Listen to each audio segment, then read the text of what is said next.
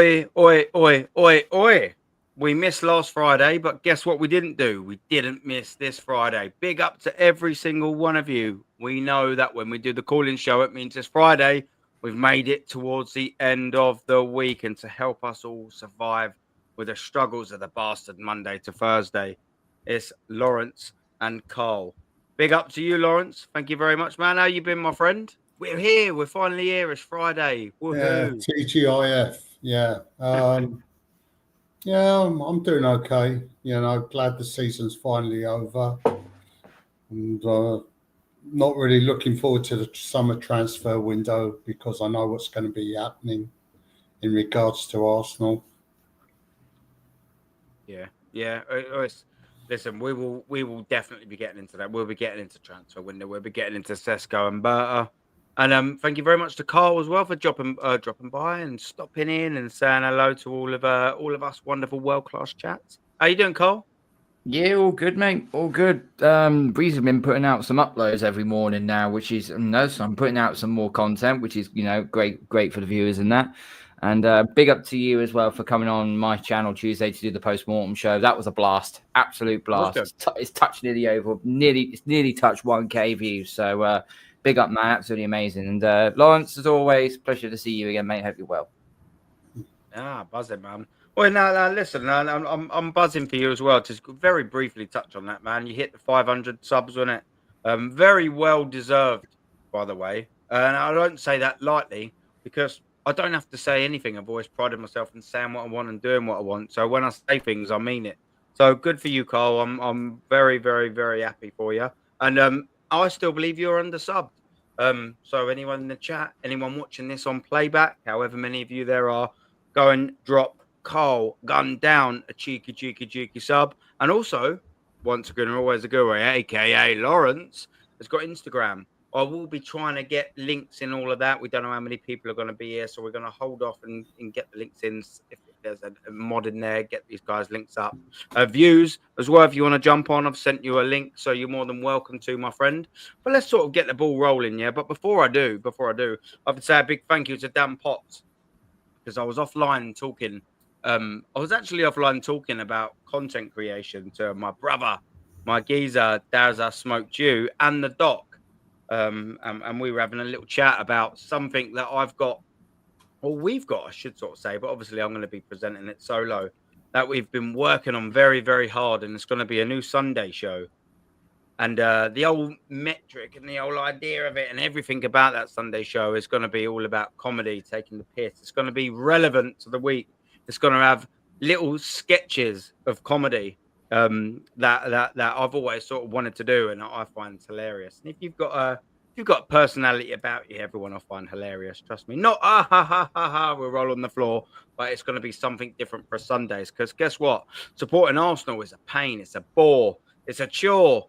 It's fucking difficult supporting Arsenal. So I wanted to bring something on a Sunday evening that's going to make people maybe not laugh, maybe not cry, but they put a smile on their faces. I can't wait to put that out there. We are so close to it. I've worked very hard on it, and us three have as well, amongst many other shows. Big up to Dan Potts, who did send me a random little text as well about 2 hours ago, and it's like, "Oh, do us a favor, mate." It's like, "Oh, can you cover me on a Liverpool show?" I was like, "Yeah, what Liverpool show is this?" It's a big Liverpool show. And he gave me an opportunity to have a little chat earlier. I've just come off the stream. I just wanted to take an opportunity to say big up to Errol, big up to all the geezers on the panel, big up to Dan Potts for giving me the opportunity. What a geezer he is. But listen, there's the thanks and all of that nonsense over. We want to talk Arsenal football, and that's what we're doing here. And this is what I want to talk to you about. This geezer, yeah? Berta, mate. Yeah. I'm personally, after seeing us sign Zubamendi and possibly signing what is known to now be Sesko, not Gyökeres, I don't believe in this geezer. I'll tell you why I don't believe in this geezer. And I've had a small, not disagreement, as some fair to say, but I disagree with Lee Gunner. And I went on this show earlier and I sort of said, I don't agree with you, the same as Matty. I don't agree with the very fact that this geezer should be exempt from blame. I don't. What's this geezer here for then? If Arteta is going to get all of his targets. So it looks like Zubimendi's been done for a long time, people are saying. What about Sesko? Oh, it's been done for a long time. That to me makes no difference. And I'll tell you for why it makes no difference. Because Berta has been signed by this football club to do his job on the day he officially starts his role, which is now, by the way. If he doesn't want Sesko, doesn't want Zubimendi, do your fucking job. Do your job and say, yeah, that's a pretty little transfer list you've drawn up, Mikel Arteta. Good for you. Well done. Pat on the head. But yeah, we don't want them. But what it seems like he's done is, well, he's come in and he's gone, okay, yeah, you know what?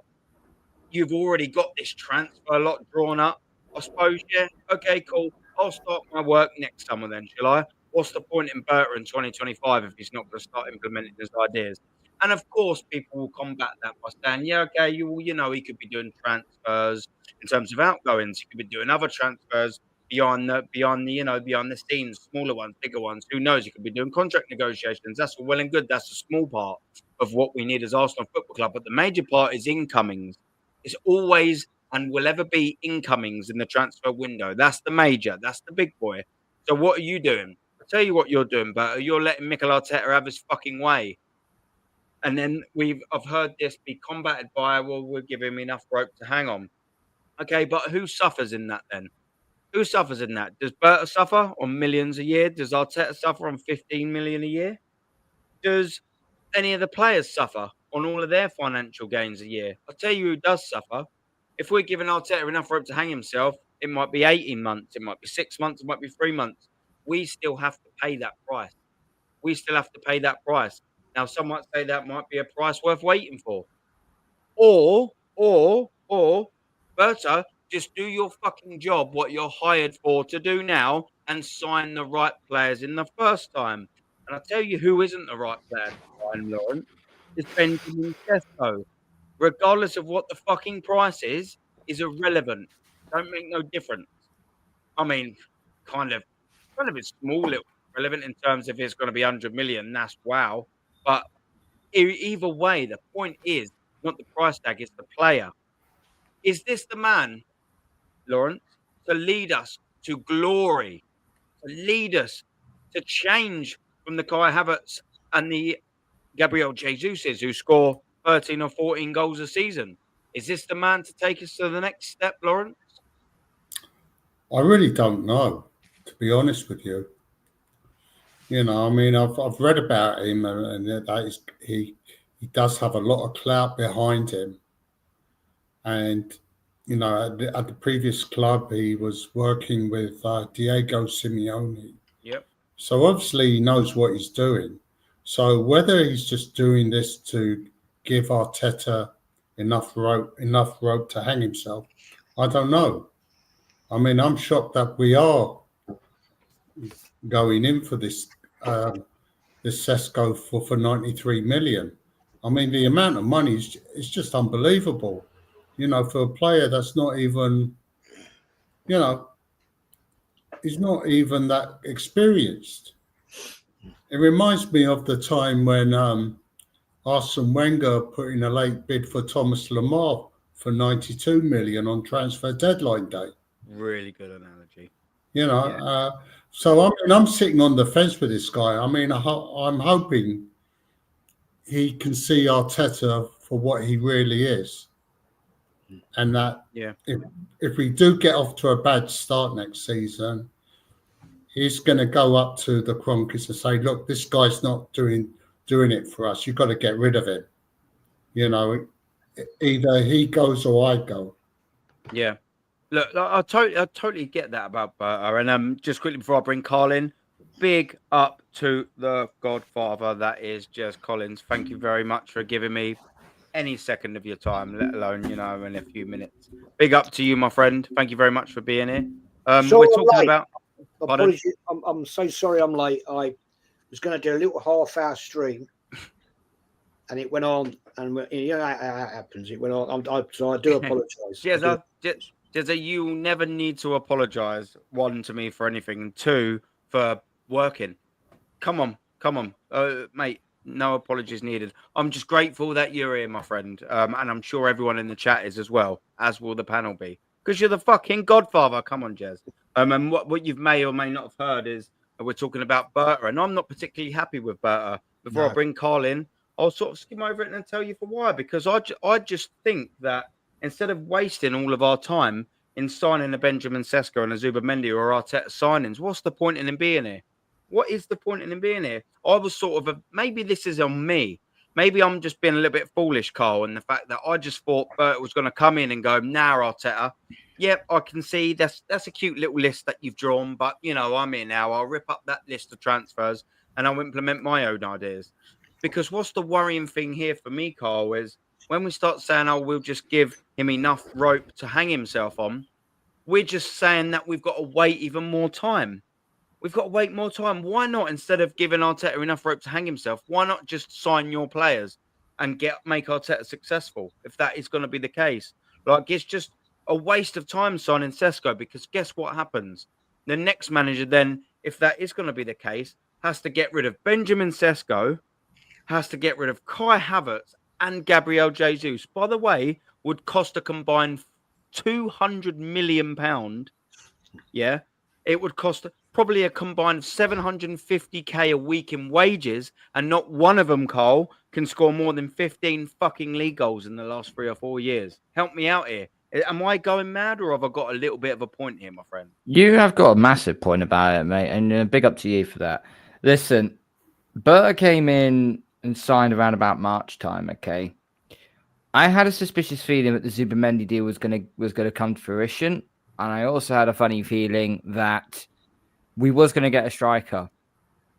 The fact it's Benjamin Sesko does not surprise me. I went on a little tirade this morning while I was driving to work about why are we buying a spicy version of Kai Havertz, a younger spicy version of Kai Havertz. Why are we doing this? He hasn't scored 20 goals a season in the Bundesliga. The closest he's got to is about 18. So that makes him No, that's not 16. Is it 16? I thought I saw those. Let me reel this out for you, because I'll link it onto your point. 2 years ago, he scored 16. Last season, he scored 14. This season, he scored 13. Not only are we signing a striker that hasn't got 18 goals, we're signing a regressing striker. So here's what I'll go back to, okay? Mikel Arteta said after our defeat to the worst Bayern Munich. That's right. When Arteta had his interview after we lost to the worst Bayern Munich team we've seen in like the last decade, he basically said the reason why we didn't win this game was because we didn't have a 30-plus goal scorer. So your plan is to buy a goal scorer that has only scored 15 goals on average in the entire season instead of getting a Victor Gyökeres who has banged in over 40 goals this season. Yep. The math don't math for me in this situation, and I understand what you say, but deserves some of the blame for it, and he does to a certain degree. But I'm going to play devil's advocate here, okay? He's arrived in March. I generally think that Zubamendi deal was done before he arrived through the door, and I also think that Sesko deal was done when he arrived through the door. I don't think he's had any. I don't think he. Hang on. Sorry. I don't think he's had any say in this whatsoever. I think Kroenke's probably gone to Berta and said, "Let Mikel have Sesko. Let Mikel have Zubamendi. Those are 2 players he wanted.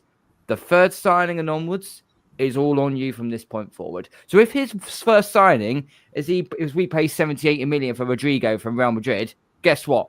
We can then hold our hands up and go, oh, okay, maybe he was not in charge of the Zubamendi or the Sesko deals. So that's what we've got to be very vigilant on now regarding Berta. It's like, okay, you've got Sesko. Not quite sure about this. Let's see what you do next. If he brings in 2 or 3 more ballers, guess what? We'll know all the full story. It was an Arteta signing that Sesko was and not a Berta signing. That's why I'll play devil's advocate for. But then it brings to my point, what's the point in Berta then if Arteta's going to get his way this summer? What's the point in him? Maybe I could see that. Either he's just being told to keep quiet or Berta is playing the game of deception. Yep, granted, but I'll also say is they're playing a game then of power struggle between them. Who suffers? We do. The manager. We also do. Like, I don't want Arsenal to have a power struggle and play games. If Berta is here and thinking he's playing a long game to try and sack Mikel Arteta and let him hang himself, why don't Berta just come in and do what he's paid to do and go, no, Arteta, you are not signing Zubimendi. We're going for an attacking 10. No, Arteta, you are not signing Sesko. We're going to go get Gyökeres. And that's the worrying thing for me. Why is he not doing that now? Why do we have to wait and play these games? I don't know. Like, this is, I've had this viewpoint for the last 24 hours now, and I'm really strong on it. I'm really disappointed, and we don't know anything yet because none of us are in the knows. But from what we are seeing, we can only go off and give opinions of what we're seeing. And I'll bring Jez in now because I'm really intrigued to see how Jez feels about this. From what I've seen in its very early days, Jez, from Berta allowing Mikel Arteta to get 2 of his signings, whether they were done or not, I believe is irrelevant. He should still be able to stop them. I'm a bit disappointed in what I believe to have. I've put all my hinges on Berta coming in and maybe stopping this nonsense. And for me, it's disappointing, Jez. What's your take on it, my friend? Well, if it's true, of course, because we haven't actually seen anything yet.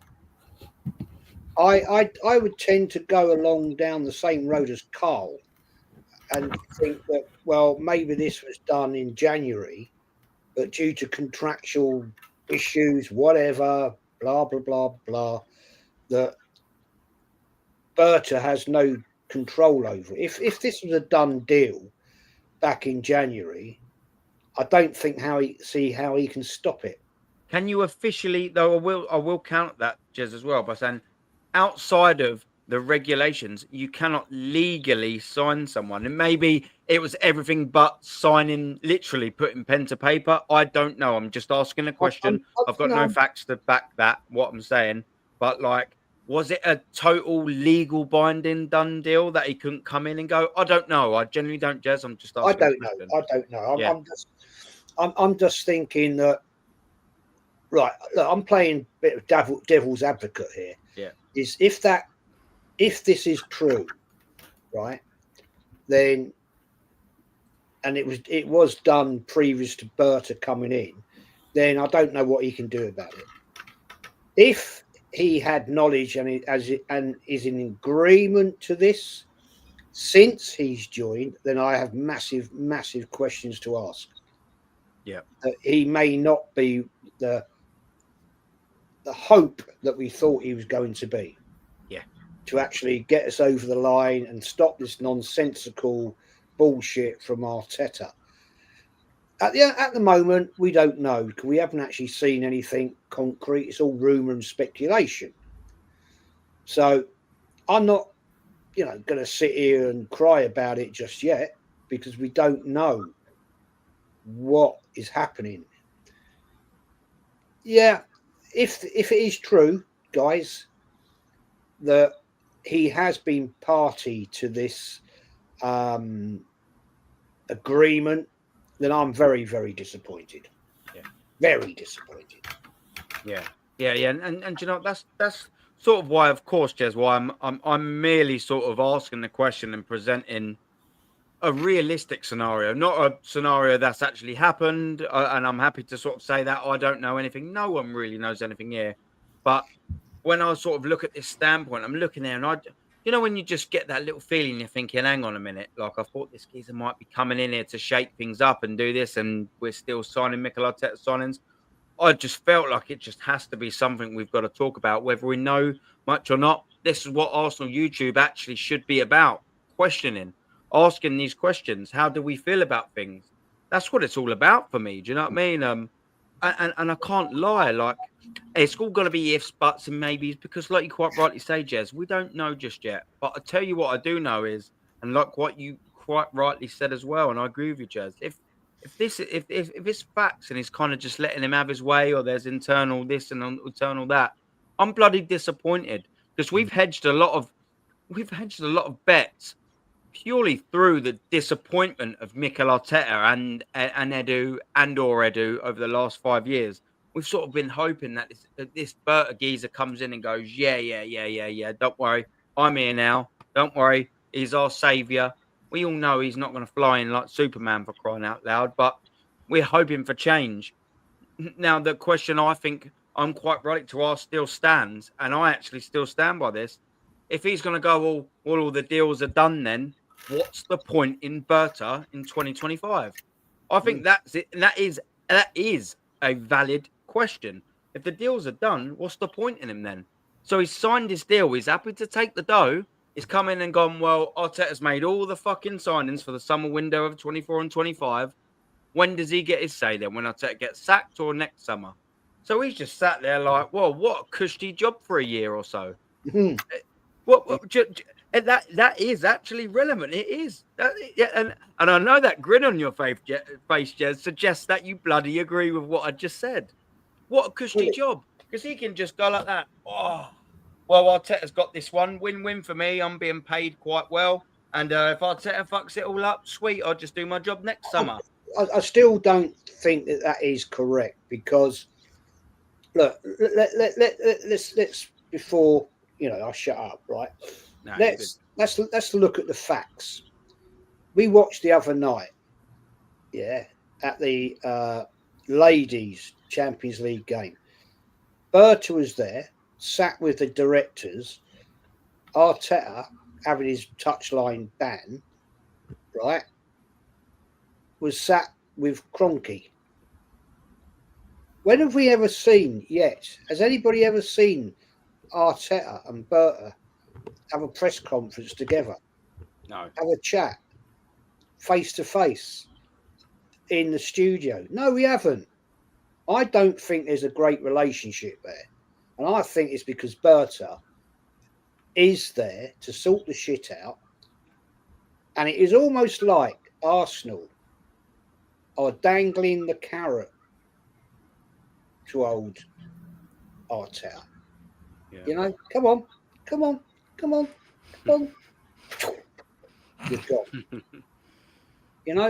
I honestly do believe that. I don't think this is done deals. I don't believe it. I think there's a lot of things going on in the background that aren't all happy, because these two guys obviously don't get on. Because they don't. I mean, why would you not? Surely, if you're the Arsenal manager, right, and you've just had a new technical director appointed, why haven't you done a press conference with him? Welcome to the club. Welcome to the club. This is our new technical director. Welcome. No, hasn't happened. Because I honestly would say that Josh Kroenke's brought in Berta, even though we see Josh Kroenke sitting with Arteta, doesn't mean they're the best of mates. It could be just the fact of longing it out a little bit,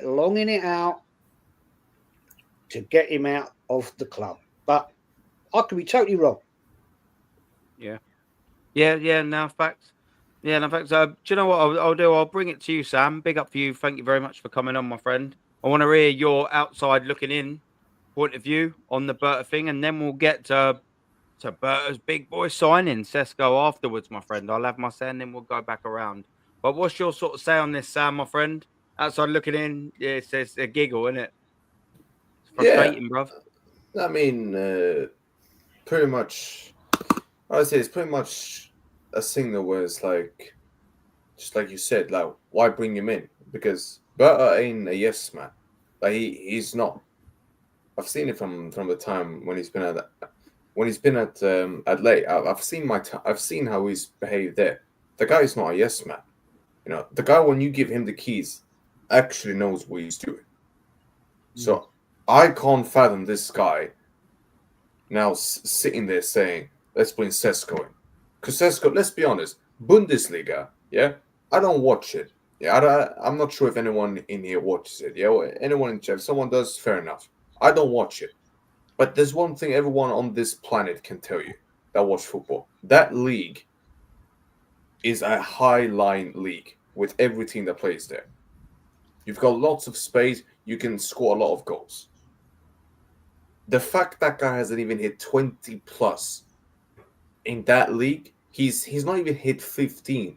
Jez, he's not even hit 15. 16. I have to say in the league, 16. He did get. I have to Okay. say, but either way, not like but- I've just moved the goalpost to 26, is it? Yeah, but again, yeah. And you've got a choice between him and then, let's be honest, the only reason he's on that list, he's tall, he can head a ball, and, on the odd occasion here and there, he's got a good ball strike. But again, is he the guy that gets you over the line? Nah, he ain't. And then you look at the price, and then you look at the price tag, 80, 90 million. Like, really? 80 to 90 million pounds. 80 to 90 million pounds, bruv. It's a scam. It's a rip-off. Yeah. And anyone who wants that Swedish like Victor Gyökeres, Aaron, I'm telling you, suit Arteta's style of play. Unless he adapts to him like Pep did to Haaland, he's not going to suit Arteta's style of play. So yeah, anyone who wants him over Sesko, I get why. He's the more proven striker. He's more ready. But if Arteta keeps playing this whole long ball Stoke FC shit that we've seen him play, that's not going to suit him as well.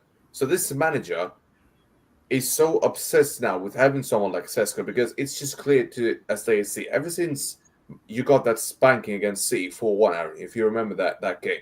I remember plenty of spankings from Manchester City. And look at that. Badly. And look how he's behaved. Look how he's turned everything around. You went from playing good football to now playing super defensive and playing Stoke FC ball. That's why he won Sesko. Because he suits his style more. But I do think as soon as Arteta's gone, because I think next season will be the end. Whether he gets sacked at Christmas or whether he leaves at the end of the summer, whether he gets sacked at the end of the season next season. But at the end of the day, if Sesko comes in, that's going to be more dead wood to then get rid of. Because Sesko is not a good passer. He's not even particularly quick either, from what I've seen. Ain't even really that quick. And his link-up play ain't even that good. What is he good at then for 100 and... But that's my point. Million? But that's my point. That's the point. And listen, if Berta isn't even allowed to jump into this and say, let's cut the deal. Who says he's not allowed though? No, but again, because Aaron, I'm starting to think that he's not. He's not doing that. That's his job to cut this. Yeah, but Aaron, I'm starting to think. Yeah, but there's something. I'm genuinely starting to think that Arteta still might have the final say. I'm genuinely starting to believe because Berta wouldn't do anything like this. Berta, this is my worry, Sam. This is my major worry. And I'll give you a clue. If you're starting to think that, can I just do this and I'll let you finish? Sorry. If that's the case, and this is what I'm trying to say, I'll ask it again. What's the point in Berta? And now I'm going to come to the big bomber. Let me because Aaron, you, Lawrence, and Carl and Jez, listen to this. Every time you hear the name Sesko, what's the first name you hear besides that? Arteta likes him. Arteta wants him at the club. You've all seen, these kinds of reports coming out that he wants it. Every time you hear Victor Gyökeres' name, what's the other name that gets mentioned there? Only Berta. It's only Berta. Why? Because that's Berta's guy. That's not Arteta's guy. Do you see what I'm talking about? Yeah. He's clearly told Berta, and this is where I'm like, he still has the final say because Berta wouldn't be this stupid. Yeah, as much as he was playing for a rival, that man isn't stupid. Yeah, his talent ID is unreal, but it's very clear and obvious. Arteta still has the final say, and has basically told Berta, listen, I don't give a toss if you view Victor Gyökeres better or more than what's he called than Sesko. Sesko's my guy. I want him, and I couldn't give a toss what you want if you want him as well. This is where, like Jez said, is this a done deal? I don't think it's necessarily was a done deal before or agreed. I think it's come to a point where he wanted him, and Berta's tried to tell him, listen, mate, he's not good enough. Yeah, he's not a 30 plus, 20 plus goal striker. Yeah, that you're gonna need to compete to win a league title or in the Champions League. Yeah, let me get you this. Let me get you Victor Gyökeres instead. And he's basically then told them, nah, I want him because he suits his style of play more. But again, quality-wise, not good enough. So again, if he's got the finals there, which I'm starting to think he still has over Berta, then again, massive issue. Massive issue. And that's a clear warning signal again. Sam, I'll tell you boys, and I'll tell you this world-class chat, 112 in the building. If anyone in the chat who's a mod, put the guys' links in. I'm a little bit busy, otherwise I will get around to it very soon. But like and subscribe to every single person in this building. Let's have a little look at this, because this is the real pressing injury for me. Bundesliga, 13 goals. Like I said to Carl earlier, regressing, ready? Oh, because last season I got 14. On the season before, in the Bundesliga, or this Bundesliga, yeah, it's not the same Bundesliga, yeah, it's 16. 16, and someone put in the chat, I don't know who it was, that's 16 league goals, so not even in the same league. And then we're just petering around in the league at 5. Oh, and in La Liga 2, when he was a little puppy, he got 21. We're not even going to include that because he's about 17. Like, what we're doing here, that's not even in an adequate league. It's the second league. Like, we don't include that. This is what we're going to look at. In a worse league than which he got 14 in, he scored 16. He went to a better league, and then he got 14. And then in the better league in the second season, he only got 13. Why? Can anyone tell me, please, these numbers, how does these numbers translate into 95 million? All of them right there, yeah? How does that translate into 90-odd million pounds? I mean, if someone can answer me that, I mean, I'll be very, very, very grateful. It's not. He's not even worth half of that. Nowhere near it. Do you know what? No. Do you know what this makes me laugh as well? So we've got a scenario where we're like, well, you know, it's been wrapped up for a year then. Well, why are Arsenal not got the business savvy to basically go out and go, okay, well, Sesko, we wanted you last year. What we'll do is we'll sign you last year, and guess what we'll do? We'll sign you last summer, and then we'll loan you back out. Big up to you, Sam. Then we'll loan you back out. Why couldn't we do that? How many times we've seen that with Bill Saliba, by the way? We've even done it ourselves. We'll sign you, Benjamin Sesko, for 40-50 million last year, and then we'll loan you back out. Why are we not able to do that? Yeah, but you can't afford that now, Aaron. It's too late. Yeah, for yeah, that but exactly. But I'm just slating the business side of things. Yeah, but think about it this way. And now it's 93 million, and we're still going in for him. It's ridiculous. Yeah, but are you willing to pay that much money for him just to loan him back and then go and get another striker? Because again, but it wouldn't be 90 million last summer, though, Sam. No, I understand, but again, they've if it was agreed before, he's clearly big unknowns. Brother. He's clearly told Arsenal then, let me stay another season, then let me develop one more year, and then why are we not signing him that season though? Is what I'm saying. Why are we not signing that season and then fucking loaning him back? Because Aaron, they're incompetent. Because they're incompetent. This is the point. How often do you see Arteta and his talent idea? How often do you see it hit and his decision making? Like, let's be honest, man. It just doesn't go hand to hand, bro. The guy is incompetent. Yeah, the guy is clearly stupid. He clearly hasn't got what he's doing. Again, and like you said, Aaron, you guys can't gamble this coming season. You can't gamble. Guys' links are pinned. Yeah, sorry, Gonzalo. Yeah, you can't gamble anymore because, again, like you said, Aaron, this season is pretty much make or break, not just for him. Yeah, forget Arteta for a second. Yeah, it's some of those players, mate. Yeah, who are under some dangerous low contracts now. Yeah, some of your best men, bro. One more season, bro. Yeah, some of these men, yeah, could turn and flip.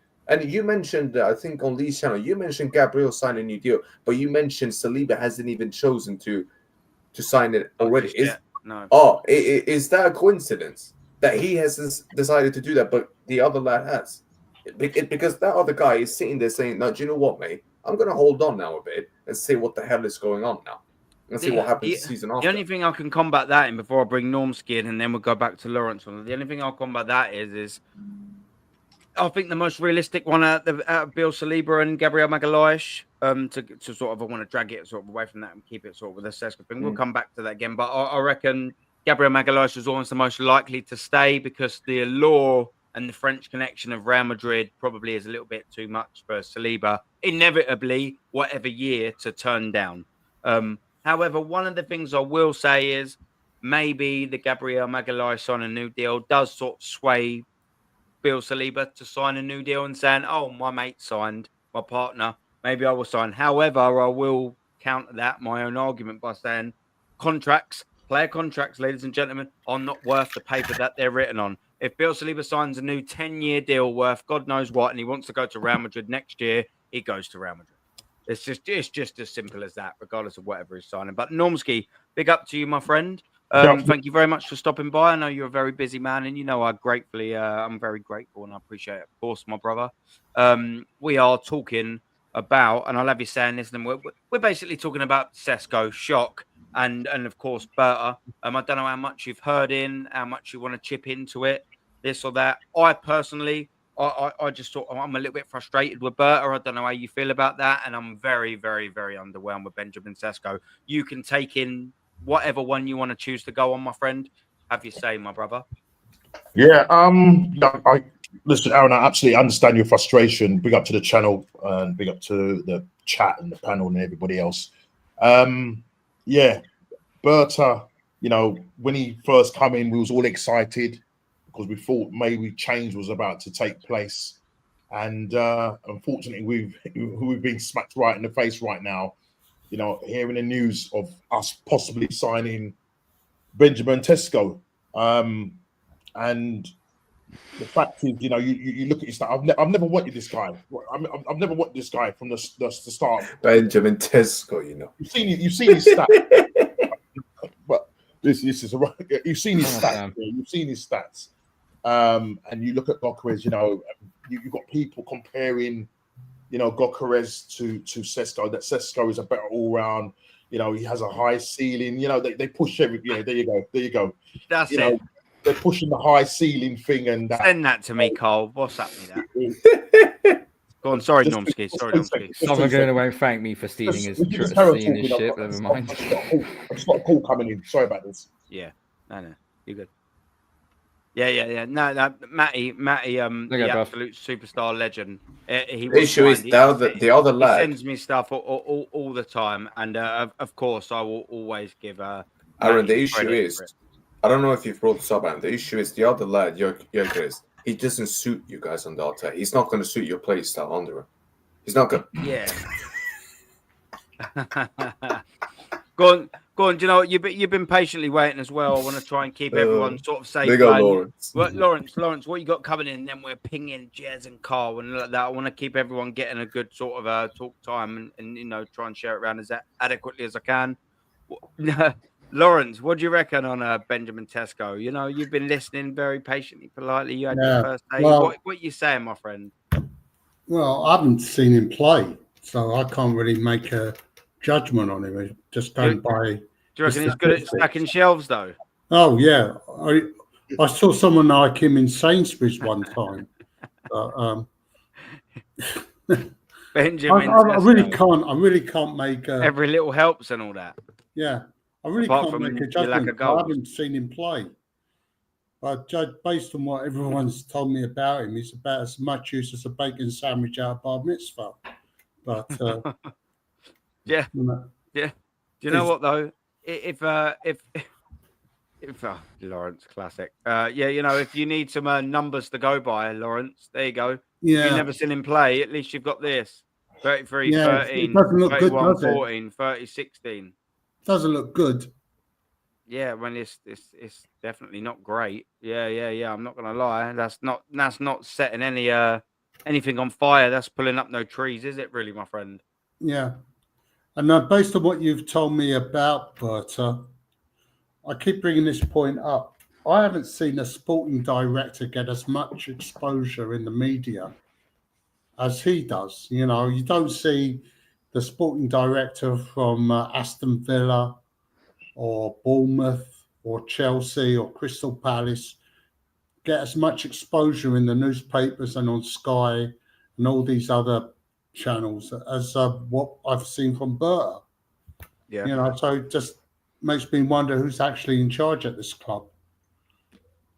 Yeah, that's it. And that's sort of the point I was going to say. Before, Carl, you come in, who is in charge? Who's designed to be in charge, Carl? Like, surely it's Berta, no? Does he supersede transfer targets over Mikel Arteta? He should be. He basically should be. He should be the person to be selling up for the transfers and that.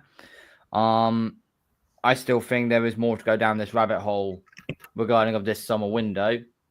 I mean, I just, bro, he ain't gonna light up the Premier League. You know how many? Do you know what he compares me to with his goals and his assisted average? Do you know what's it? Do you know Jared O'Connor Bowen. then, who he compares me to? Nothing compares. That's what he looks like, man. Come on. Have you seen the geezer's bonnet chop? He does. He looks like we've signed Henry Wright TV. That's frustrating for 93 million. Let's get some. Yeah, go on. You carry on. I'll get Henry Wright. The comparison for his goals and assists for Benjamin Sesko is Jared Bowen. Both have scored 13 goals in a season. Both have scored 16 in a season, but Bowen's got more assists. And probably Bowen will probably be half the price of what Sesko is. And he's Premier League proven as well. I just don't understand it with Arteta, okay? If you're going to get Sesko in, fine. But if this was who you wanted over the last 18 months to 2 years, then why the fucking hell did you buy Kai Havertz in the bloody first place? Yeah. Do you know what? That's fact. Before I bring Jez in as well, yeah. This is what Arsenal and Arsenal fans as well seem to forgetting with this Benjamin Sesko thing. We're going to have Gabriel Jesus, like you quite rightly said. We're going to have Kai Havertz and we're going to have Benjamin Sesko. None of them can get more than 16 league goals a season.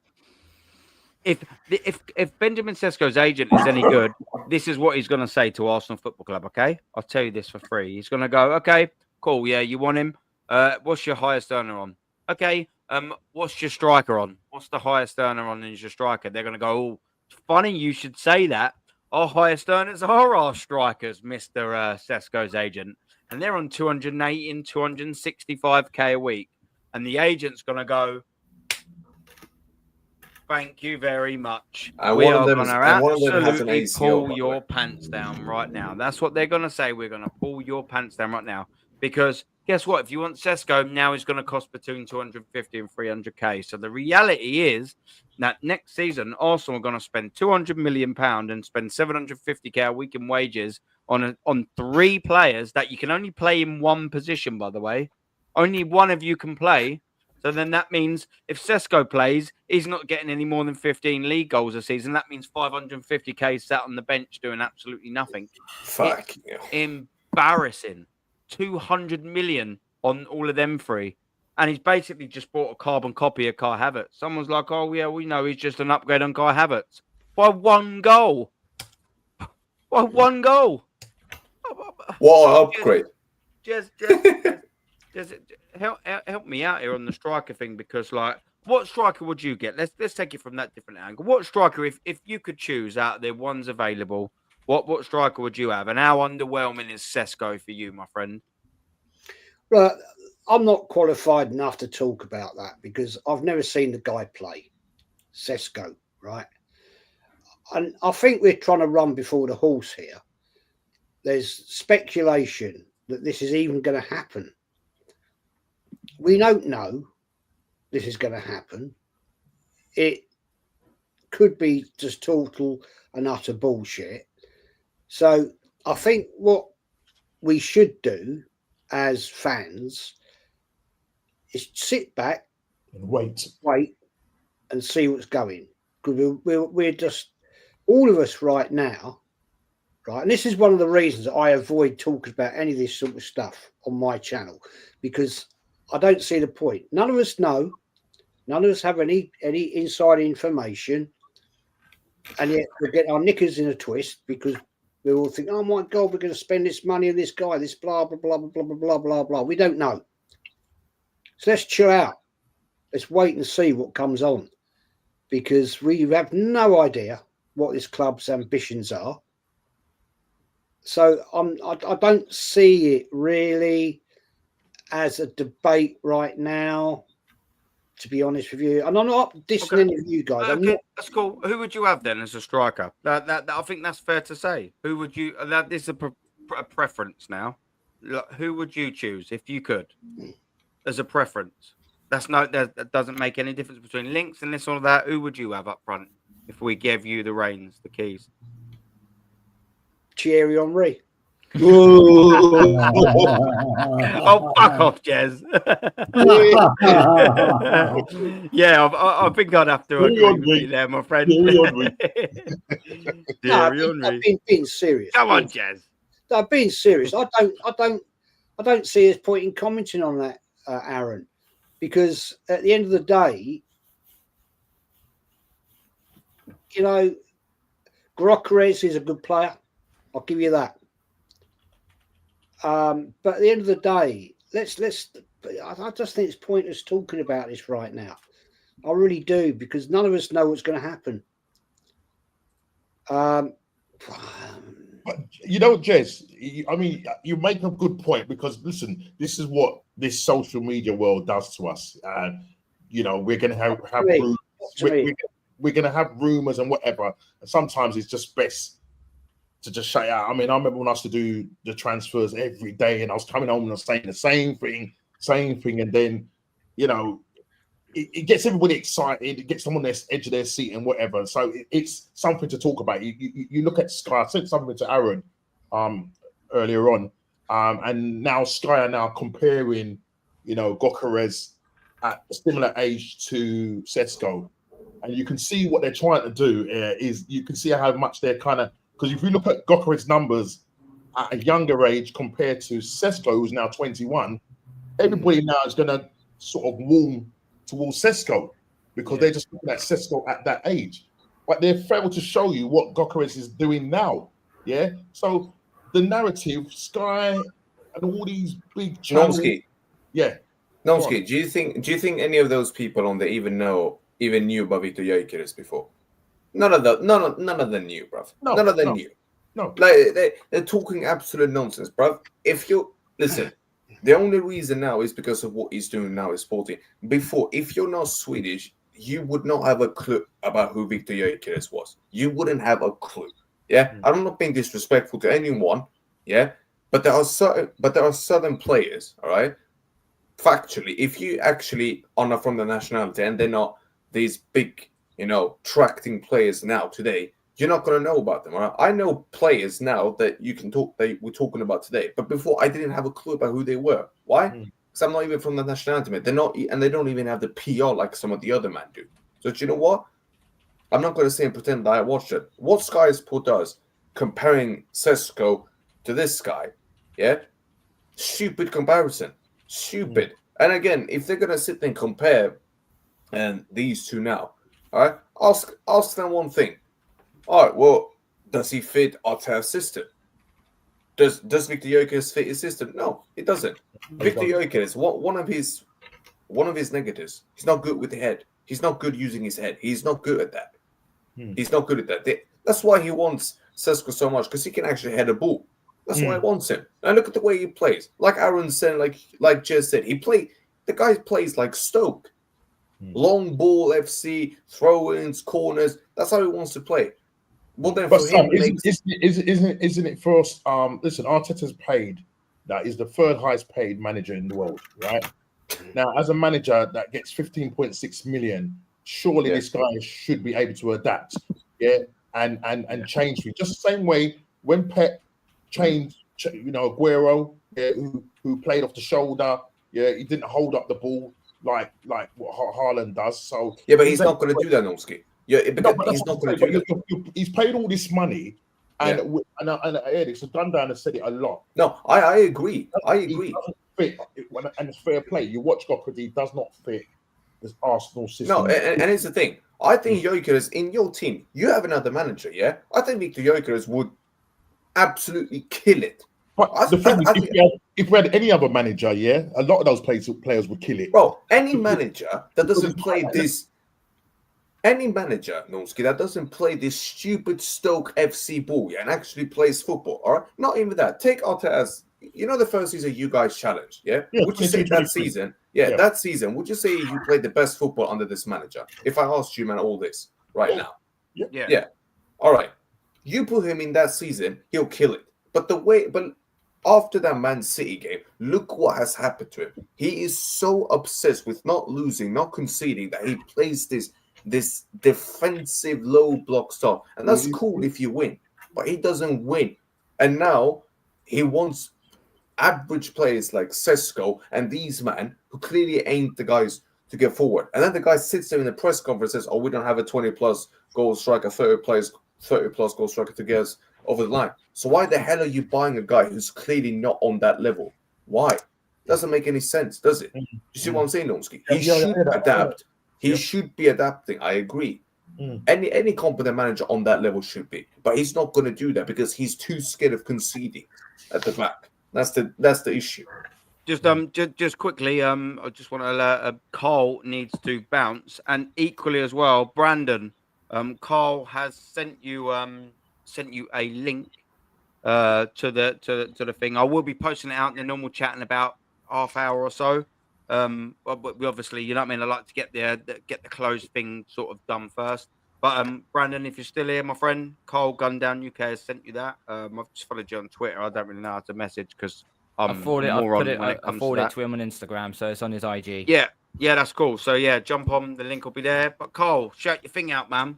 Big up for you to coming on. Yeah, cheers for having me on, mate. Much appreciated. Might be on later, depending how long the show goes, because I'm going to be bouncing onto TJ Warren's channel, make my debut on the American Idiots channel. So really excited for that.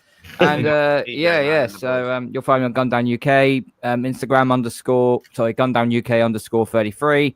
I'll have some more daily content coming out about transfer news and so on.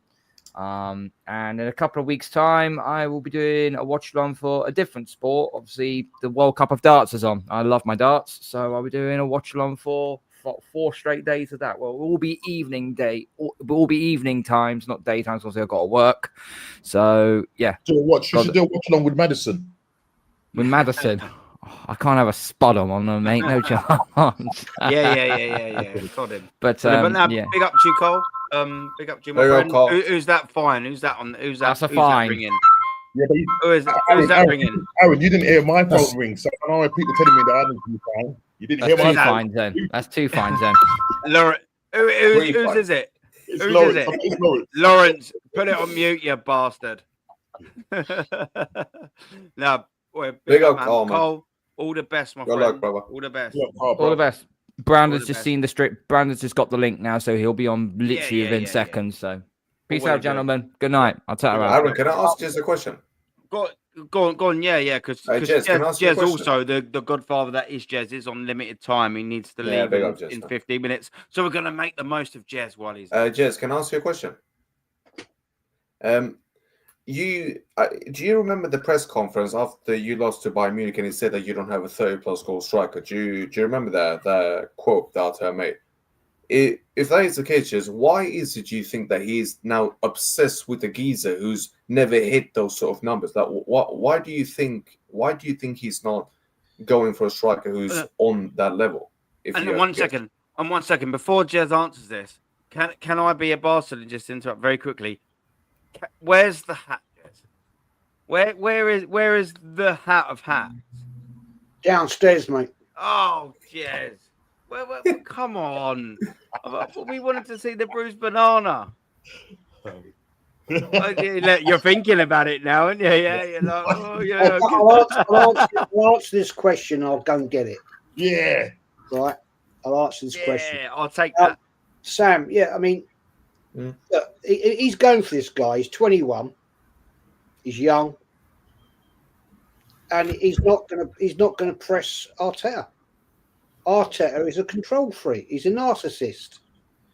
He wants people that are yes men, right? He's not. I mean, look. I mean, we can go back and look in history of what players he's had. He couldn't work with them because they questioned him. He doesn't like to be questioned. It's his way or it's the highway, right? We haven't replaced Aubameyang, last striker of quality that we had. Because he wouldn't bow down to Arteta. Quite rightly. That is the sort of player I like. Because they won't question. Sorry, they're the sort of player people that will be yes men, I dislike. People that will question are the ones I want. Because they're going to say, what the fuck are we doing here? What is this shit we're playing here? I don't want to play like this. I don't want to. I'm a striker. I don't want to play in the left wing. What happened to Aubameyang? He clearly didn't like it, and we all know the rest of what happened. So he's gone for a young player, 21, who could potentially become a great player. I'm not saying he won't, but I don't believe he will under Arteta, because most players regress under Arteta. I can't think of many that have improved. Really, I mean, honestly, I'm being serious with you now. And so that's why he's done it. Anyway, I'll shut up and let somebody else have their say. Back in a minute. Yeah, can I? Yeah, sorry about the phone ringing just then. No, that's all right. You just go me about 15 quid, yeah? 'Cause that's the first time. So no problem. No. I'll invoice you, yeah? Yeah, all right. I was just going to say. We're going for you, Lawrence, and then we'll get Brandon in, yeah? Okay. I was just going to say, why are we now signing the player that Arteta wanted before he signed Marino? You know, I just don't get it. Spastic level 400, mate. That's what this club do. That's just what it is. They do not It's play blind well. leading the blind. Idiots leading idiots. That's what it is. Look at the transfer window that we had last summer, yeah? Transfer window that we had last summer. We needed this transfer window last summer. It's synonymous with and stereotypical of how Mikel Arteta and this football club moves in the window, and that is too slow, too late. For crying out loud. I mean, look at the crappy transfer window we had, and it took us 6 weeks to sign Marino. He had 1 year left on his deal. Real Sociedad didn't even want him. He wanted to come to Arsenal, and Arsenal wanted him. Why did it take 6 weeks? And it's a release clause. Copy and paste that with so many other factors in the and it's a release clause. Every player in Spain has a release clause. Yeah, but I didn't think we signed him with a release clause. To be fair, yeah, everyone in Spain does have release clause facts, but I don't think we did sign him release clause. That's why we paid 35 million still for that fridge freezer, the Ebenezer, the Bacardi Breezer, and Jez is true to his word. Although the green screen is kind of ruining our bruised legend. They don't like it. The green screen. They don't like it, does it? No, the green screen. It's clashing with the. It is, yeah. Oh well. Do you know, we can still see the legend underneath the hat, so that'll do. That'll do. Listen, man, Brandon, that's it. It's a nice time to bring you back in. Look, we've been talking about, and big up to you. First time you've been on the show. First time I think we've been on screen together. I think we may or may not have been on Lee's thing, either. You kind of get the gist of what we're talking about, bruv. And that's about Berta. Is he pointless? Should he be doing more? Should he be allowing Arteta to have his way? Is Sesko absolutely a steaming pile of shit? What do you reckon?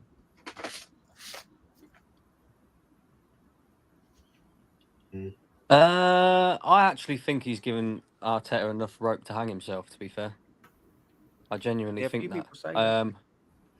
To be honest with you, like I said in the chat, I don't give a shit who we get. I don't care who we get. You can bring in whoever you like. Senderos, Rory Delap, I don't give a shit. The expectation remains the same. Yeah? The manager has got to win. And that's it. Yeah? Otherwise, he has to go. And the fact that Berta is kind of... I wouldn't say he's given in, but I'd look at it and say, okay, the manager wants this player, so it remains the same. You've got to perform. You know, if we're watching Sesko sitting on the bench and Kai Havertz is starting the majority of the season next season, then questions have to be asked. Yep. You know, from the majority, not just the ownership and the sporting director, but the majority of the fan base have to wake up now. Like, we've been told that injuries has cost us this season and etc. etc. The top gooners have finally realised everything that we've been talking about the bench being a load of bollocks and it's not good enough. And so after this summer, once all of them things are addressed, which they will be by the looks of things, he has no excuses. It's as simple as that. There is no excuses. I mean, there are some Arsenal fans that are in our camp that are even saying like Dan Potts, I'll give Dan Potts use Dan Potts as an example. He said, "Win me a trophy and compete for the Premier League title, and I'll be happy with that. Even if we finish second, win me a trophy and compete for the Premier League title." Now, for me, it's a little bit different. For me, now, he's had that much money, he's had that much time, he's had that much backing. He has to win a major trophy, and one of the big trophies. This has to be either a Premier League or a Champions League. So we're even having to lower our expectations slightly. Yeah. And just say, look, win a trophy. But I'm looking at teams around us, like people are making out like our squad is not capable of winning a trophy. Like, I don't understand that. We got decent players. Are you telling me that our squad's not better than Tottenham, not better than Crystal Palace, not better than Newcastle? I mean, Newcastle, yeah, all right, and whatever, but we should be winning trophies now. Thierry Henry said it the best, and at the end of the day, the fans that don't like what Thierry Henry said. Yeah. Sorry? Look how we got shot down, bruv. You were just going into it. I interrupted you. Apologies. Look how the fans tried shooting him down. Well, they're not fans of Arsenal. They're fans of Arteta, mate. And, you know, Lee did say that there's a cult following around this manager, and he's absolutely spot on. Absolutely spot on. You know, the last time that there was a real cult following at Arsenal was when Mesut Ozil was here. And now, I don't even know how Mikel Arteta has managed to galvanise a cult following. It's not even like he was a top class player in his day. It's not even like he's won major things at Arsenal. Yeah, he won a couple of FA Cups with us, but really and truly, he was part of Wenger's worst years. Like, we can't even say that he's an Arsenal legend, really, because he ain't. Wasn't he When a you look panic at so how Wasn't he he's a panic- galvanised. Yeah, he was a panic buy, but how he's galvanised this cult following, I have no idea how it's happened. The only thing that I can say, really, is, like, again, like what Lee says, the PR surrounding this manager is unbelievable. Unbelievable work. Yeah. But Brandon, are you not worried if he gets Sesko, and he still doesn't win anything? Let's say Arteta is booed out.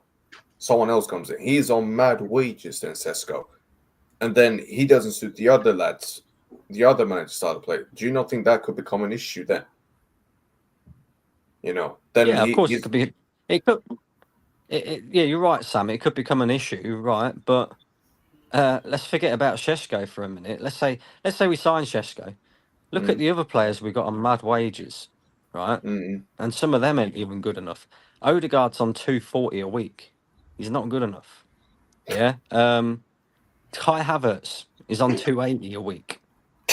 He ain't good enough, bro. Fuck. You know what I mean? 500,000. It's not so much the striker situation that I'm worried about. I'm worrying about other things, like the manager said, only a couple of weeks ago, the best team in the transfer market will more than likely be the ones that go on to win. Basically stating that you have to have the best players available. Okay, cool. So let's say he's right on that. So why weren't we in the conversation for Florian Wirtz then? Why weren't we in the conversation for Kirkes? Why weren't we in the conversation for these players? I'm not saying go out and actually buy these players, because obviously you go and buy Florian Wirtz for whatever it is Liverpool are paying. That's a large amount of your budget. 120, 130. Yeah?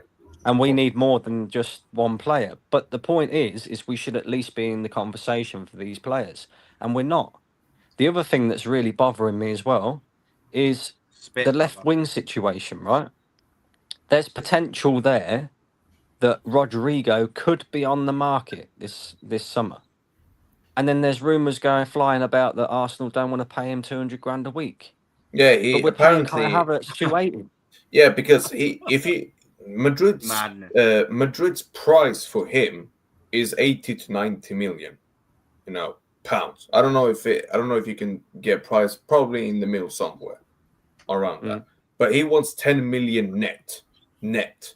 And right now, Arsenal ain't prepared to pay that because they looked at the and no, I agree. It's stupid, but I read from Pletty, I think it was Pettigol and I think it was someone else. Pretty much said that Arsenal have looked at the wages for some of the other lads, and they don't want to have a mistake where they buy him for lots of money, and then they put him on higher wages, and then if he doesn't work out, if he gets a mad injury or something, then they've got another player on the wage that's going to be hard to get rid of.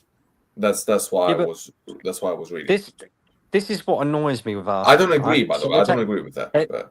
They take a player like Rodrigo, and they're looking at it and going, we don't want him on mad wages, et cetera, and all the rest, and very cautious and like taking precaution with it. That's a guy at Real Madrid who has been playing at the top level for many years, right? And he's still young.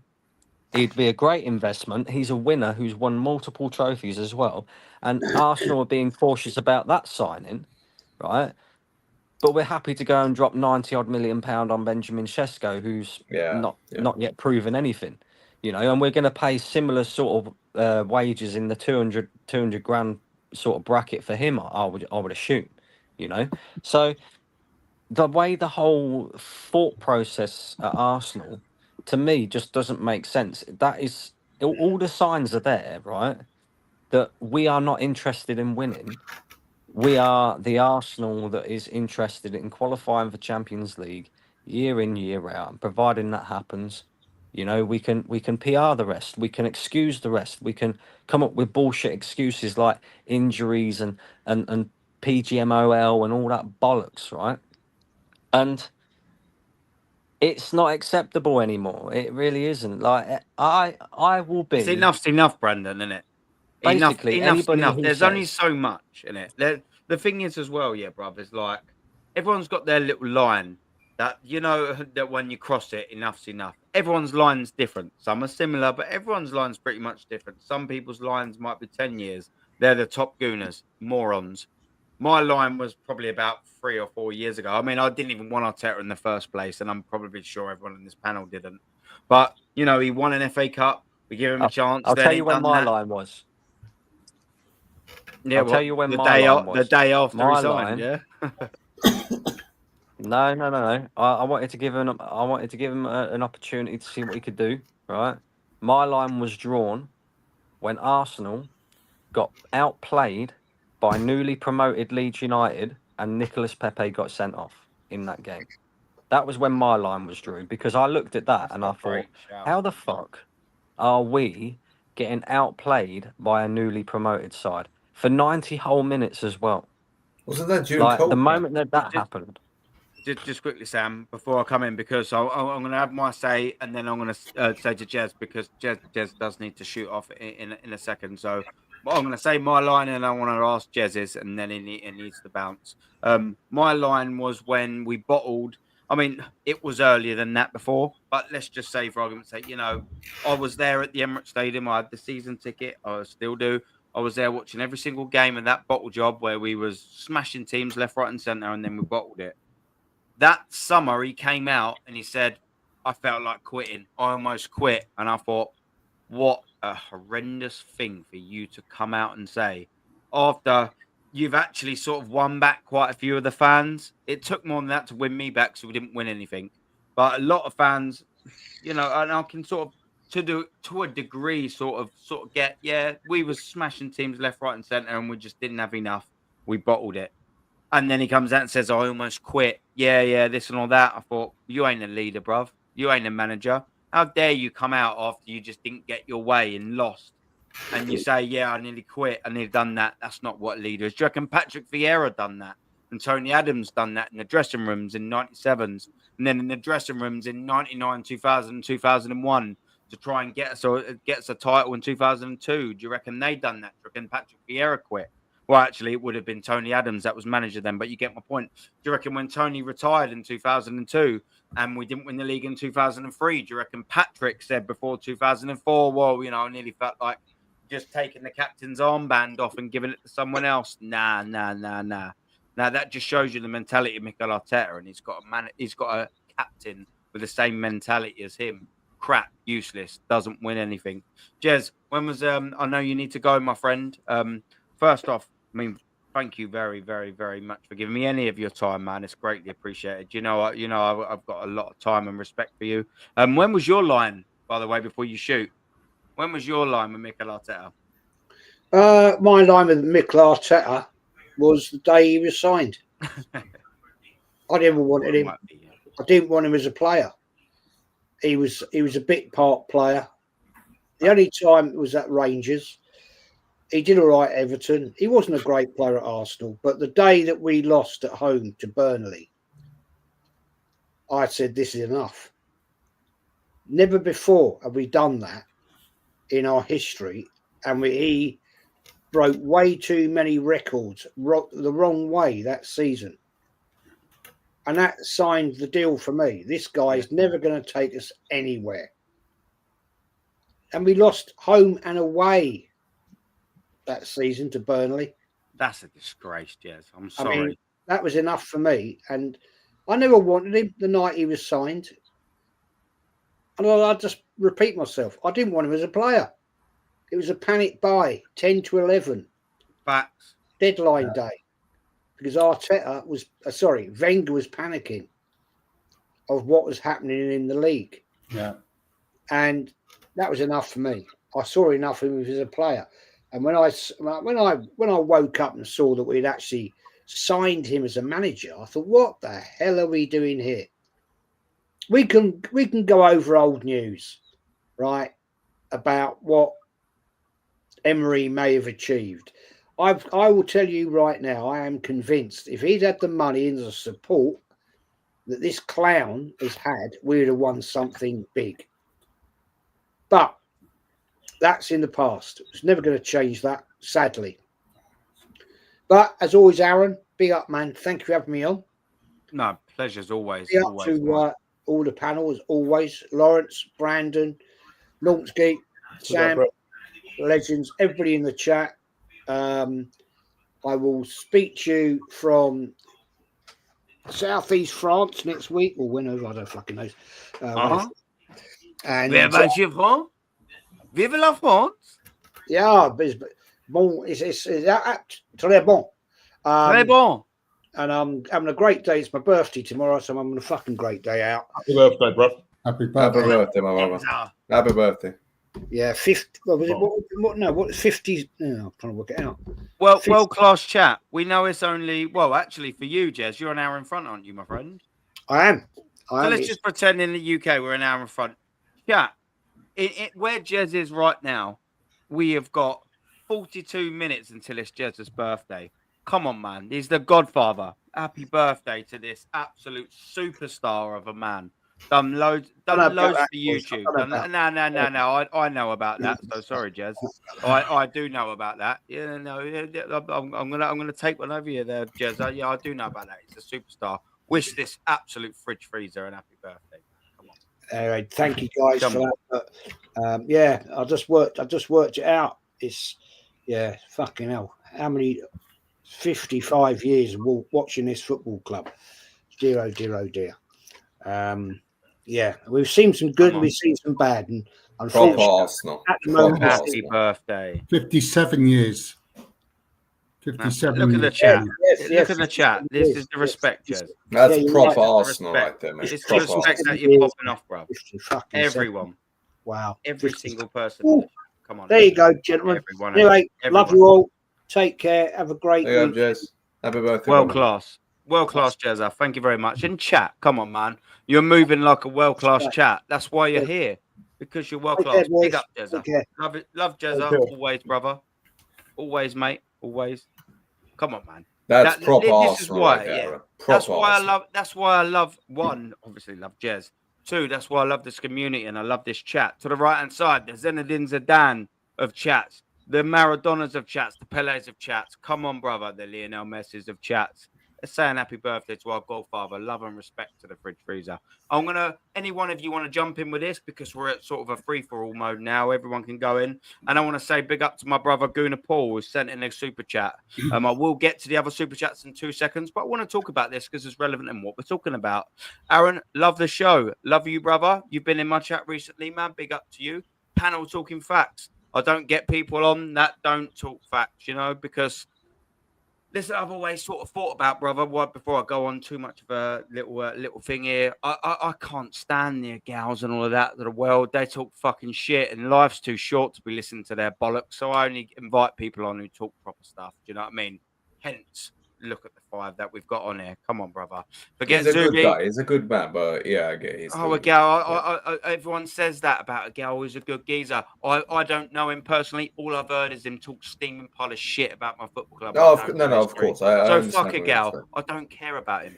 Fuck him and fuck all the rest of the morons. I don't care about. I don't know him. He ain't my best mate. Oh, fuck him. No. I understand. Forget Zuby, 50 mil. Sesko, 80 mil, 130 million. We've got the maths on point.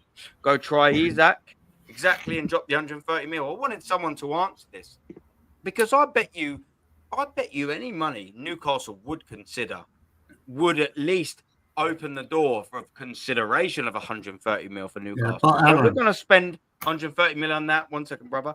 If we're going to spend 130 million on that, why wouldn't we actually just test the waters on that? Because we've got no ambition. Aaron, if you remember, Isaac was available at 70 million when we needed him. But he wasn't the right player profile, but he is now. Shock. But Aaron, I'll be real. I don't think they were still sold because of the ownership Newcastle now has. Them Saudis, bro. I don't think they'll sell, bro. They want to win, like that. They want to win, mate. And now that they've got Champions League football, bro, he was never gonna leave. He was never ever gonna leave. And with that ownership right there, they've become the richest. They're the richest club in the world. If you look at the owners' wealth that they've got, then they're not gonna sell. That's the thing now. Yeah, but they want to win. Like Brandon said, that if we was actually a club that was ambitious, why wouldn't you send the bid over? If your club was ambitious, Arteta wouldn't have been hired in the first place. Let's just be honest. Let alone definitely still wouldn't have a job. Let alone talk about Yeah. Fact. Where's my geezer? Here we go. Yeah, big up the doc, man. Big up to you, my brother. Gunnar Paul being generous again as always, man. He's sent in Aaron. I've seen Sesko and Tesco. It's in Sesko and Tesco. He's a poet and he don't bloody know it. Was he wearing this? Ding dong. Here you go. Yeah, clean up on aisle 4. Innit? Come on, that's all he's good for. What we doing here? It's an inverted aisle 4. Madness. Told him it was always rains in London. Yeah, it always rains when Tesco's in town. Team food is plot. When the dog has fleas, absolute disgraceful fleas. The team bus toilet is always blocked. Boy, I'm sure you sent something similar while I was on with Lee Gunner earlier, didn't you? Boy, that's funny. I'm sure you sent something similar. Boy, that's funny. Let me just get through two of these, and then we'll get through. We got 2005, 25. What am I talking about? I'm 20 years behind. I'm almost living in the past, like all Arsenal fans are when we think about success 20 years ago. What can we do? Dental treatments. You'll have to help me out. Just write out what you mean. I don't 100% follow Jam. Write out what you mean, and then I'll probably respond to it. I don't know whether I'm being stupid or not. Am I being stupid? Panel, I don't actually know. Dental treatments. Let me know, and I'll probably answer it. Sometimes a little bit. Let me know, Jam, and I'll probably answer it. Gianni, big up, Giza. For anyone who don't know, my brother here, Napoli. There we go. Napoli know how to win, didn't they? Conte's done the business for them. Giannucci, unfortunately, is also an Arsenal fan. So, whilst he has success here, he doesn't have success over at Sesko has proven. He's not good enough as a number 9. Facts. He's played in a 3-4-1-2 and he's link up with a 9 and a 10. Facts. He won't work as a 9. Not at Arsenal. Arsenal are wasting money again. Facts. Arteta out. Top Gooners out. Who wants to take this one, man? Because do you know what? Sure. Yeah. Because for me, like Gianni, bruv, I mean, I know you know ball anyway, and you've got elite Napoli ultra mentality. Let's just get that right. I know that because you're a fridge freezer. But even you, as a Napoli fan, I know you're an Arsenal fan as well. Even all the wide spectrum of all the Arsenal fans can see that Sesko ain't the guy. Doc, let me bring you in. Why does Mikel Arteta think that this guy Sesko, 14 league goals, who's regressing by the way, he had 16 2 years ago in a different league, in the Austrian league. Then he moved to the Bundesliga and nearly bested it by scoring one less. And now he's got 13 goals. We're signing a regression striker for 93 million. Does that make sense, Doc? I don't know. It sounds like fucking total like bollocks to me. I mean, it certainly makes inverted sense. And before I get started, big up everyone here. Always good seeing you on a Friday afternoon, Friday evening, wherever you That's may what we be. do, yeah. But let me tell you, I mean, so in the Arteta sexualized logic, it definitely makes sense, right? So because I think to a question that Sam had asked Jezza, not too long ago, why are we not going for a 30-goal striker, like something that Arteta had said, like in the press conferences.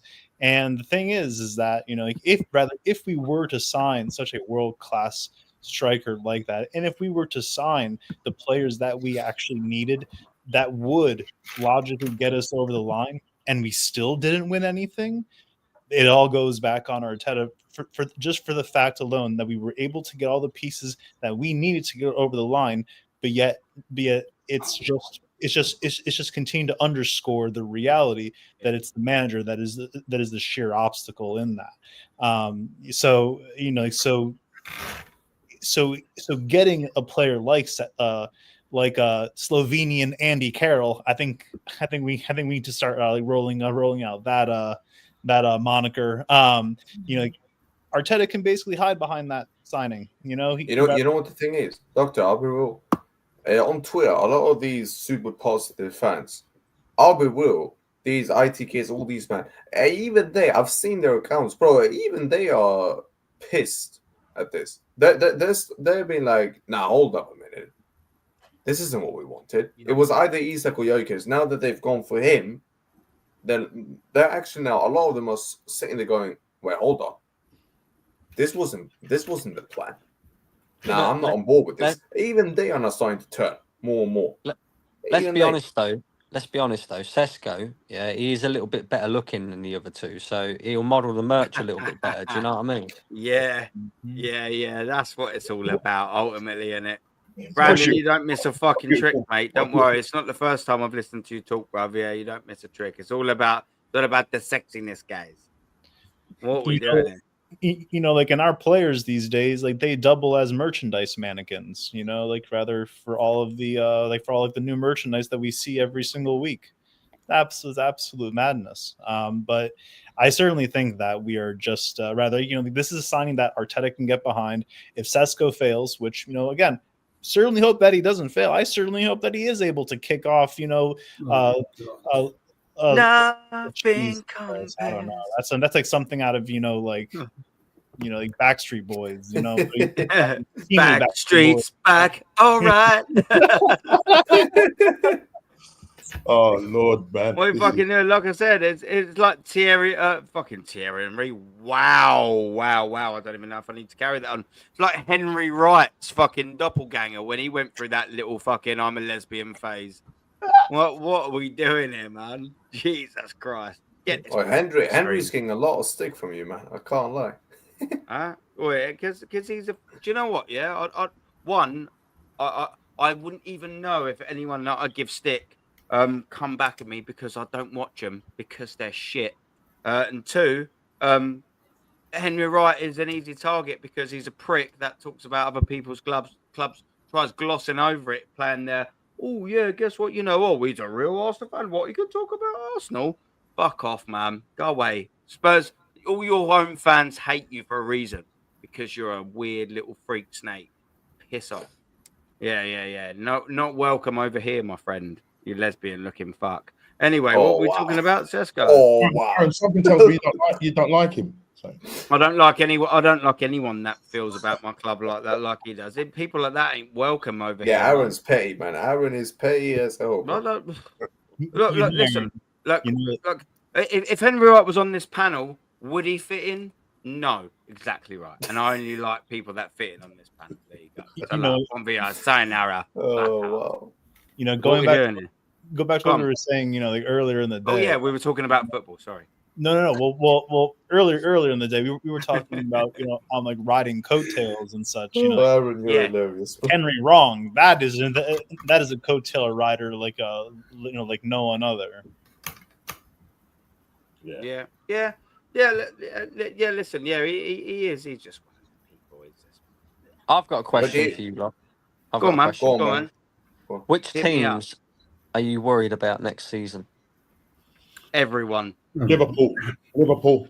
Do you talk about the league just or the Champions League as well? Just the league. Just the league. Right. Well, Liverpool, Newcastle, Man City, and Chelsea. I'm just gonna. I'm this is a serious take as well. I am seriously worried about Chelsea. I thought you were gonna say Seriously worried about Newcastle. I Chelsea. thought you was going to say Newcastle. To be fair. I think Newcastle are a top side, but the thing about Chelsea is they obviously we all see them celebrating top four, and compared to where Chelsea was all them a few years ago, where they was winning major trophies and that, like to celebrate top four is a bit embarrassing. But I understand it from the perspective of getting Champions League football means they can attract the best players in world football. We know that their ownership will spend money because they have done already. You know, £1.2 billion on the squad that they currently have. And they've also demonstrated as well that with these particular players that they've got at their club at the moment, even though they might not be good enough to win a league title, they have demonstrated that they can win. Albeit it's the Conference League and nobody cares about the Conference League, but you've got to start somewhere. It's like when Pep first came into the league, one of the first trophies that he won as Man City manager was the League Cup. Same with Jose Mourinho. When he first came into the league, one of the first trophies he won as a manager was the League Cup. Nobody gives a shit about the League Cup. In terms of the domestic trophies, the League Cup's ranked at the lowest, but you have to start somewhere. Now, Chelsea have already started somewhere. They won the Conference League, right? And they're going to get better because they're going to invest, because their ownership will invest, and they've already proven that they will invest. Don't be surprised, guys, if Chelsea are up there competing for a league title next season. And I don't particularly think it's got anything to do with the manager that they have, because I think he's very similar to a Pep / Arteta type style manager. But I think if they can attract the right players and get the best players, I think Chelsea will overtake us next season. And of course, Liverpool you've got to worry about. You know, they've just won the league. They're spending big as well. Man City will come back. I don't think Man City will be completely back next season because I think they've got a lot of work to do. But there's a lot of clubs there that you want to be starting to worry about. You finish at the top four. But Sorry? I mean, Go I on, said you finish at the top four. Depends on the signings that we make. To be honest with you, if the only thing about say for Chelsea example, is... go. So, if we get I think Zubimendi, we're going to finish 6th or 7th next season. wait, what? I think we'll finish 6th or 7th next season. Wow. Wait, who do you think? I hate to say it, but you know, you're looking Well, at Lawrence, who do you put above Arsenal then next season? I put Man City, Liverpool, Chelsea, Newcastle, Aston Villa. You know, Wow. you've got to look at all the teams that finished in the top half of the table, and any of them could finish above us. But Lawrence, I will say this: when it comes to Chelsea and what Brandon said, I want to see how they now do with Champions League football, because now they've got two competitions. They can't rest their players on the weekend. Now they have to play their best team. I know. I'm just stating, right? Judging on what's happened this past season, We're not finishing in the top 4. And as I said, I don't think we'll finish 5th, maybe 6th, possibly 7th.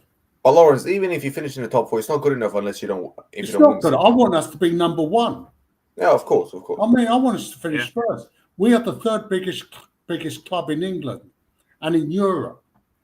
We shouldn't be happy finishing 6th and 7th every year. Like these ostriches in our fan base are quite happy for us to end up. I want us to win the Champions League trophies. I find it embarrassing that our women's team brought in a woman to replace the previous manager, and in 6 months she won the Women's Champions League for us. That tells you everything about this clown. Phase The win. manager we've got. It's not apparently Gal, you know. Yeah, I think there's 2 things, 1 or 2 things that need to happen next season. Either Arsenal need to win, which is what we all want, or we need to have a drastic fall off, like what my man's saying about finishing 6th or 7th. Because I think if we was to do the same sort of thing again next season as what we've done this season, finish 2nd, no trophies, you'll get them people that will be like making. But what about the excuses Champions for League, Brighton Brandon? again. No, what they will do.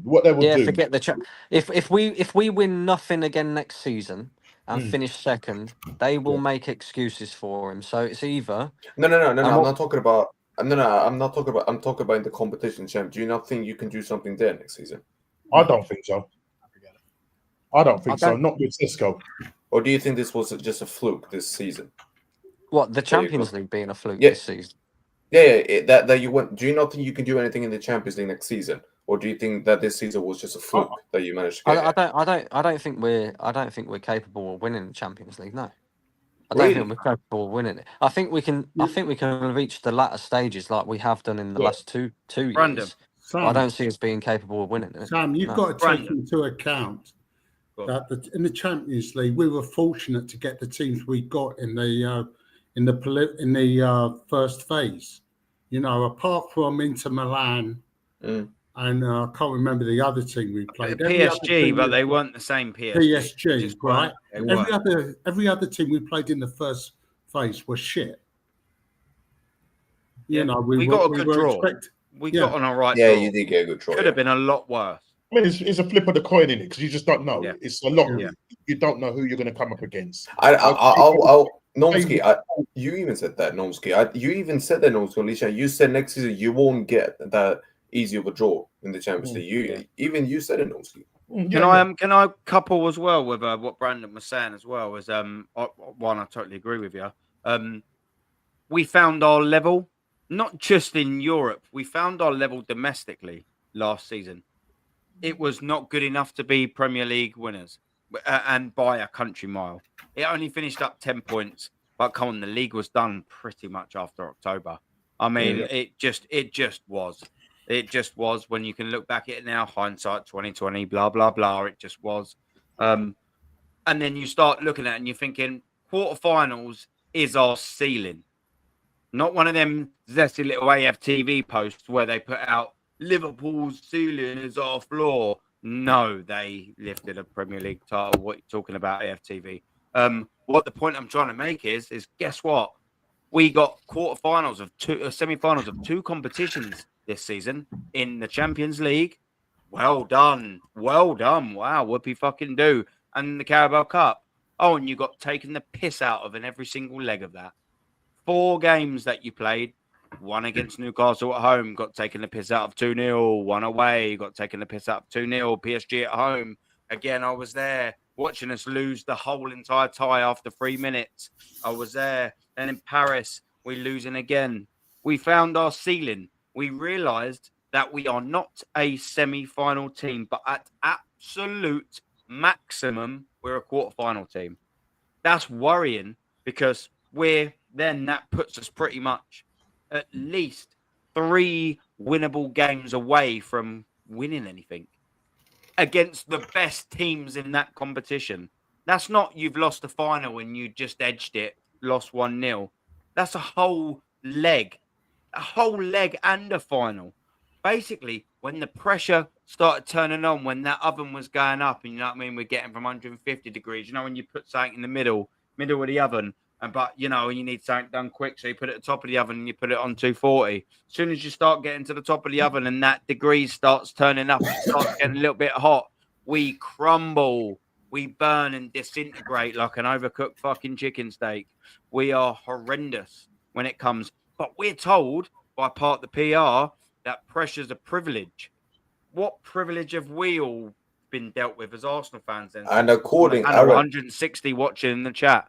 Big up to you, world class 160 of you working in the chat. What privilege has it been for us this season? And Aaron, you know what? I even heard on Dan Paul's channel, Igel said apparently that's not a mentality issue. It's just a squad issue. Apparently. There's two common denominators between Arsenal's failures, and that's the manager and these bell end fans like a gal. They're the two common denominators. I can't lie. One of them has to go, minimum, but ideally both of them. Ideally both of them. No, well, let's be real, right? When we talk about mentality, yeah, let's talk about the mentality. So, in most institutions, the mentality stems from the top, right? So look at the owners. We've been told since way back when, yeah, and the Cronkies even told us themselves they didn't buy Arsenal to win.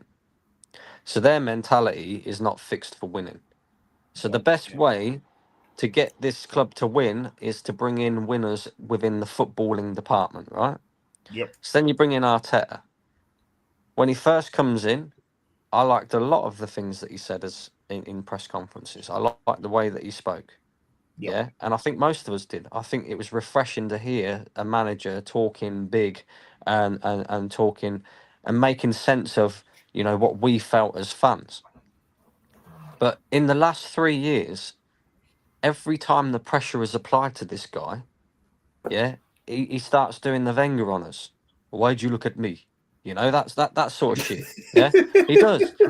He starts to do the Wenger on us, or he sits there in his arrogant self-catering self, yeah, thinking that he's bigger and better than everybody else. Like when the journalist asked him, you know, do you need a striker? And he's sitting there adamantly answering the question basically with a no.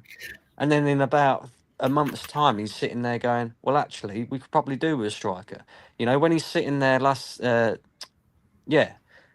towards the end of last season, and he's talking about how, you know, Arsenal accumulated this amount of points last season, and it would have been enough to beat Liverpool this season. Well, no, mate, it's two separate seasons. It's got nothing to do with one's got nothing to do with the other. But the fact remains is this guy loves an excuse, right? He loves an excuse. And the problem is that then rubs off on the players. Yep. Right? The players see that the manager loves an excuse. And then that's the culture that you bleed, basically, an excuse culture. You're allowing these fans, these top gooners, to give you excuses. You're running with it as well. And then when the players drop in shit performances like Martin Odegaard has been all season, he's just going, well, you know, I've been injured. Yeah, Kai Havertz or Mikel Merino, for example, when he first started as the number 9. Oh, yeah, but he's not a number 9. Oh, but Bukayo Saka's been out for this amount of time. Yeah, but we could all see that coming, mate. He's played, 50, 60 games a season for Arsenal for the last 4 years. What, do you think he's some sort of robot? Do you think he's never, ever going to get injured? He still hasn't even bought a backup. He hasn't even bought a backup to him yet. We've been asking for that for how long? That is the problem. We've been asking. Look at the way he treated Ethan. Look at the way he's treated Ethan. Look at the way he's treated him. When Sam says about mentality, right? Finish what you're saying as Brandon, and then Doc was going to say that. It surrounds the culture. It's the culture. Like, this is what we was told when Arteta first came in. He's building a culture. He's building a winning culture. He's come from Manchester City, which had a winning culture. He's trying to build a winning culture. And like I said, in his first 3 press conferences, you could see that he was trying to do that. Now, the culture surrounding Arsenal is an excuse culture. Yeah? Things don't go our way, there's always an excuse to back it up. And that either comes from the fans, the manager, or the players. Right? And I'm sick and tired of it. I am. The only ones that hold Arsenal accountable is us, yeah, the minority, And I think some pundits now, or this season, you will start to see that some pundits will start holding Arsenal to the level of you must win now. And I just, the bit that gets me is you've got an Arsenal legend there in Thierry Henry. He's got a statue built outside the stadium, and there are fans genuinely sitting there making excuses for a manager who won a couple of FA Cups at Arsenal, isn't a legend of Arsenal, doesn't really, let's be honest, he's not an Arsenal fan. Yeah, he's not in the same way that Thierry Henry is. You've got other pundits and other ex-players that are paid by the football club, Martin Keown, yeah, Ian Wright, that have got to keep their lips shut and not say what they truly think. And I know they're not saying what they truly think. Yeah, it's just an excuse culture that's been built around this football club. Have you seen the abuse Henry's got on Twitter? Have you seen the abuse he's getting on Twitter for what he said? Yeah, it is absolutely shocking, Sam. I do not understand how people can call themselves an Arsenal fan, right, and then sit there and abuse Henry in the way that he did. Let's just go through what Henry said. Henry questioned, why is Arsenal getting so many grade 3 hamstring injuries? Yeah, surely that's a problem with the training regime. Well, Thierry Henry will know that because not only has he been a player, he's also been a manager, so he knows what he's talking about, right? Whether he's been a successful manager or not is irrelevant. He's been a manager and he's been a player, so he knows what recovery proceeds there needs to be, etc., and all the rest, right? So yes, he's right. You have to look within the football club and why is these injuries occurring?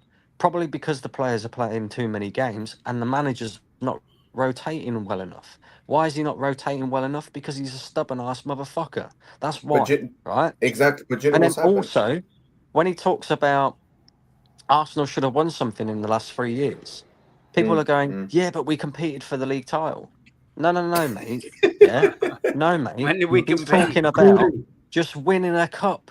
He's not even saying Arsenal have got to win a league or a Champions League. He's saying win a goddamn trophy. Win something. According to him, we've won 2 league titles during his reign as manager. It's funny because I've looked in the history books. We haven't won a league title since 2004, and yet this clown is saying we've won 2 league titles since he's been manager. Let me ask one more question before you bring somebody else in as well. Right? I want to ask you guys this and think about this. Right, I said this on the Football Terrace the other day because when we was talking about Man United and Man United being 15th and they need a rebuild, etc. Right? Why haven't more top clubs looked at the way that Jurgen Klopp rebuilt Liverpool? What I mean by that is Jurgen Klopp predominantly shopped in the Premier League. He brought players from teams that finished mid-table or below, and he took their best players, like your Van Dijks, like your Sadio Manes, like your Jordan Hendersons, for example, yeah, and them type of players. Wijnaldum, Robertson. Yeah, Wijnaldum, Robertson. He brought them to Liverpool, yeah, and then he sprinkled around a few foreign players, a few top quality foreign players, Salah, you know, Firmino, etc., Alisson, right? But predominantly he shopped in the Premier League. Why are more clubs not shopping in the Premier League? Like, why are we not going, for example, and getting somebody like an Mbeumo from Brentford, yeah, who's bagged goals, 20 goals, bagged assists, right? He's had a phenomenal season. People are looking at him and going, yeah, but we want this player or this player from a foreign league. And I just sit there and think, yeah, but surely you've got more chance of getting a success, more chance of having success rate by bringing a player who already plays in the fucking Premier League. Like, look at Man United with Anthony, for example, right? Yeah. They spent £80 million on him because they thought he was he's absolute dog breath, mate. Dog breath. If they had spent that £80 million on, I don't know, somebody else within the Premier League, an Eze or an Elise, for example, they've got more chance of them succeeding. Haven't they bought Cunha? Haven't they bought Cunha now? Yes, they got after this. I need to get through the super chats as well. But Brandon, Klopp actually. But look at the thing is he didn't even buy them. Do you know what? He had Edwards. He had him. He was buying these players. Klopp was saying he needs these positions. He went and bought these players. He had a world-class sporting director under him, and he had the keys. Klopp didn't even have the key. He had the keys. Klopp just got told, what position do you want? My point is, them. Yeah. Why do you keep buying all these players from foreign leagues? Why are we not looking within our league at the best available players and going and getting them? Why are we doing all this? And these people are calling these other leagues, and these people are calling these other leagues farmers leagues, by the way. But yet they are so obsessed with getting players from these leagues. Do you get what I'm saying? Do you not see the hypocrisy in that? Like, surely that's a farmers league. You wouldn't want a player from the league apart from the team that's the best. Like, surely. Or am I missing something? And the only time that Arsenal have invested in players that are already in the Premier League, we've brought every other team scrubs. Jesus, Zinchenko, Havertz, Jorginho. Like, no, mate, go and buy the best available, yeah? Not go and buy their scrubs and be like, we'll pay 65 million for him. Oh, look you at want this, look at this idiot. Yeah, all right then. Look at this idiot in the chat. Look at this guy, look. Just ever so quickly, and on 1 second, just ever so quickly, and then I'll get the super chats in here. Lexus, man, listen. I'm sure you're a grown adult. I've not had time to look at your picture enough to really care, but I can sort of tell that you're not a child. So we'll talk to you like you're an adult. Big man thing. Big brain cells listening to the garbage being spewed out here. How do a bunch of grown adults have the thinking capacity of a toad? Christ. Why are you here? What I would say is whilst I mean, it is sort of realistic and sort of that to sort of think, we may be spieling shit. And we're talking like toads, and we've got brain cells. If we've got the brain cell of a toad, then what the fucking brain cell have you got for staying here? And ain't got one. What level of brain cell have you got to listen to? Got to give him a brain. You've got to give him a. I don't like giving. Go on, sorry. Go on. Let Aaron cook. Let Aaron cook. Please. Yeah, I don't really like giving people like you too much time. So what I'll do is I'll only do this once because you'll be fucked off the second I finish this. But yeah, obviously. Losing brain cells. What brain cells were they in to begin with? For a start, do you know what I mean? Like, I bet you've got as many brain cells as you've got Emirates Stadium appearances and Hype appearances. Yeah, single digits, spastic.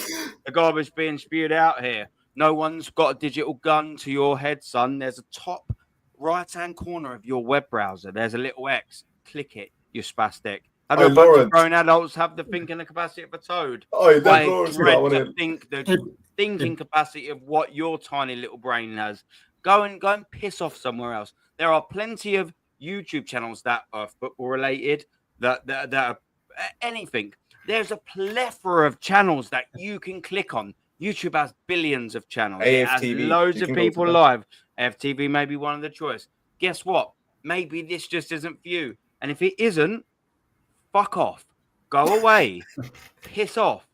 What are you doing here? Like, that's all well and good. I'll only spend it on you once because you'll just be completely blocked and binned off from here. Why are you here, Lexis? Go away. Fuck off. Get run over. Do something. Piss off. Go away. Remember the show the weakest. Remember the show the weakest link. Let Lawrence go. The weakest link. If God had given this retarded brain, he'd be fucking dangerous. Yeah, mate. Do you know what I mean? But do you know what? That's it. He hasn't gave him a brain because he's fucking contradicted himself in his. Do you know why this guy doesn't have a brain, Aaron? Yeah, because his mama told him, "Listen, mate, I can't handle you. I'm putting you in an asylum, mate. Yeah, you're gonna live there." Remember, I'm gonna give you a YouTube account, and you're gonna talk to some Arsenal fans. Oh, remember the show The Weakest Link, yeah, and Robinson, yeah, a bit of that. Yeah, you're all white. Yeah, you're all wanker, mate. You just got to say to him, Lexis, you are a mutant top gooner. Goodbye, Lexis. You are a mutant top gooner who absolutely did not deserve the time that we just gave you, by the way. Aaron, guess Lawrence. What's going to happen right now? Oh, yeah, he's blocked.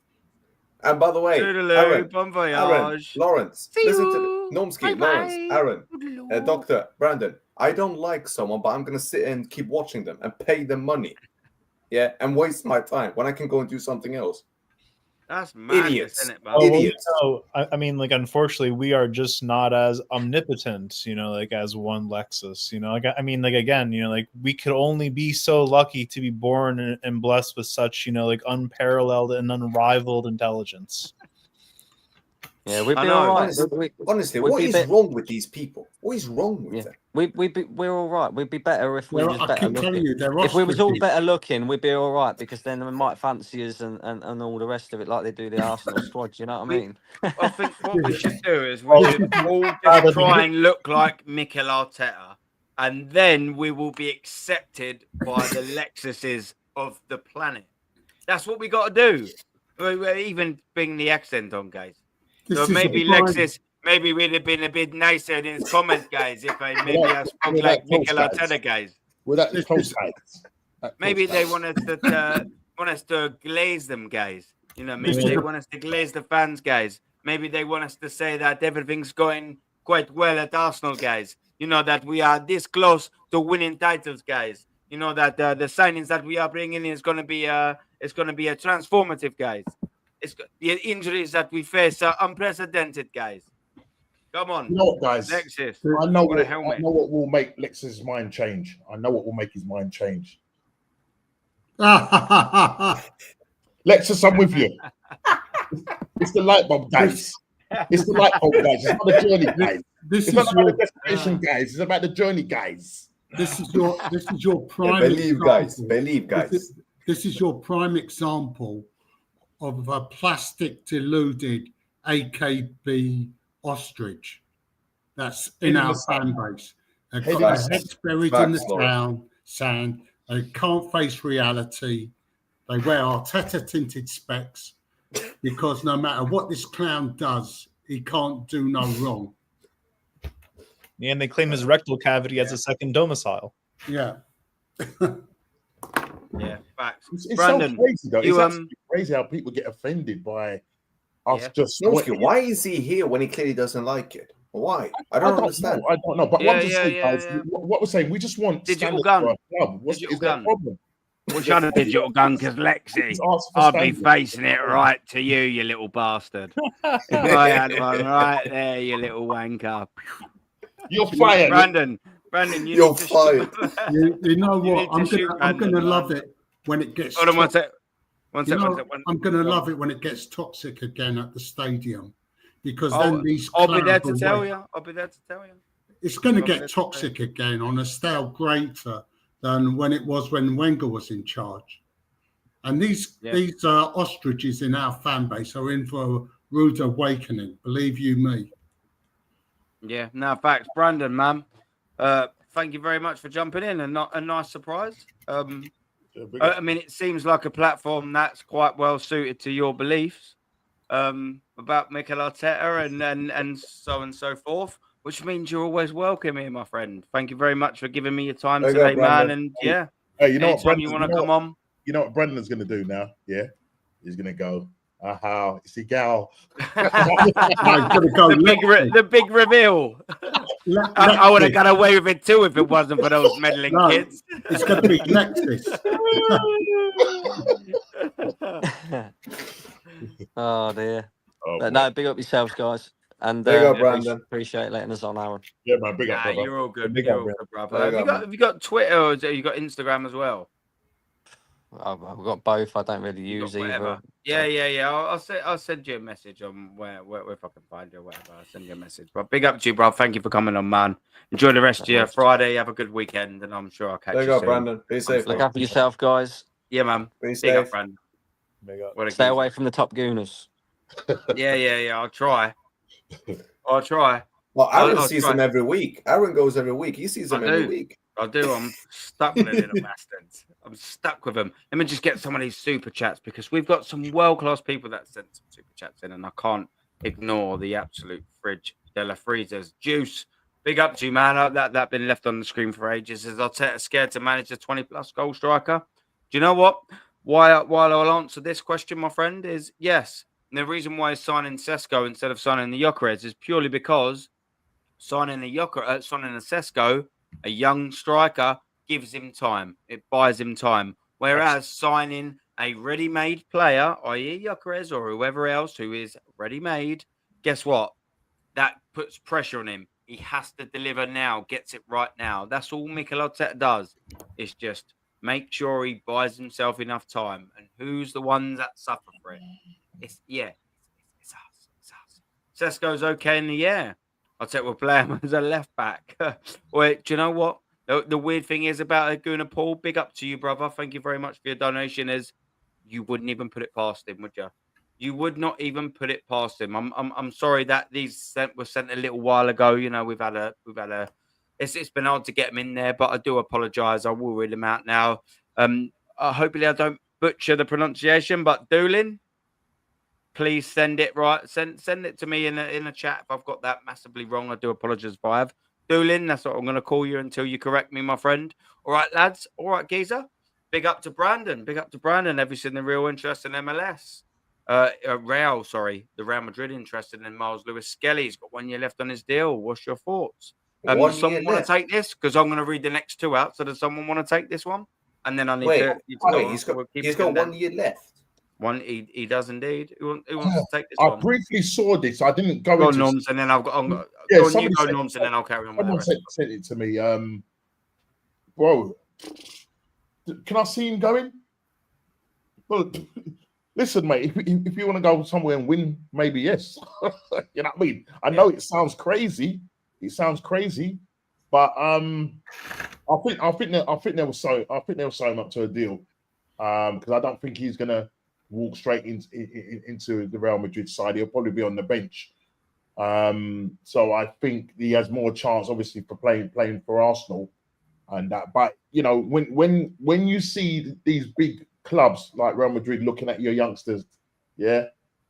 If we're looking at keeping Arteta for the rest of his tenure, then it could be a problem because under this manager, I just don't see us winning anything, unfortunately. And their heads will be turned. From the fact that you've got a club like Real Madrid sniffing around you, you're telling me your heads will be turned. Yeah. Just look at Saliba now. Look at Saliba. Yeah. No, facts. It's absolute facts. Now, big up, man.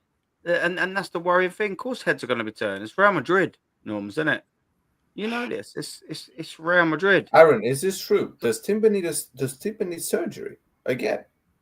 Yeah, of course he does. Yeah. Well, he's had surgery, but you mean if like his most recent injury is needed surgery? Yeah. Why? What happened?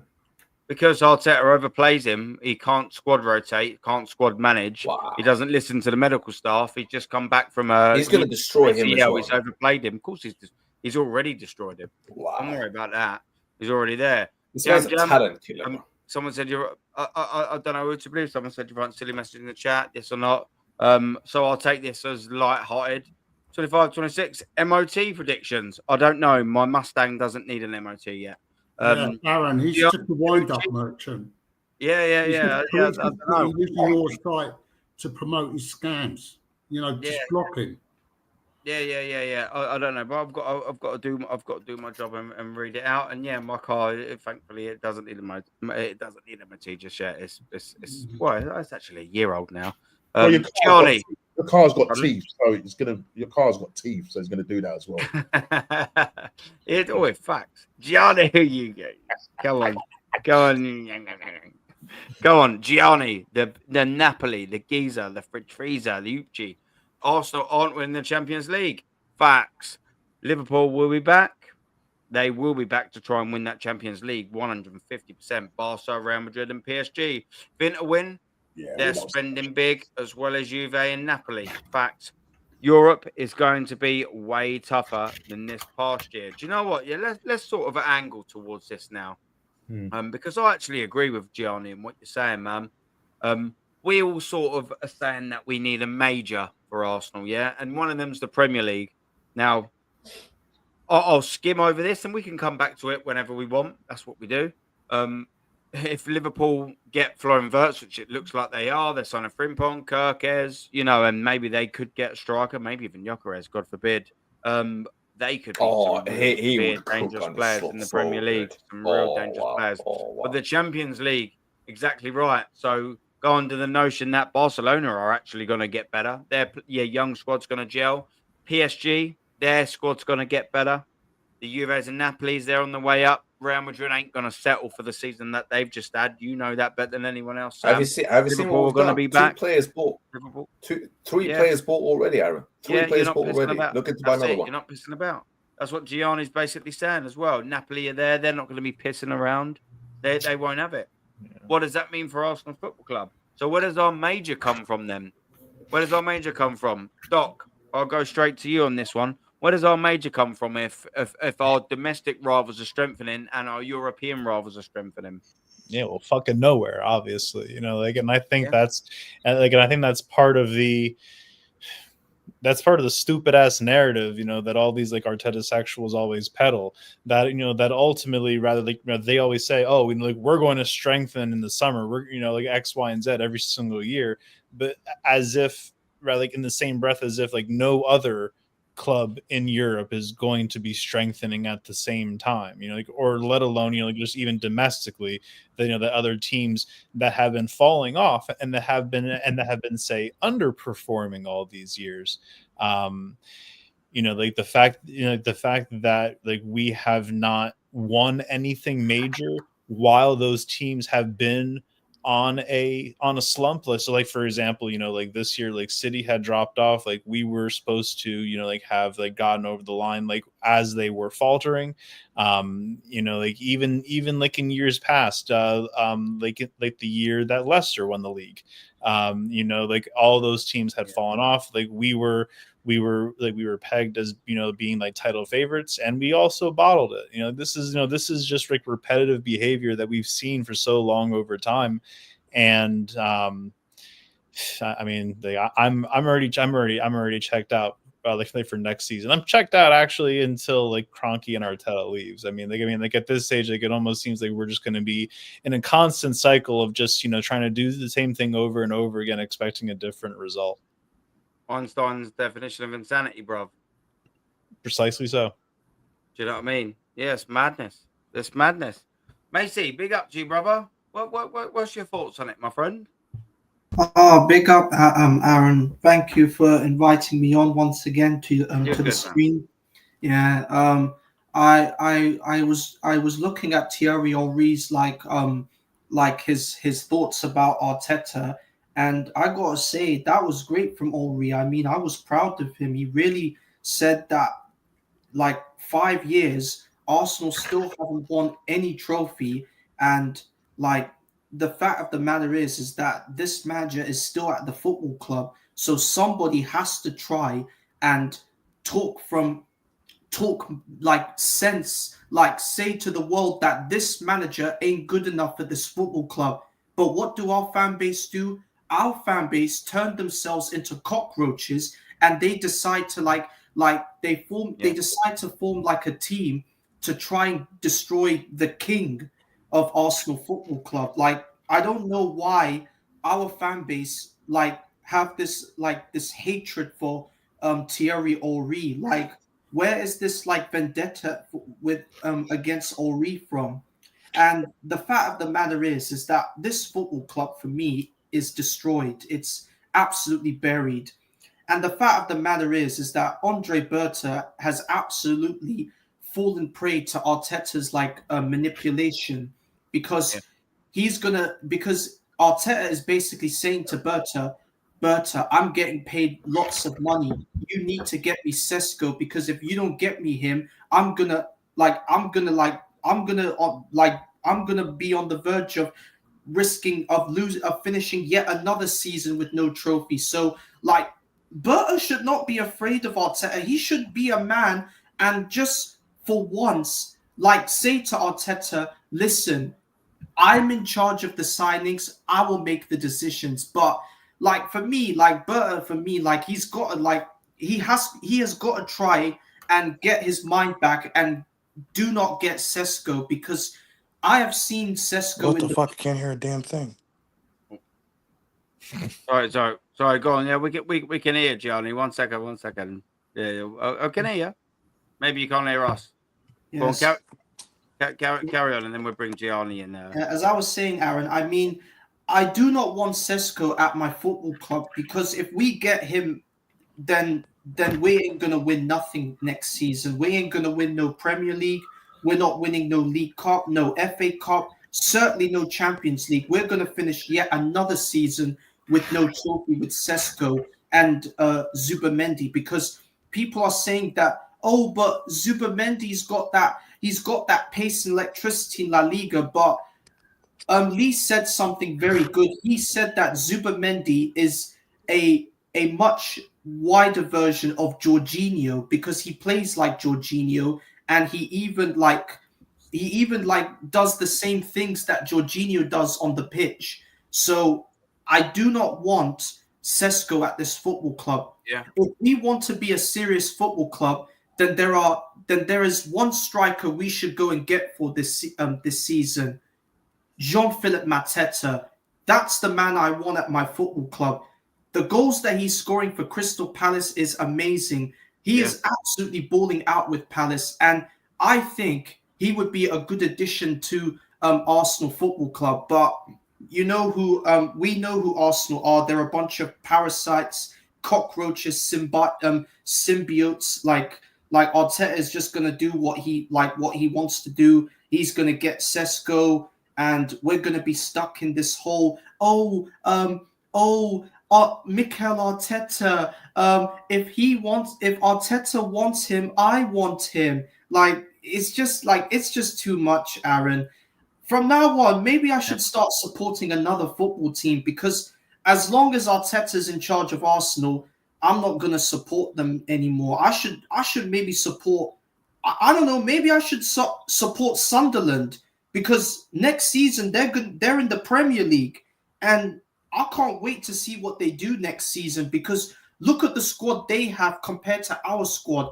They have got Alex Patterson in goal, Joe Bellingham, Jude's younger brother, Mayende, the Spanish striker, Wilson Ayusadin, another good striker, better than 29, and Jesus. And they've got a better manager than Arteta. Regis Lebrier, Frenchman, he got them promoted, and this is only the second time he's got a club promoted.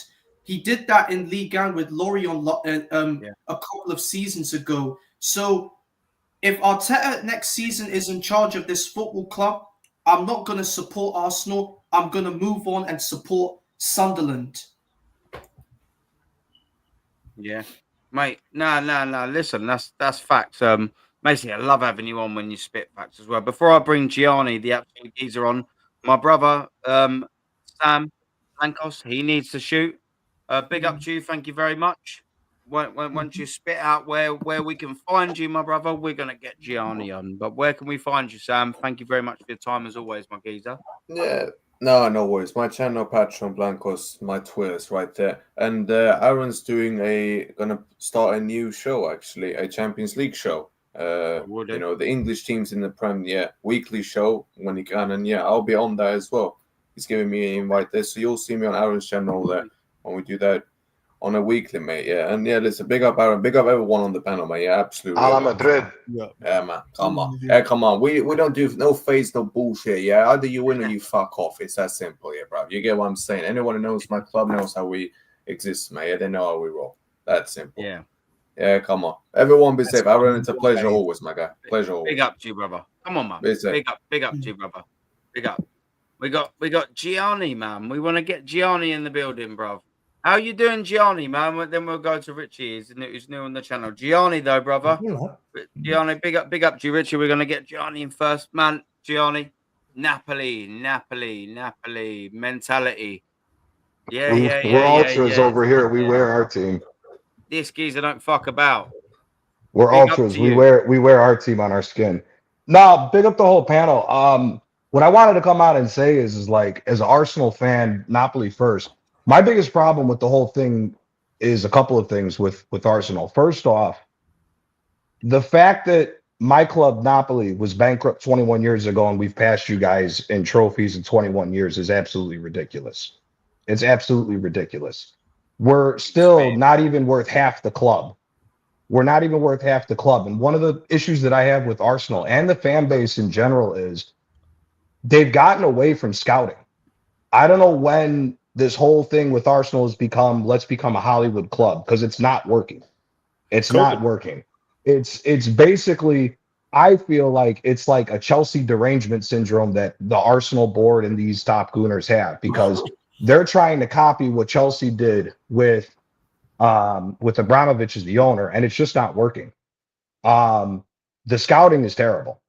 I mean, and again, I've said this a few times on your channel and Lee's channel in the super chats. Only in England can people say 775 million euros is burned, and that's not good enough from the owners. I'm sorry. 775 million euros should buy you a couple of league titles if you know what the fuck you're doing with the money.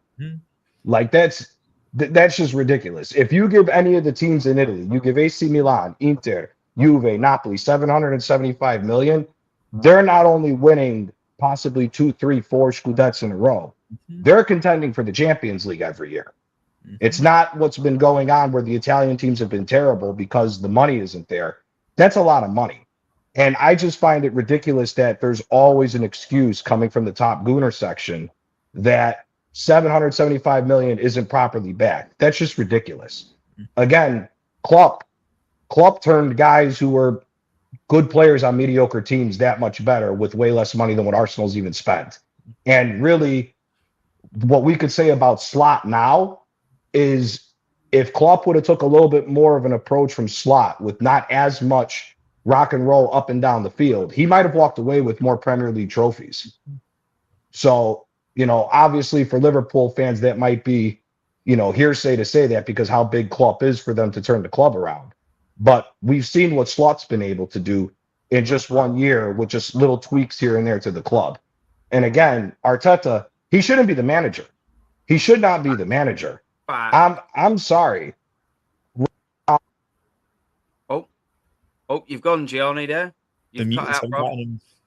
Oh, yeah, the mutants have got you, Gianni. Yeah. The mutants have got you. Yeah, you're back.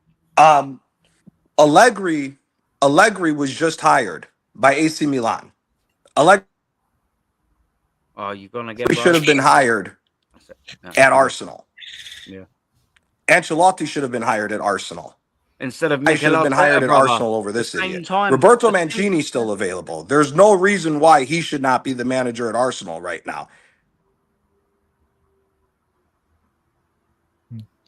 Oh, the Arteta sectors are really trying to go after him today. It's absolutely crazy. You speak that truth to power, Gianni. Keep on going. But there's no reason. There's no reason for him to be here with all these other managers that have won something and are proven. I mean, again, we just in Italy, you had Conte, you had Conte. If you want to play an offensive brand of football, you want this whole system bullshit. I take Maurizio Sarri over Arteta. He's done more with some of those smaller clubs in Italy than what Arteta's done with Arsenal with way more money. So for me, at the end of the day, I know I've gone on a rant, but for me, at the end of the day, he should not be. He should no longer be the manager simply just because of the mess up with finances. And this whole thing, Sesko 93 million. There's at least 20 strikers between France, Germany, Italy, and Spain that are better than him. The one guy on Lee's channel the other day, we went through probably 15 strikers in the Bundesliga that's better than him. And I'm sorry, if you don't watch the Bundesliga, Leipzig plays a 3-5-2, a 3-4-3, but the 3 up top is a number 10 with 2 strikers. He has to play off a number 9 and a 10.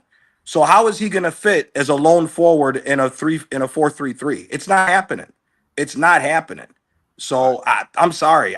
Unless he's going to do a formation change and try to play 4-4-2, Sesko is just going to be a waste of money again, and then they'll come up with another excuse for him. And that's it at the end of the day, man. That's all it is. Mate, like, Do you know what? Yeah, I've waited for someone that I've seen in the chat that I think spits facts to come on. Gianni, but I'm buzzing that you've decided to come on, man. I don't know whether you've been on before on anyone else's channel. No, Yeah. I've never been on. No. Listen, man. Like, I do this show every week, man. Even if you want to come on for 5 or 10 minutes, just fucking vent. This is a home for you, bruv. Gianni, this is a home for you, man. Come on, spit the facts.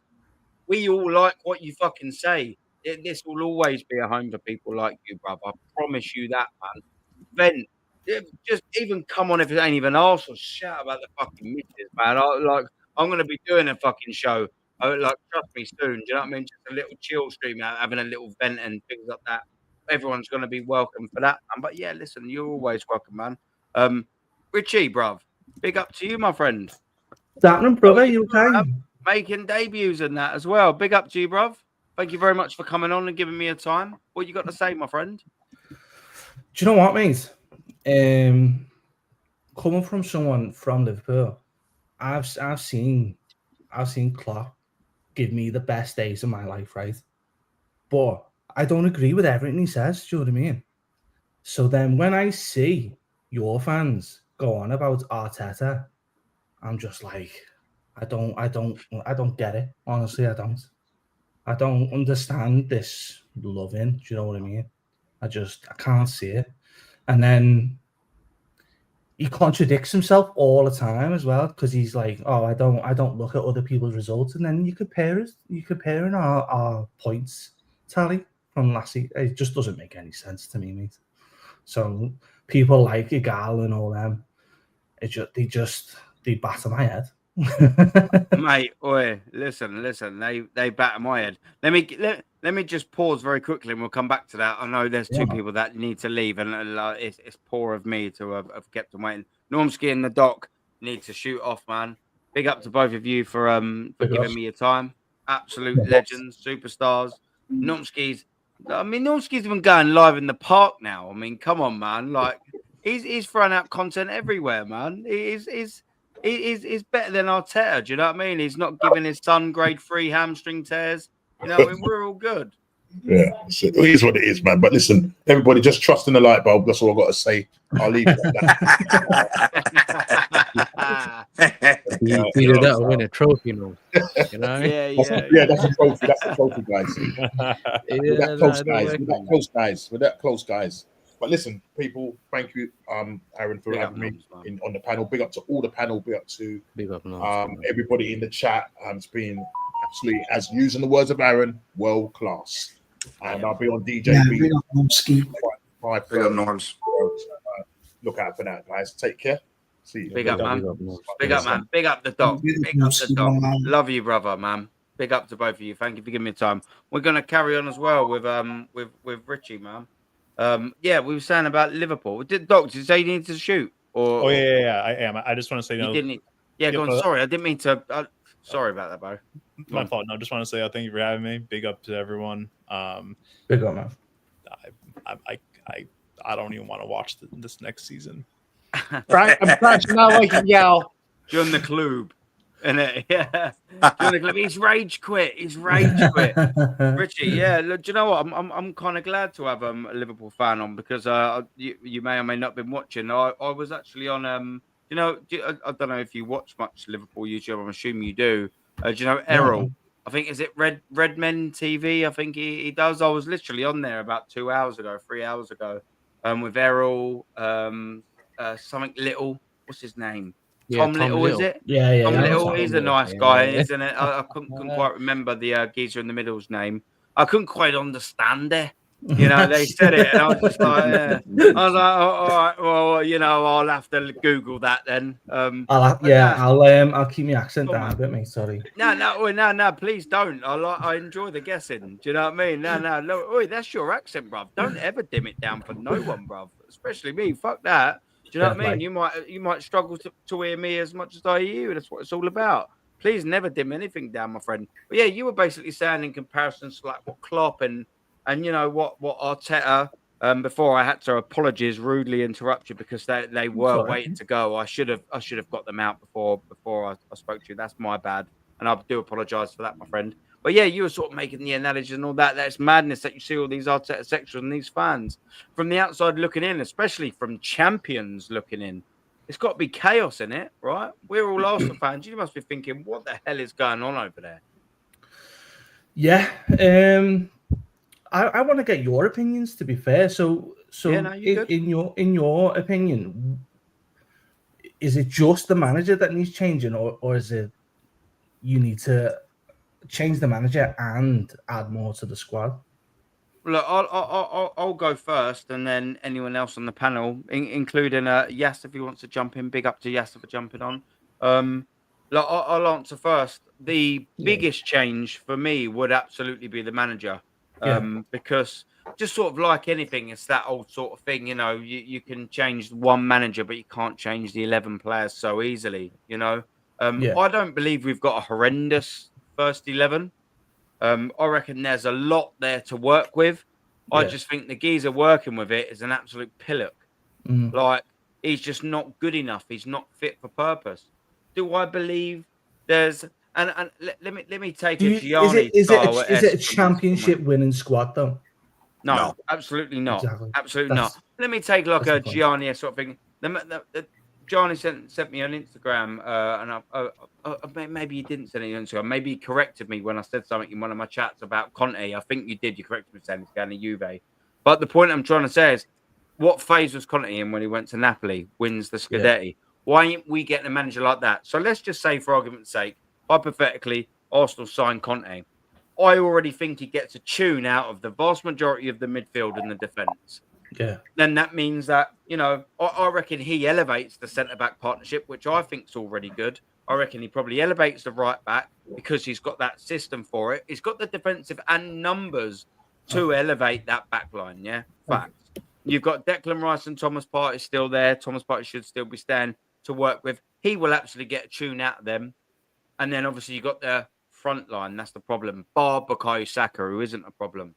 I reckon if you was to give Conte Gyökeres, 65 million. Rodrigo, I know that's easier said than done. You're floating names around, blah, blah, blah. Let's just say 150 million there, and then signed Eze for the other 50 million on his on his contract release. 200 million. I reckon Conte wins the league with them three players. Just alone. Conte comes in and turns that into maybe he doesn't win the league, but maybe I would believe in that a lot more than Mikel Arteta. I just would. I think for someone like an Inzaghi or a Conte or a Simeone to come in, there's so much solidarity there for someone to elevate. That fair dues to Mikel Arteta he has put together, and I won't discredit that. The defense is all right. Like, you know, it's not great. It's all right. I just reckon a manager like that comes in and really nails it down. And what you were sort of saying earlier, or someone was saying earlier, you know, we had the opportunity. I think it was Gianni. Sorry, it was saying like you had the opportunity to get Carlo Ancelotti in there. What did we do? We signed Mikel Arteta the same month. We let Klopp go to you. We let Klopp go to you because we want to keep Arsene Wenger because he won't winning anything. While we're doing that, Guardiola had an opportunity there. We're letting all these managers go by. Why? Because when you get a top manager in that wants to win something, the board's got pressure. Do you know why the board don't want pressure? Because they're bitches and they're the cronkies. Yeah, 100%. So if you get in a top manager that's established and wins stuff, and you don't win stuff, the manager's going to give you shit. Arsenal's board don't want shit. So guess what they do? They hire Mikel Arteta. They hire poor, humble Unai Emery. They hire a yes man. Good, Gianni. I agree and I disagree with that. Because here's the thing, being in America, I'm listening. Being in America and seeing how our sports teams work, specifically where I'm at in Chicago, the Bears, our American football team, has a similar problem with Arsenal. But where I flip it with the Bears and I say Arsenal have the same problem is more so the fan base than the ownership again, because the fan base has gotten content with what we say with the top gooners, and the majority of the fan base is okay with where it's at. The fan base doesn't want to take control of the power that they really have to be able to affect the change at the top, to actually start investing into the team. Because again, like I say, 775 million euros is enough for you to go and win the Premier League. I don't care what anybody says. That's enough for you to go win if it's done properly and scouting properly. Like we said with Klopp, Liverpool hasn't even spent the amount of money that Arsenal has spent, and they've been able to win. And like I said, you can argue Klopp should have possibly 3 Premier League trophies under his belt at his time at Liverpool. The thing is the smartening up of investment for me is the problem with Liverpool. I mean, with the problem with Arsenal. Again, as far as being a yes man with the ownership, here's the flip side of it that you got to look at. If you're a business person, why would you invest more? If 90% of your fan base is okay with where you're stuck at, where you're just competing and they're content with just competing, why do you dump more money in? You get to fatten your pockets more. So there's no need for you to do that. That's the reason why the fan base for me is a bigger issue than the ownership. Again, if you take what Kroenke's invested in, his own personal wealth, he's invested 250 million. You add that to what's already been invested with the 700, that's $1 billion damn near. So again, it's money that's been thrown away by the board, by sporting directors and technical directors. But again, it's the fan base not doing what they need to do on their part to keep pressure. If you were to go do in Napoli what they with what's going on in Arsenal, we'd burn the fucking stadium down. We're not tolerating that crap over there. In Italy, you got us, you got the Inter Ultras, you got the Milan Ultras, you got the Juve Ultras. We're not tolerating that. We are not tolerating that whatsoever. I told you the story about the one guy, Zalegeta. He missed a wide open net that cost us a European spot. We blew his car up. Yeah. We're not going for that. We're not going for that with our club. So again, that's the fan base for me. If the money's there, the money's there. You can't argue with it because the money's already been shown by what he spent and everything else. It's the fan base has to come together, as hard as that's going to be right now, and has to learn to put pressure on the board. Because other than that, the Kroenkes can sit there. The Kroenkes could throw another 250 million on top of what they're giving Arteta. Do we really think he's going to win? I don't. You could give him what Chelsea spent under both Abramovich and now. Arteta's not winning. That's the elephant in the room that the top gooners don't want to talk about. Can I chime You're in? killing that. Can I chime in? Okay, yeah. I brought this up before, but 40 odd years ago, when Terry Neal was in charge of the club, we were going through a horrendous run of games. We'd gone about 10 games without winning a game. And we played Walsall in the League Cup at Highbury.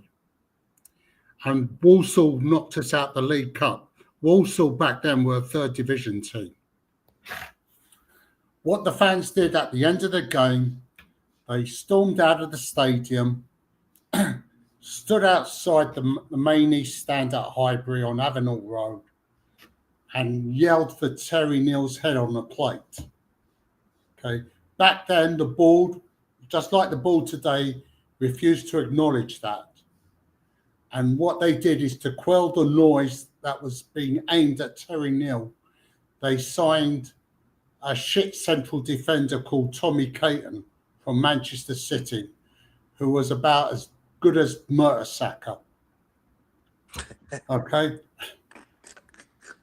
So a few days later, not as good as Mustafi though. No? Mustafi, sorry, they were both shit. I know, yeah, they were both shit. I know. Spalacci and Stefanov. Come on, man, we can carry on. Go on. A few days later, we played West Bromwich Albion in a 1st division game, and we lost that 1-0. What the fans did, all stormed out the stadium again, stood outside the main East stand, again yelled for Terry Neal to go. Okay, again, the board refused to acknowledge it, right? Okay. The following week, we lost 3-1 at West Ham at Upton Park.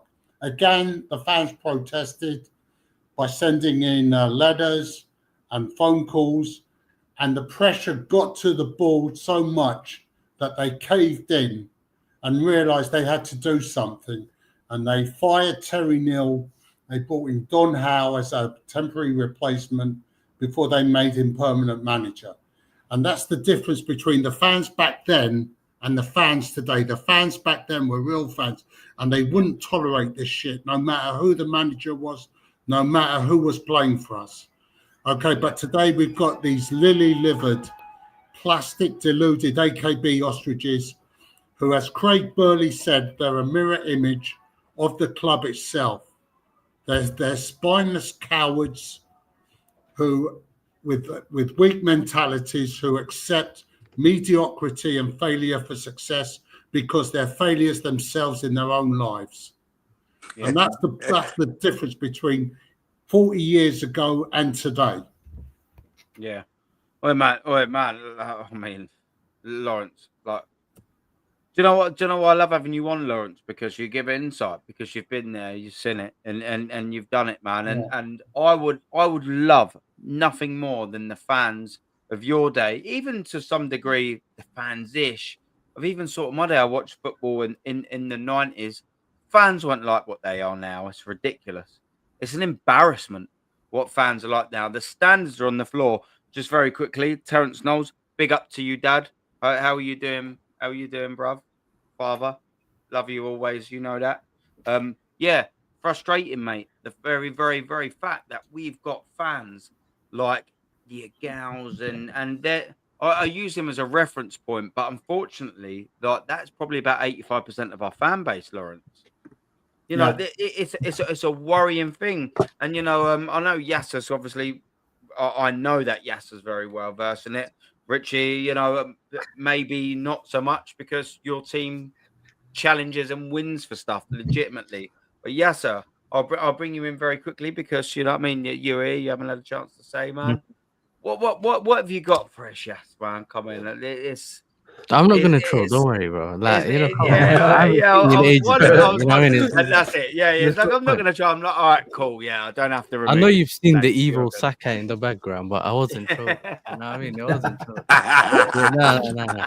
But that was on because when I was on Northside channel, it was on in the background and it came on and I just left it. But yeah, man, it's.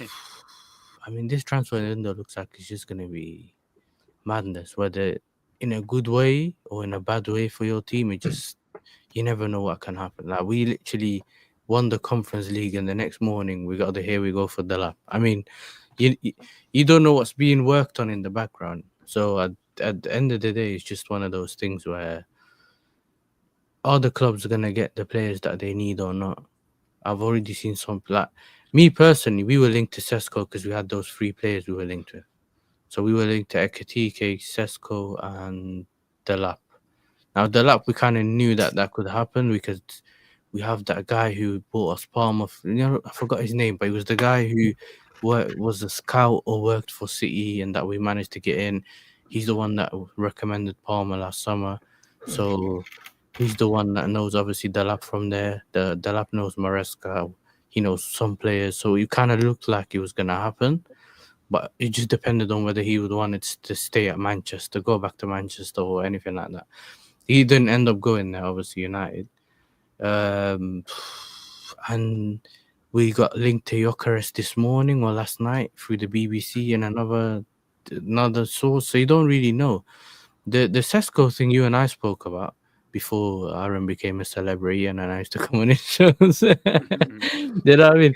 Remember, we used to do the Monday shows and we always spoke about the striker thing and whatever. And we did say that it might look like it's going to happen. And now it's just, I don't know, man. I've always said that I never liked this whole Berta's cooking thing because we've never really seen him cook at Arsenal.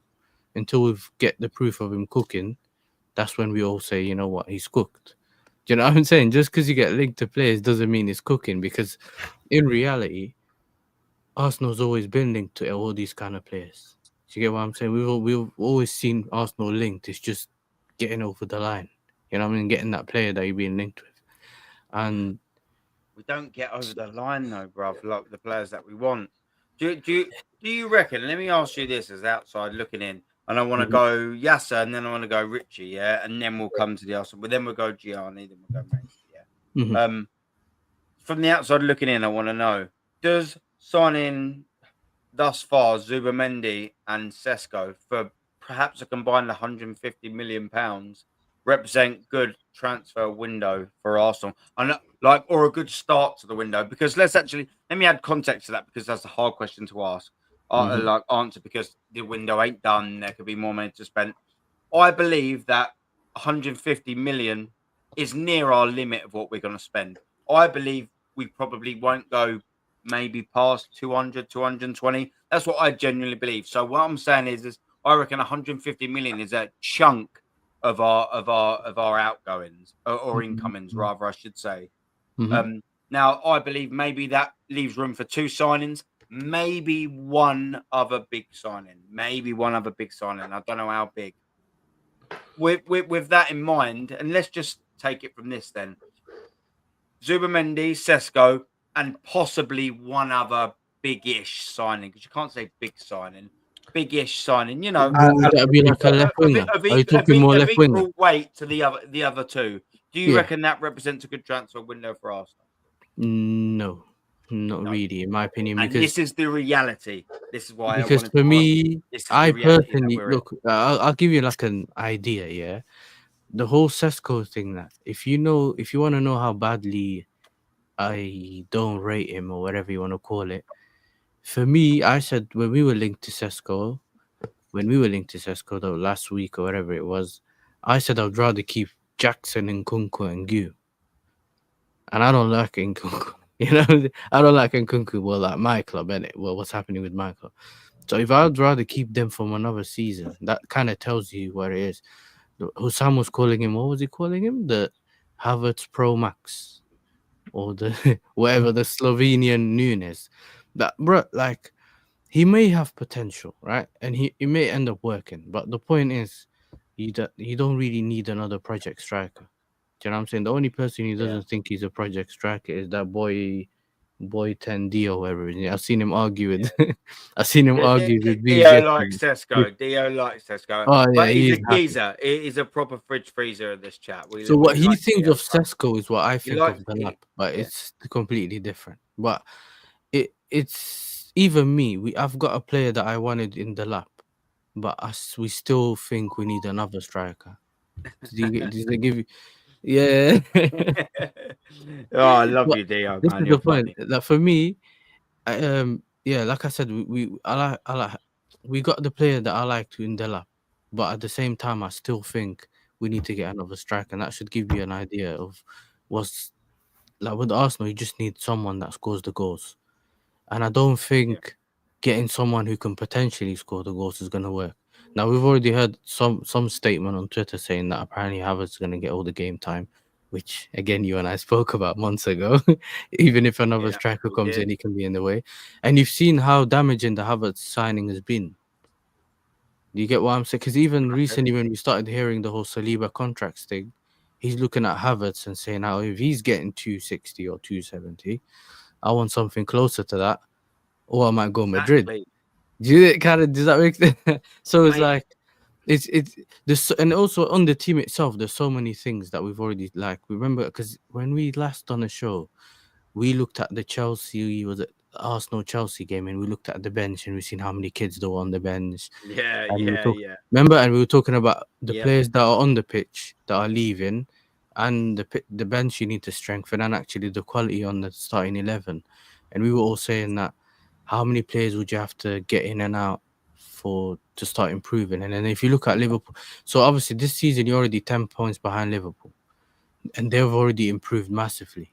So how much do you have to sign in quality to actually not just catch up, actually surpass them to make sure you win the league next season? So I don't think 150 million is going to be enough. It's not going to be enough. Unless you're selling players. Because I remember reading on Sky Sports that you have a certain amount of budget, and then it also depends on outgoings. Does that the outgoings will bring in? But we've also there's not really that much there to sell. Because there's something recently that I heard about. Was it Lokonga getting a new deal or something? No, it's just been extended. Is it extended? Okay, cool. And by the way, funny enough, in my morning show, I called that out the day before. I went, "Oh, it wouldn't surprise me if Lokonga replaces Jorginho. What happens the next day? Lokonga's deal has been extended." I mean, I ain't got a crystal ball, but Like I'm not even going to take credit for any of that. But it's just most like Arsenal fans can just go, "What's likely to happen?" That it means it doesn't even credit me. I'm just saying I called it that day before. Look what happens. That's not me being a genius. That's just me knowing Arsenal for what they are, predictable and crap. Like that's the frustrating thing, man. Richie, big up to you, brother. You know, I want to try and keep some talk time, sort of like flowing between people. What's your sort of thoughts on Arsenal's transfer window? Because I know what your thoughts will be on Liverpool's transfer window because it's good. What is your thoughts outside looking in on Arsenal's disaster of a window so far? Do you know what I mean? When it comes to our transfers, we are very good at picking the one player that we go for. Do you know what I mean? And last year that was Zubimendi. Obviously, it didn't go through. So I believe if we were genuinely going for him, then he must be a good player. Is he going to turn your team into a title-winning team? I don't see that. No. Yeah. With Sesko, I'll be honest, mate, I don't really know that much about him.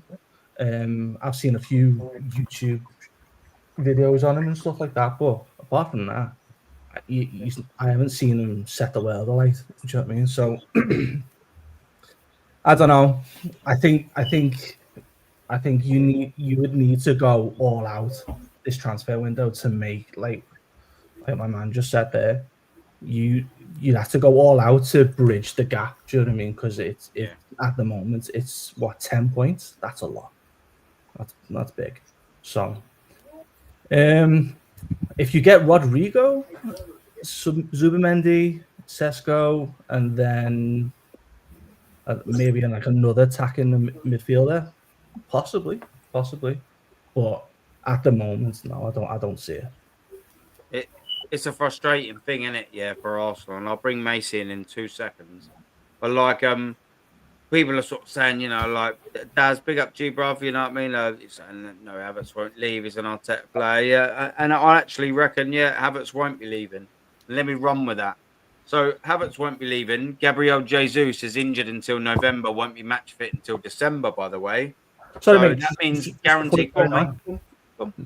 What I think one of the major stumbling blocks for you now as well is the wages that these players are on.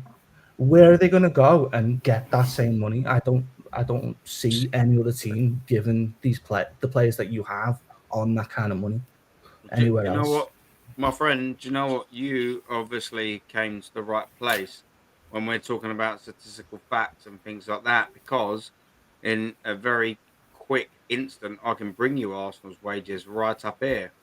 And it ain't pretty, ladies and gentlemen. Current contracts. Let's have a little go.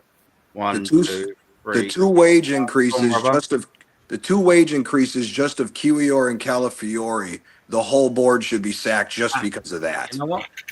Because of that. Let me change what I was going to bring up purely based on what you said, because I've done my research again in one of my Everything Wrong with Arsenal 2.0, and I can actually back up what he's saying right now. Gianni, I can confirm every single thing you're saying. Give me 2 seconds. But Aaron, right before you do, just a quick thing, because I know this is a big thing when I've seen Christian and Igal. For anybody who doesn't watch Serie A, Calafiori is dog shit. Nobody in Italy. The only reason Calafiori is an Italian international is because for everybody outside of Italy that don't pay attention to Serie A, is there's too many politics that go into the players that get chosen for the Italian national team. The guy who replaced him at Bologna this year is on loan from Lazio, Casale. Casale is miles ahead of him. Alessio Romagnoli is miles ahead of him. There are politics within the Italian FA that always goes into picking players depending on what teams they play for. The Italian players that play for the northern teams always get first choice ahead of players that play for the south. Even if players on Roma, Napoli, Lazio, or any of the other southern teams are better than the players on the northern teams, the northern team players get first dibs. That's the only reason why Calafiori is an Italian international. Besides that, he's garbage. He's not even top 8 best Italian center backs that we have. Yeah, mate. Like, and we play him out of position just to add insult into injury. Yeah. Didn't Gabby Vega, didn't Renato Vega replace him at Bologna? And he looked say less, innit? Yes, sir. How mad is that? One thing I wanted to bring up. Go on. Is, yeah. Why are we going out of our way to bring Sesko in, who's 21 years old? Is he 21 or 22? Who's that? I think he's 21 years old. He's 21 years old. 21. Right? Yeah, he's 21. Arteta had 3 kids on the bench, 22 years old, each of them. He won't give them a sniff of first team action. Yeah, of course he won't. Yeah, mate, he stumbles across every single fucking opportunity that he gets, and that I'm telling you about playing the young kids. So when he signed that deal, I think it was the 21st or the 22nd of December 2020, and he became 2019, sorry, and he became Arsenal manager. He fell into Gyökeres. Let me sort myself out. He fell into Bukayo Saka and ESR. Come on, what we doing here, man? Jesus Christ, act like a host. What we doing here? So yeah, he fell into that because guess what? There was no one else. So he played Saka and he played ESR. That fell into his lap. Facts, inarguable. There was no one else. That fell into his lap. What also fell into his lap? Ben White as a centre back that he signed him for, but Bill Saliba's back now. We're just playing him at right back. That worked out. That weren't tactical genius. Otherwise, he'd have signed him and played him in the right back in the first season, wouldn't he? And not let out Saliba. That fell into his lap. But what about just keeping it with the young kids? Do you reckon, really reckon that you got Miles Lewis-Skelly, who, by the way, is a midfielder, and then, by the way, he also took credit for and said, yeah, I took one training session, guys. One training session, and they see that he was a left-back. No, it weren't, because it was you had no other left-backs, because you've ostracized Kieran Tierney, the best left-back at the club. Then you signed Zinchenko, who's an injury-prone, £35 million defender who can't fucking defend. And then what did you go and do? You signed, Calafiori, who's an injury-prone defender, played him out of position at fucking left-back like Zinchenko, bar a different starting position, who's also injury-prone. And you had no one else left there to play, bar a fucking fully fit Kieran Tierney that you still refuse to play. And you're like, oh, well, yeah, I see it was in him in his first place. No. You do not take the credit of Miles Lewis-Skelly. The coaches from when he was a kid to this football club all the way up to the age of 17, they take the coach. They take the credit for coaching that man. How dare you, Mikel Arteta, take the credit after seeing him in one training session and you knew? Did you fuck? Did you fuck? No, you didn't. You are full of crap. What about Ethan Nwaneri? Okay, well, Odegaard was apparently injured for 17 years, according to all the top gooners, even though I proved that he only missed 7 Premier League games, but apparently he missed half the season. But that's another comment. That's another discussion. The point I'm trying to get at is, when Odegaard was injured, why didn't he play Nwaneri then? Now, it took Bukayo Saka and Martinelli for him to start playing him. That's what happened. Yes. Why? Because he's backed into a corner. There's no one else. There's no one else there. He's backed into a corner. Mikel Arteta is not a fucking tactical genius. He only plays the young lads or players in positions when he absolutely has to. He's restrained. He's hogtied. That's only when he does it. When was the last time we see Mikel Arteta make a tactical genius masterstroke decision? In-game, out-of-game, anywhere. Tumbleweed.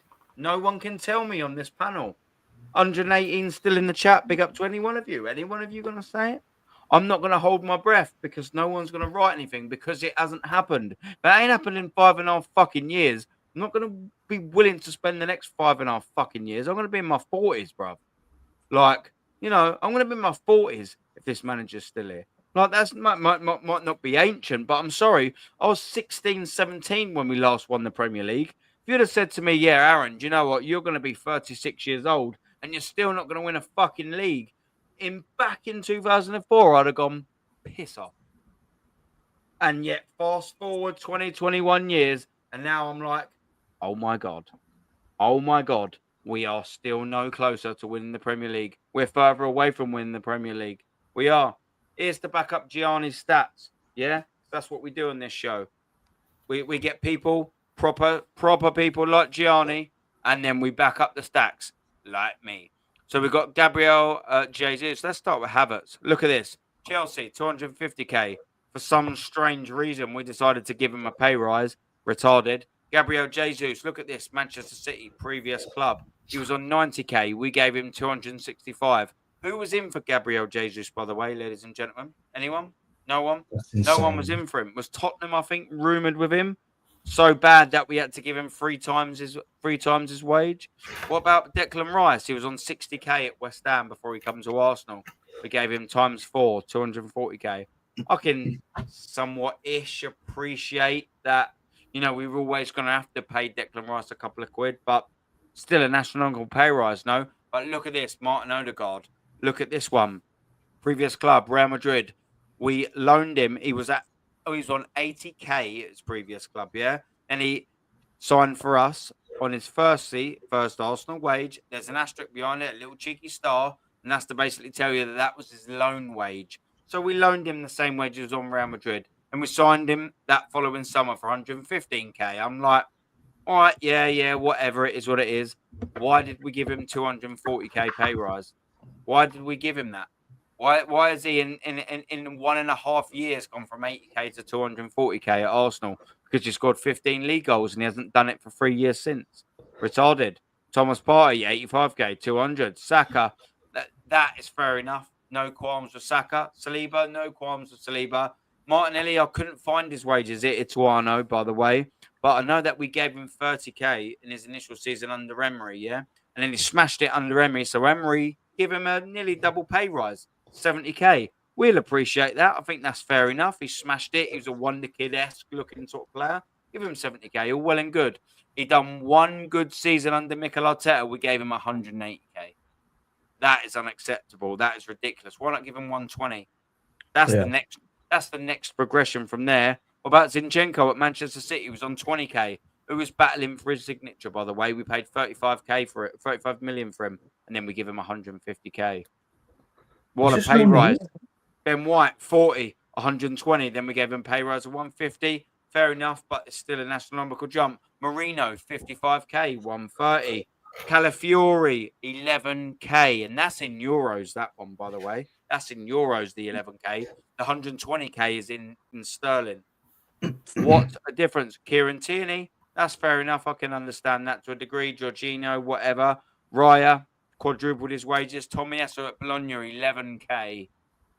Then we give him 55k. This is where Arsenal go wrong, ladies and gentlemen. What do you know when we give him 100k? Whilst he was on a long-term injury, we extended his deal, and he's played 6 minutes since. 6 minutes since, and we gave him nearly 50% pay rise. Yeah, ridiculous. Gabriel Magalhaes, you can get that. I get that. Timber, I mean, he needs to get a new agent. And then you got Trossard. Yeah, fair enough. Look at this Kivior. Look at Spezia. This ain't a joke. This is not a joke. Spezia, he was on 2.5k. That is in euros. That is in euros. And we gave him 58k. What a pay rise that is. And what someone in the chat wrote about earlier about Skelly and Ethan Nwaneri, they're on 6 and 4k, one of the best performers of the season. This is statistical facts. It's inarguable. This is what we're dealing with. So when Gianni is spitting them facts, guess what? Uncle Wazza can come back and fucking back every single word that he's saying with these damning stats. That doesn't make us feel any better, but it proves us as goddamn right. Truthful, spat-fitting motherfuckers. Spat-spitting, rather. Big up, man. What we doing here?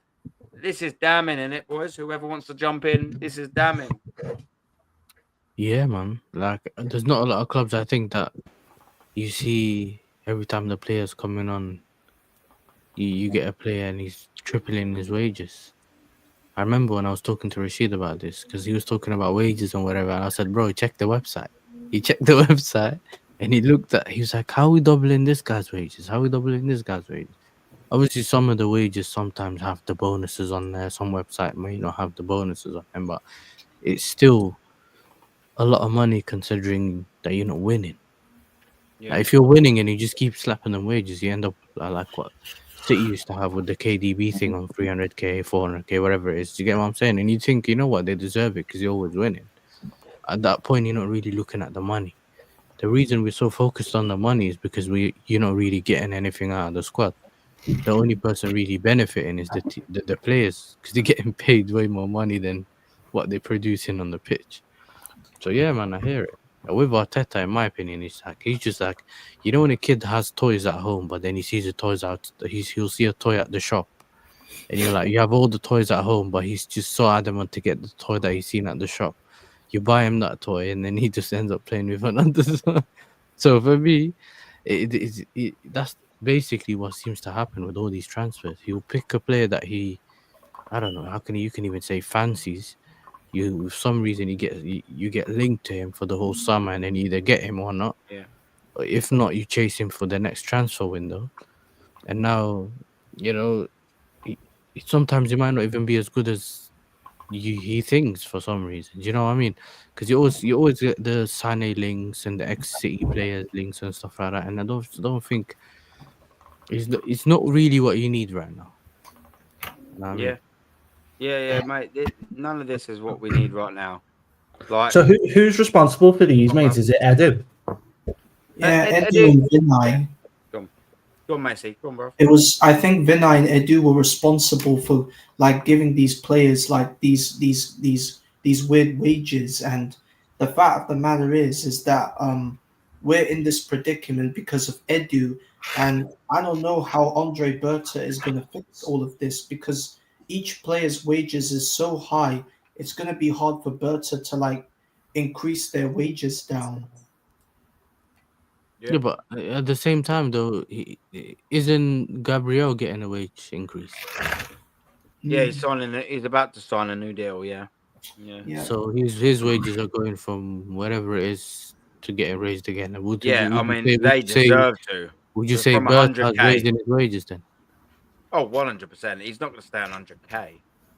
Yeah, because for me personally, I just it's not a rivals thing. I just think I don't really rate Gabriel for that move, and that's only because it just doesn't show. You don't rate Gabriel? No. As in his mindset, because I just think that at that age he should be moving on if the club's not improving.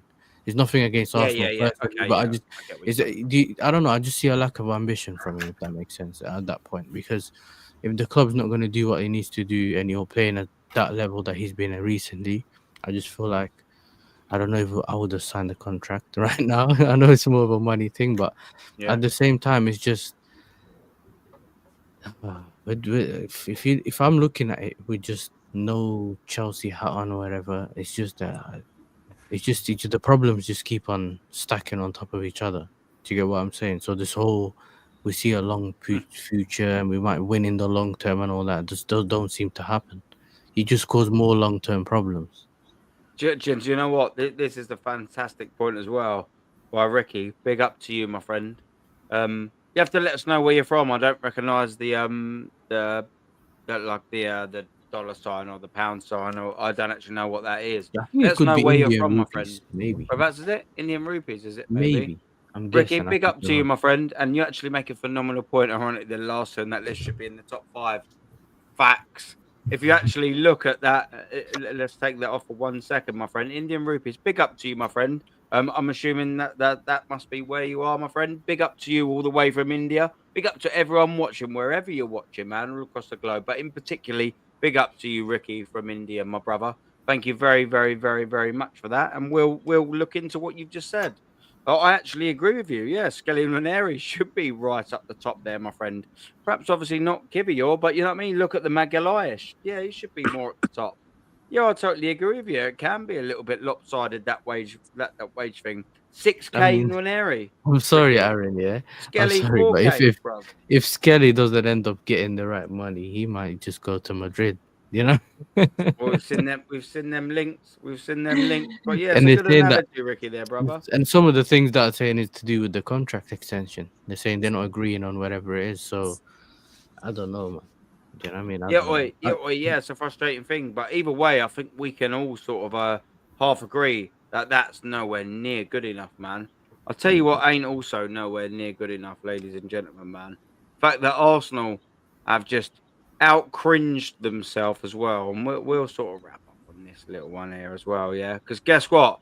They've had a new merch line over the last couple of days, and do you know what it looks like? Of course they are. Of course they are. How much are they now? How much are they now, Aaron? Of course they have. Because you were keeping count. Do you know what? I actually lost count. I'm not even joking. You don't have a graphic. I kept count and then lost count. That's how bad it is. So I can put my hands up and go, do you know what? I don't mind that they done the women's champions 25 shirt. I don't mind that. They're honouring something that actually happened. I also wouldn't insult if Arsenal won the Champions League this year and they've done Champions League winners 25. So I'm all for that. That's what all clubs should be doing, honouring a successful season, and they honoured the women well good. But no, I'm assuming none of you know what the merch line is, and I actually am intrigued before I get it up. And this is peak cringe Arsenal. Anyone want to harbour a guess as to what the merch line's called? Just out of curiosity. Anyone want to throw a guess? Heritage. Not the heritage. That's nearly done. Not the invincible one. Anyone want to harbour a little guess? It's treble cringe, and you'll kick yourself when you see it. Trust me. I'll get it up on the screen now because it's on the right, not on the left. That's the heritage. The London thing. Oh, North London, yeah. Yeah, North London. But what, you're missing another word. Forever. North London forever match. Yeah. There's only 3 of them. And for whatever reason, by the way, we're in the 31st of May. Sorry, do you know what that means? Next tomorrow, tomorrow is June, and they're selling hoodies and scarves. The North London Forever merch that's just released for whatever fucking reason, on earth, is a scarf.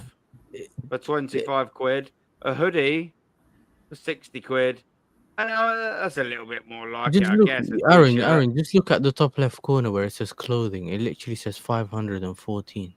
Yeah, but that's like it goes down everything. So like you'll see the exclusive, then it goes to the UCL winners. I'll give Arsenal. That tells you exactly how much is in the shop. You know what I mean? That kind of gives you an idea. Yeah. But I mean, in terms of like new merch. Like you've got this. I'll tell you what's a bit of you, Yasser, yeah? I'll tell you what merch would look good on you, Yasser, if you was an Arsenal fan. There you go. Man. I'm not an Arsenal fan. Here. That is a bit of you, Yasser. You see what looks good on me? Trophies. You know? But I don't know. That shirt lifting trophies. I'm looking at that shirt, and when I scrolled down at that, I thought, Yasser, that's him. That's the Dutch cool master wearing that shirt. That's a bit of you. With the complimentary, it's June, summertime football gloves. That 23 quid, by the way. 23 quid. Holy shit. You're selling some Mr. Whippies and that, aren't you? Yeah, boy. Mr. Whippy, isn't it? Yeah, boy. Fucking, where is it? Aaron. Why are they selling gloves as well? What the hell's that about? Mate, the question isn't why they're selling gloves. Also, the question is also why they're selling gloves for 23 fucking quid. That's in June. Aaron, not anyone dressed like that across the street. Aaron, you know how much they're charging for that women's Champions League shirt? I roughly do know, but if you're asking the question, we'll 146 quid. Is that how much it is? Yeah. Hold on, because when you go to, you can scroll up. Here we go.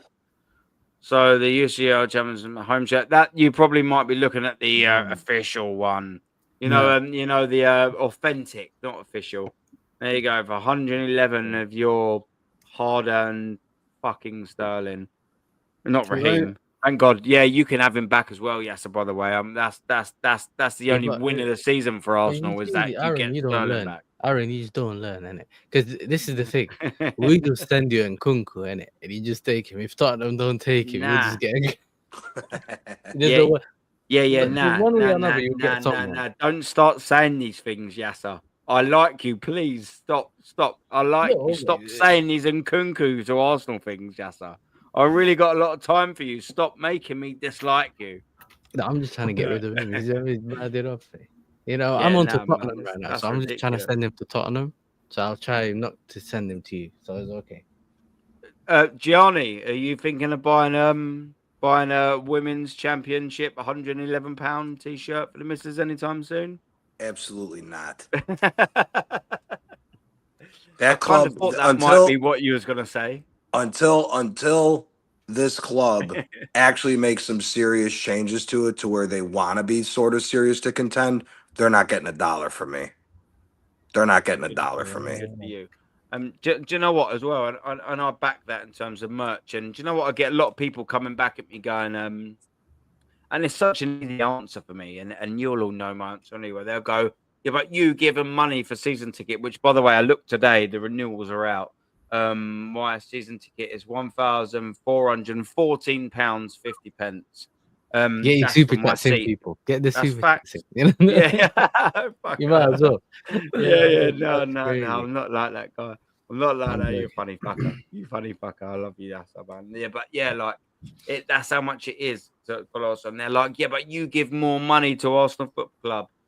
Do you know why? Do you know why I will always pay that amount of money? So a fan like me can sit in that seat, and not fan like a gal, because Yeah, there's enough of 100%, them. And that's worth the money anyway. You know, I can sell the tickets and things like that and But make money remember, that back. was remember, But it'll be Aaron. That's owned what by me. Dyer I'll was saying. never let that go. I'll never let my seat, my precious seat at that Emirates Stadium, I'll never let that go to a top But gooner. remember, Aaron, that's Never, what Dyer was never. saying. He was saying, "I don't spend my money on the club. Yeah, Yeah. that's what I do." But you can't sell When I copium on the destroyed him. internet. But what he's doing is selling copium on the internet, which is worse. Yeah. Do you get what Yeah. I'm saying? Yeah, you're not spending the money, but it's not like you're sending Yeah. the right message when you Yeah. are be Yeah. given a platform. You just send. So whether you're not spending your money or you aren't, Yeah. it doesn't matter. Do you know I what I'm said saying? it to his face as well. What Yes is saying is, I don't know if any of you boys have heard of the fan called Deo or whatever he is. He's a fucking proper top gooner. And I don't think, because offline he came off cam and he was like, Aaron, I think we got off on the wrong foot. You know, I do believe in a lot of the things that you're saying. I'm like, why didn't you say it online then? Why didn't you say it in front of people? I was like, nah, go away. I'm not an idiot. I'm not going to go, oh, what, really? I was like, you think what I think? Oh, okay. Well, why wouldn't you do it in front of people then? Go away. I'm not interested in that.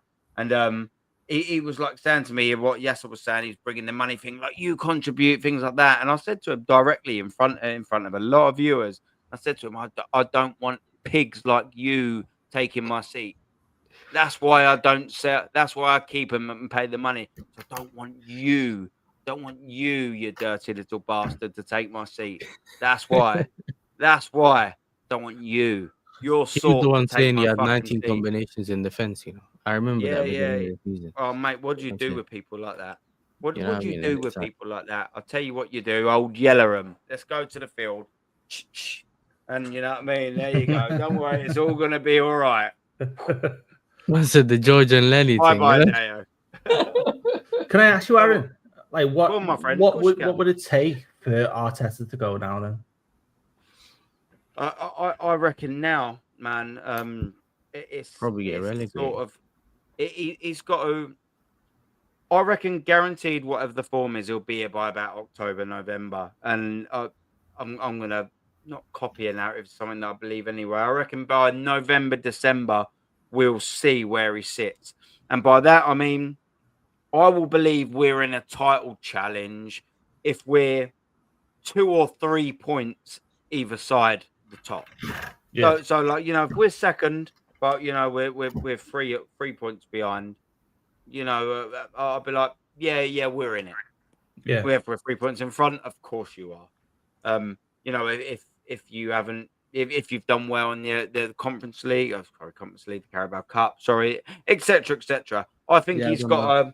you know, for me, if he sort of gets to the point where, like this season, he's drawing 14 Premier League games like he yeah, done, and losing 4 and 5, that's a lot. If he's getting to that sort of stage in November and we're 7, 8 points off, that's done. That I'm sorry, the league is done yeah. if you're 7 or 8 points off by Christmas. Like it's only not done if you've got like a spectacular squad, like an invincible squad, a Chelsea squad of like a 9 and 10, where they had fucking like Anelka and Drogba and things like that. You had your Italian mafioso coming in there. Don Carlo came in league first year, cup double. You have a squads like that, world class squads. You're having squads like Manchester United again of fucking up front. What have you got? You've got Tevez, Berbatov, Rooney, and Ronaldo. That's a scary. You've always got a chance if you're 7 points behind over Christmas if you've got that sort of squad. Yeah. Arsenal have got Kai Havertz. They may have Benjamin Sesko. They've got Martinelli. Stale as fuck. Stale. Left-hand side is stale as fuck. I don't believe we can overcome that. Why do I not believe we've overcome it? Because we've never shown for many years, especially under Mikel Arteta, that we can come back from a deficit like that. We haven't. Yeah. I haven't got a crystal ball. Like I always say, I'm not descendant of Nostradamus. But what I can go on is the last 5 years of facts under this manager, and that doesn't read well. So I'll go on the facts when I make my opinions going forward. And that's not set in stone because no one can set in stone an opinion in the future. No one can, but we can gauge roughly what we think is going to happen. Yeah. And under this manager, we will not be winning anything. I can guarantee you. And it hurts people like us. It hurts people like us because it doesn't matter whether you're a season ticket holder like me, whether you've been a season ticket holder like Lawrence, supporting from afar, whether you're supporting from afar as well, like my brother Gianni, whether you're supporting like Macy, whether you're a Chelsea fan or a Liverpool fan. We can all fucking see that if Arsenal are that far off of it, they ain't doing the business next year. Copy, Control, Alt, delete the season. Let's just start again in 2026. My whole entire year has been wasted. My finances have been wasted. I've wasted time that I could have spent with my 4-year-old daughter, my 7-year-old son, my missus I've been with for 11 years. Yeah, it's easy to forget. We've all got a life outside of this that I give up following Arsenal Football Club, just like you all do and everyone does in different metrics, whatever. What are we doing here? The only way this clown of a manager is going to bring silverware to the club is through the kitchen drawer. Bring some spoons. Well, the one that won't open under the sink. That's the only silverware we're going to see. One. You go and get a fork and you open that bastard drawer, but it's stuck because there's no drawer there. It's just the sink, you bastard. Yeah, no. I have a question, yeah? Go on, man. I have a quick question. Do you think the league table is lying about Arsenal's real position? So let's say if everyone else was playing well, would Arsenal still be second? No.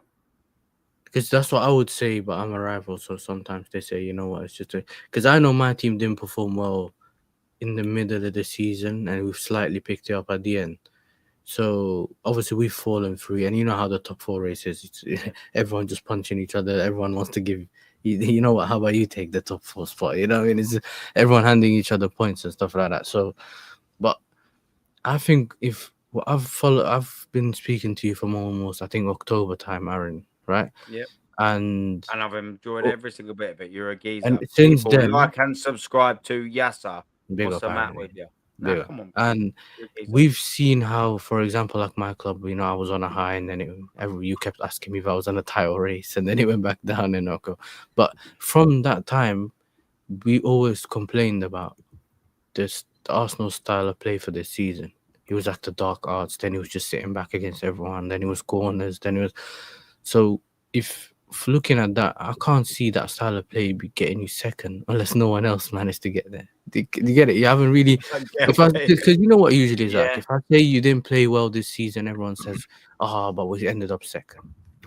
So usually in the normal life, you would say second is the guy who challenged, like a Benfica or like a Inter Milan who basically lost the league on the last day. That's kind of the idea of second, right? He tried to get to the end, but he didn't get there. You got second. But I don't think anyone really challenged Liverpool this season.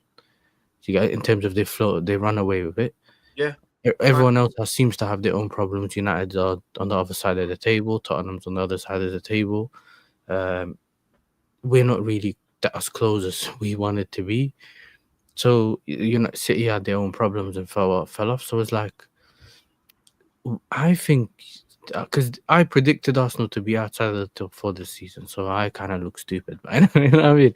But I do think that you're roughly around it. I think you're in that top 4 spot. So if everyone else picks you up next season and you don't get the right players, you're just gonna it might be like a shock for going from second and going backwards potentially. But it would look worse. You know what I would look why you know what I think it would look worse? It's because you got second this season. If you don't get second or more and even or top 4 or lower, it would look way worse than because everyone doesn't see Arsenal how we see it, where we're saying, you know what, we think Arsenal should be lower this season.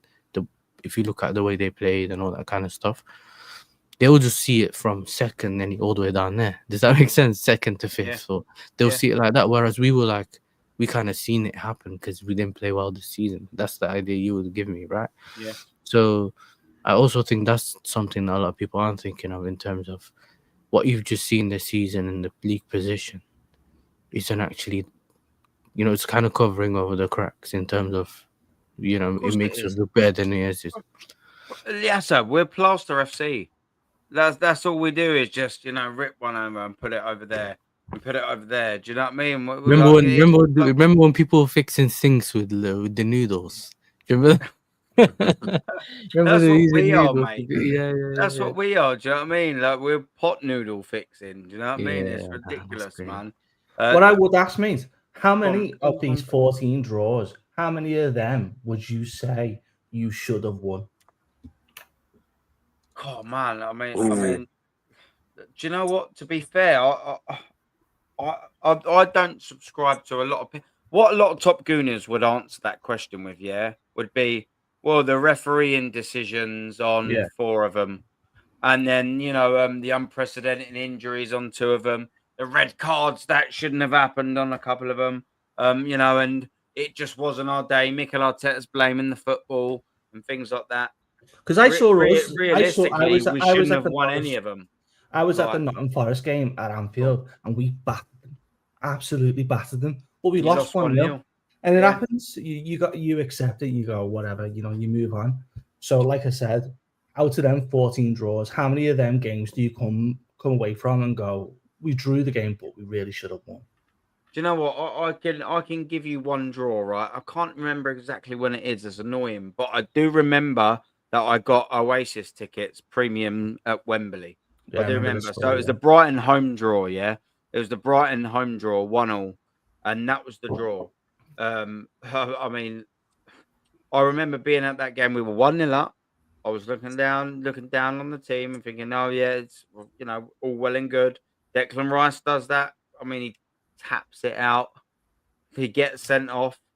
They score. I can't think who scored the goal, but I mean, was it João Pedro or someone that was doing a nonsense? He booted the ball about 35,000 yards, and he didn't get a card, but Declan Rice did. Yeah. But whatever, that's not an excuse because technically, at the letter of the law, Declan Rice should have been sent off. The fact that the other geezer didn't makes no relevance to the score. We conceded a goal. We didn't have to concede that goal. We conceded that goal. Also, we had 2 opportunities after that Brighton game where where we didn't score. We didn't take our opportunities. We missed them. So we could have won that game regardless of the refereeing decisions. Guess what? Arsenal missed. They did. That can't be blamed on the ref. That Martinelli, I can't remember who the other guy was, didn't take their chance and didn't put us 2-1 ahead with 10 men on. That is Arsenal's fault. Do you know what? I remember that game. I'm sure it was October, maybe November time. I promise you. I remember sitting there in my seat, and it was the time when I called Arsenal wouldn't win the league because I sat there in the North Bank like that, and I went, I am not watching the Premier League champions this season. Yeah. And I've said the same thing throughout the whole entire history of my channel. I'm not watching the champions here. Do you know when like, and that might not be your own team. You might be looking, Gianni, you might be looking from a Napoli perspective and seeing Juventus or an Inter. Do you know what I mean? Richie, you might be looking at it, and you might be looking at it and seeing Man City doing the same thing. Arsenal might be looking at other teams doing it. you know when you just look at a football team and go, they're gonna fucking win the league this year because they've just got something about them. Yeah. They've got that. I have not seen that about Arsenal in 21 years.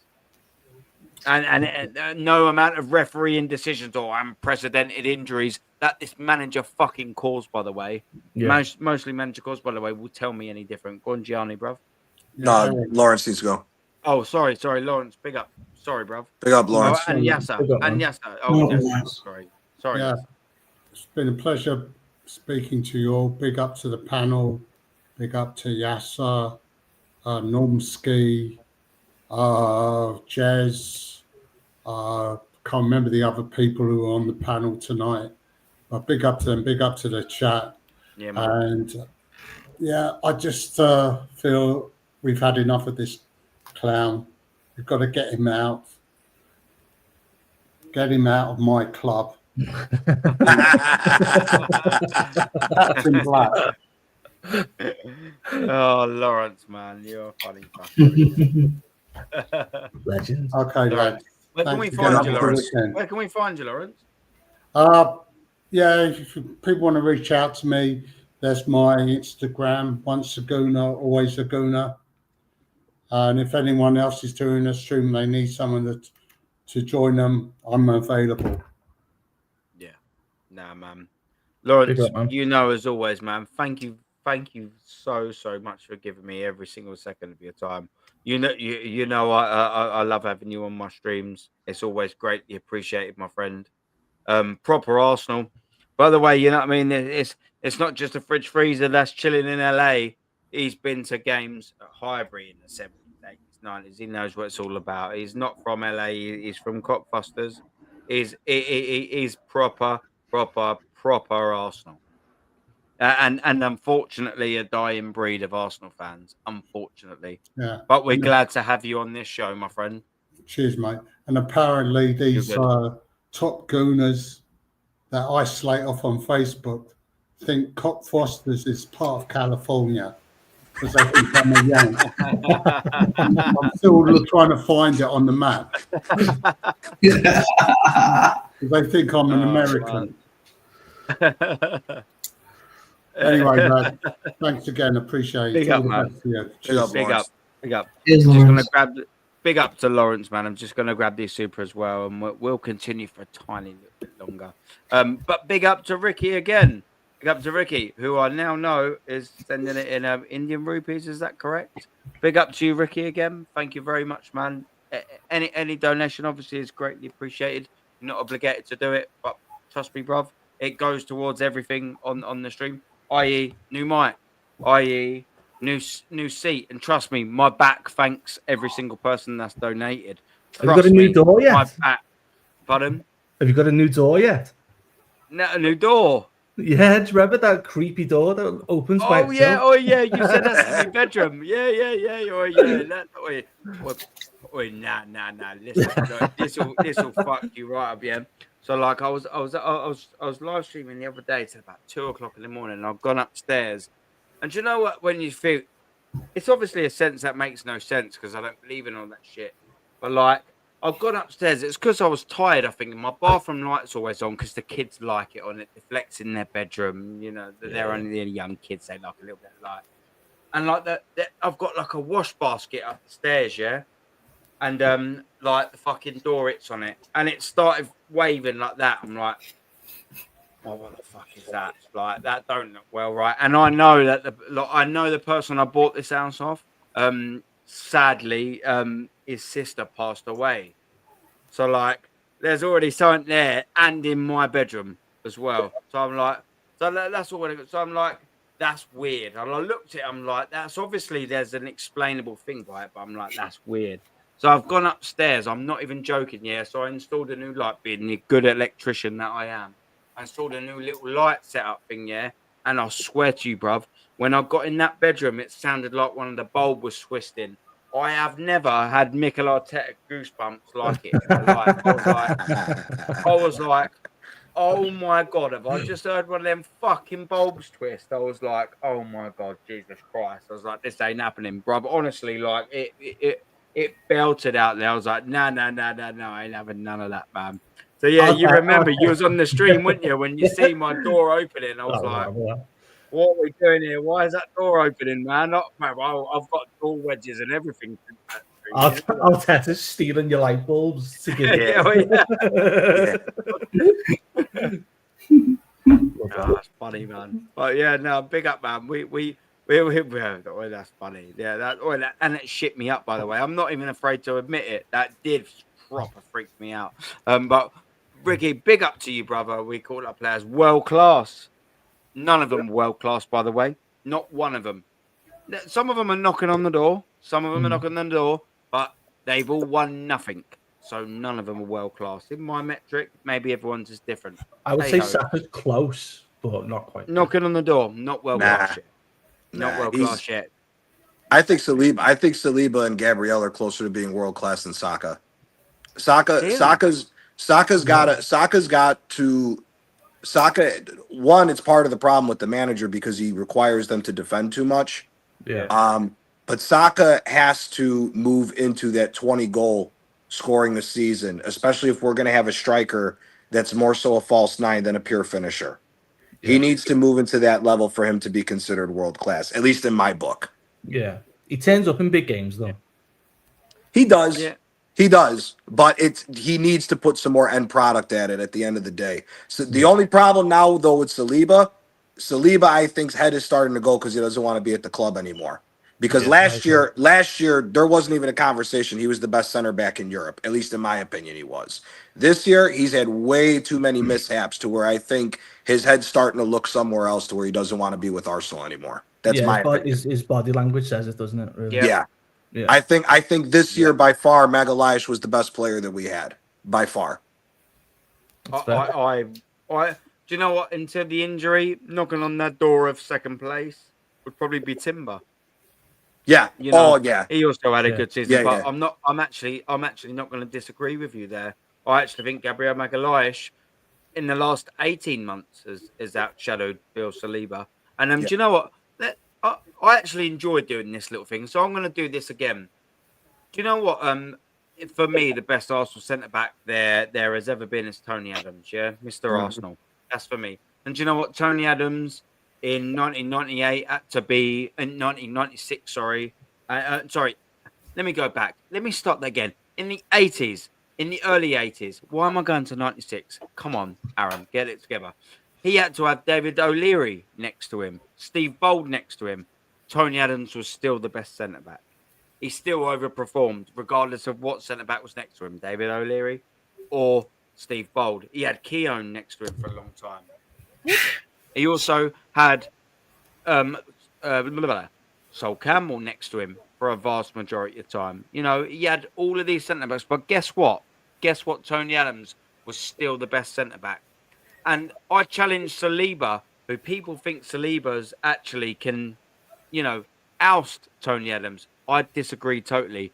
And you'll hear why. Because Tony Adams, no matter who he played against, or played with alongside rather, was still world class. Bill Saliba without Gabriel Magalhaes goes down drastically. Yeah. If Tony Adams was next to Gabriel Magalhaes, and Gabriel Magalhaes got a 3-month injury, Tony Adams would still be shit up. Yeah. Same with Van Dijk. Van Dijk's exactly the same. Yeah. Is that the same with you boys there? Yeah. You can put anyone next to Van Dijk and they look great. Van Dijk's knocking on the door. If Liverpool if he can pull off another 2 Premier League trophies, Van Dijk's knocking on the door is the greatest center back in Premier League history, in my book at least. He's knocking on the He's knocking on the door. He's not. It's still an argument for other guys, but he's definitely knocking on the door because what Liverpool was defensively before he got there and what they've been since is a complete 180 degrees. Yeah. Complete. Yeah. Facts. My personal opinion, if you were to make a dream 11 of players across Europe, my center back pairing is going to be Van Dijk and Bastoni from Inter. That's He's a bad boy, man. Those are my two center backs to choose from. But Van Dijk, hands down. That's a bastard of a centre back pairing, man. Bastoni. That's a wall, isn't it? that is a oh shit, do I have to play them next Saturday? Centre back pairing. That's a proper centre back pairing. Do you know what? As well, I want to actually run with that while it's quite relevant. What Van Dijk? Who would he have to compete with? So, Jamie Carragher keeping it with Liverpool, yeah, but he just doesn't get the cut. Fantastic centre back, but do you know what the unfortunate thing about Jamie Carragher is he was really unfortunately in an era where there were so many, especially English centre backs, so many good centre backs. So Premier League, John Terry and Rio Ferdinand, I'm looking at there and I'm thinking, is Van Dijk better than both, if not at least one? I want to commit some sacrilege real quick. This is an outsider. This is an outsider looking in, and from an Italian perspective with our center backs, I think Rio Ferdinand is a little overrated. And the reason, and I think he gets overhyped because of the fact that he was in under Alex Ferguson. If you look at Rio Ferdinand is, in my opinion, a wannabe Sergio Ramos when Ramos switched to center back at Real Madrid. He overcompensated with his pace because he was so quick, but he always got his ass saved because the better center back was always covering him, in my opinion. I'm taking Nemanja Vidic over Rio Ferdinand any day of the week. That's my opinion. That's how I know you're elite. I was just going to mention fucking Vidic. Yeah. I think Rio Ferdinand, there's been too many games. If you look at the game, the matchup when they lost to Milan, when they lost in the Champions League to Milan, when Milan went to the finals and Kaká tore them up, Inzaghi, all he did was sit on the space that Rio Ferdinand would leave behind. Yeah, Inzaghi's offside 9 times, is offside, and 10 times he's offside 9 times. But Ferdinand always overcompensated with pace, and that was always a downfall of him. It was never exposed that much unless a team in the Premier League was properly put together when United was on that run of winning trophies. But in Europe, it popped out a lot. That's why that United team only got 1 Champions League. Yeah. I'm a little bit biased because being a Liverpool fan when you say Vidic was better, because I seen Torres tear Vidic to pieces. So listen, Fernando, if it wasn't for injuries, Fernando Torres at that time could have been the greatest striker had he stayed consistently. Yeah. His injuries is what killed him. Yeah, his injuries is what killed him. What he was doing in Spain with Atletico Madrid was ridiculous. Yeah, broke my heart. If I had to choose who the best defender for me was, I would have to pick Baresi, because for me he was a global professional defender. He was another Italian that I personally rated as well, and he was a revolution in Serie A. So Serie A would not have existed without Baresi, because he was a global sensation with his defending and his contribution as well. So I'll come to that soon. So if there's one defender that I rate highly, it's Baresi. Well, for Premier League, like I said, I'm not saying Ferdinand is a bad player. I'm not saying he's a bad center back. I just think that Ferdinand is a player that gets elevated to a higher degree because of the fact that he was a part of that unbelievable run that United had. Me personally, I'm taking John Terry over him. If you're giving me a choice between Rio Ferdinand or John Terry, I'm taking John Terry. That's my opinion. I would have to pick William Gallas as well, because when he was at Gallas, that's a curveball, Macy. That is a maybe Gallas next to Terry. Maybe same with Ricardo Carvalho too. Ricardo Carvalho was a very good center back too that often gets forgotten about. Oh, he was unbelievable. Ricardo Vieira, right back. Yeah. And Bosingwa as well. Bosingwa was a proper right back as well. Vieira was awesome. Vieira, yeah. Mate, what's it? Ricardo Vieira. They had him at right back, didn't they? And then they bought Ricardo Carvalho. I remember they used to have anyone next to Terry. All right, hold on. I'm sorry, Ricky Proctor. You're out of your mind if you think them guys can compete with Maldini and all those guys. AC Milan. Let's get this straight right now.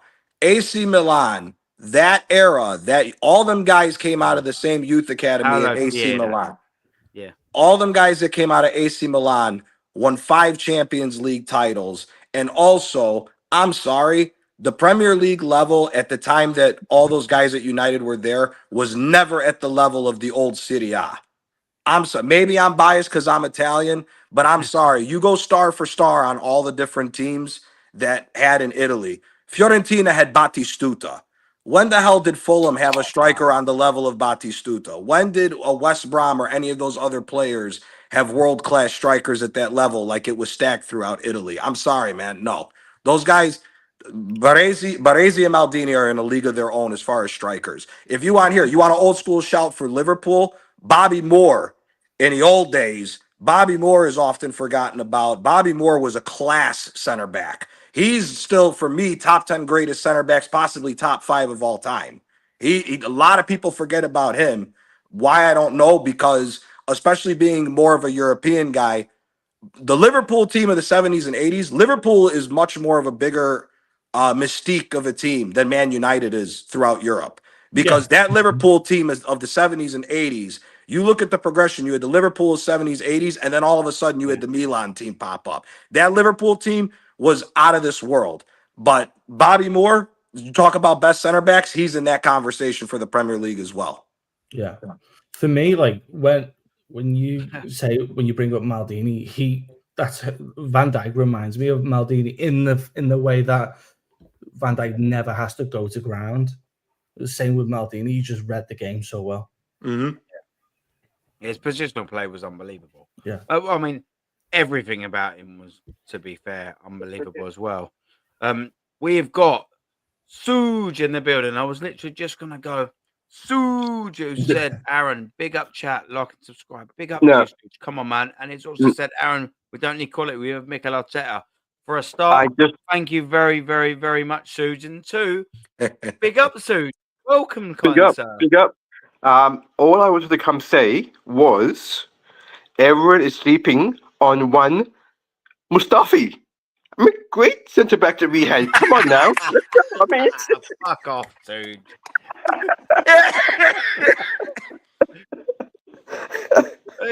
Do you know what? Actually, Gianni, Richie, Macy, myself, chat, we should hang our heads in shame. How did we not forget? How did we forget Mustafi as one of the? I mean, Mustafi and John Terry. I mean, that is a dream partnership. I mean, all of you guys are scrub. Absolute scrub. I mean, all of you are talking about Maldinis and the Virgils and the Terrys, but you're forgetting Mustafi right there. Whoever was his sports agent is one of the greatest agents of all time to get Arsenal to spend that much money on him. That was ridiculous. I mean, I heard that I literally had to jump on just to say, bring respect on Mustafi's name. That's literally it. Come on. Shameless, my bro. Shameless.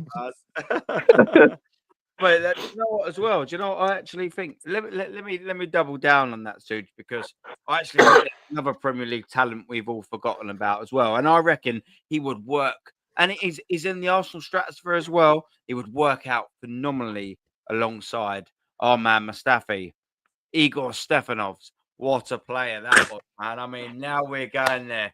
Or Squillaci, you know what I mean? Or maybe even Silvestre when we signed him off of Manchester United. Now we I did see a name in the chat by King JB. Let's not sleep on Rob Holding. Yeah. Oh dear. Jesus Christ, let's not sleep on that. Yeah, Rob Holding. Do you know what I mean? Wenger really rated him, though, didn't he? Wenger loved him. Oh, the club loved him for whatever reason. The club loved him. Yeah, because he only cost $2 million. That's the only reason why. It's the Was only he from reason why Bolton? he Wasn't gave he? a pass. He was from Bolton. Exactly right. He was from Bolton. Jesus Christ. Exactly right. Chelsea signed Gary Cahill from Bolton. We signed Rob Holding. Yeah, just saying. Just saying. That's worrying in itself. Suge, obviously you're a massive fan of Mustafi. What was one of your favourite Mustafi moments? I've got mine. What was one of yours? The day he left. Yeah, I was gonna say. You killed it. Yes. was going to actually bring up a game, and you just destroyed my whole thing in one comment. Good for you. I don't even know if I want to say anything anymore. You just destroyed me. To be honest, I can't even think. It must be the morning brain or the chemo brain. I can't think of a good Mustafi game. Yeah. Where he got more than like a 4 or 5 out of 10. Do you know what? There's two Mustafi moments that ring painfully in my memory as an Arsenal fan. One of them being the Carabao Cup final, where he decided whilst he was basically near the halfway line that he'd head it back to the goalkeeper, and Aguero just ran through and then went dink. Yeah. That was painful, and that just set off an absolute avalanche of goals for Manchester City in the final. Thanks for that, Mustafi. And do you know what the second one was? Do you remember when he tackled the referee and then shouted at an Arsenal player? He wouldn't tackle. He either tackled or marked the referee he was holding. He was like, "You're fucking marking the ref," or tackled the ref. It was one of them, wasn't it? And I'm like, "What are you doing here?" I can't. Yeah, certain parts of the Arsenal recent history I would rather forget. Yeah, I don't blame you. I don't blame you. Sorry for bringing back painful memories there, my friend Suj. But to be fair, you were the instigator of said painful memories for bringing Mustafi up. So it's self-inflicted pain. You like the pain. Yeah, I would take that one on the chin. That was my fault. Yeah. Yeah. No, you got to. Suj, big up for coming on as well. Big up. What? No, it's Yeah. I figured you staying on? You staying on? Yeah, I'll stay on. I'll stay on as long as you need me. I'll stay on here. No, please, no, please. You're absolutely more than welcome, my friend. I'm glad. I wanted you to stay on. That's why I wanted to ask. Hopefully, you stay on. I'll be on as long as you need. So it's yeah, no, that's cool. Now, obviously, we know Mustafi's your first pick. Who actually is your Premier League centre back? Let's just keep with this. I'm quite intrigued to sort of see where people's standards are across the Premier League. We might actually go across position. Centre backs. Who actually is your number one centre back? Let's not do two, but who would be actually your Premier League number one centre back? Virgil. My man. It's a good shout. It's a good shout. Of course, Richie's happy. Do you know what I mean? Yeah. Of course, he's happy. He's like, yeah, my geezer. Macy, who's your Premier League centre back? All time, only one of them, not two, not a partnership, only one of them. Just one. So if I had to choose my favorite Premier League centre back, like in any era, in any era, can I pick one centre back or? Yeah, only one. As long as it's the Premier League, that's all you've got. And then I'll get the super chats after that. I haven't forgot it. Wahaha! I will get that. And I will get Netweed. I'll give you 2 seconds, Jago. All right. So if I had to choose one centre back, and I know it's a person that you might not rate, Aaron, or you might not like, but it's yours. It's not mine. It's yours. I have to go with what I have to say. The one defender that I personally believe was my favorite centre back, David Luiz.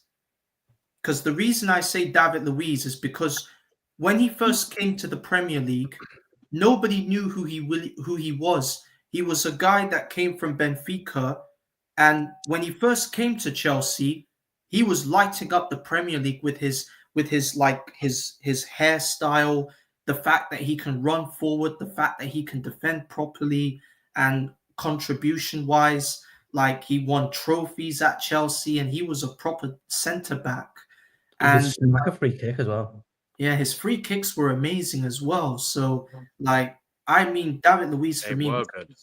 Yeah, and then after when he left Chelsea and went to PSG, he was still the same guy that he was when he was at Chelsea. He was taking free kicks. He was defending for his life, helping, working together with Thiago Silva. That was probably the best partnership I have seen between these two legendary Brazilians.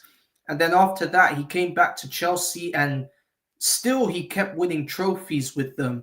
He won FA Cups, he won the Premier League as well, and he also won like the Europa League.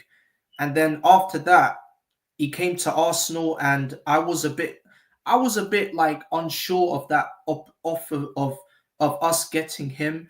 Like first season when Unai Emery got him, like when he made too many mistakes, and I was a bit hypocritical. I said, drop David Luiz. He should not be at this football club.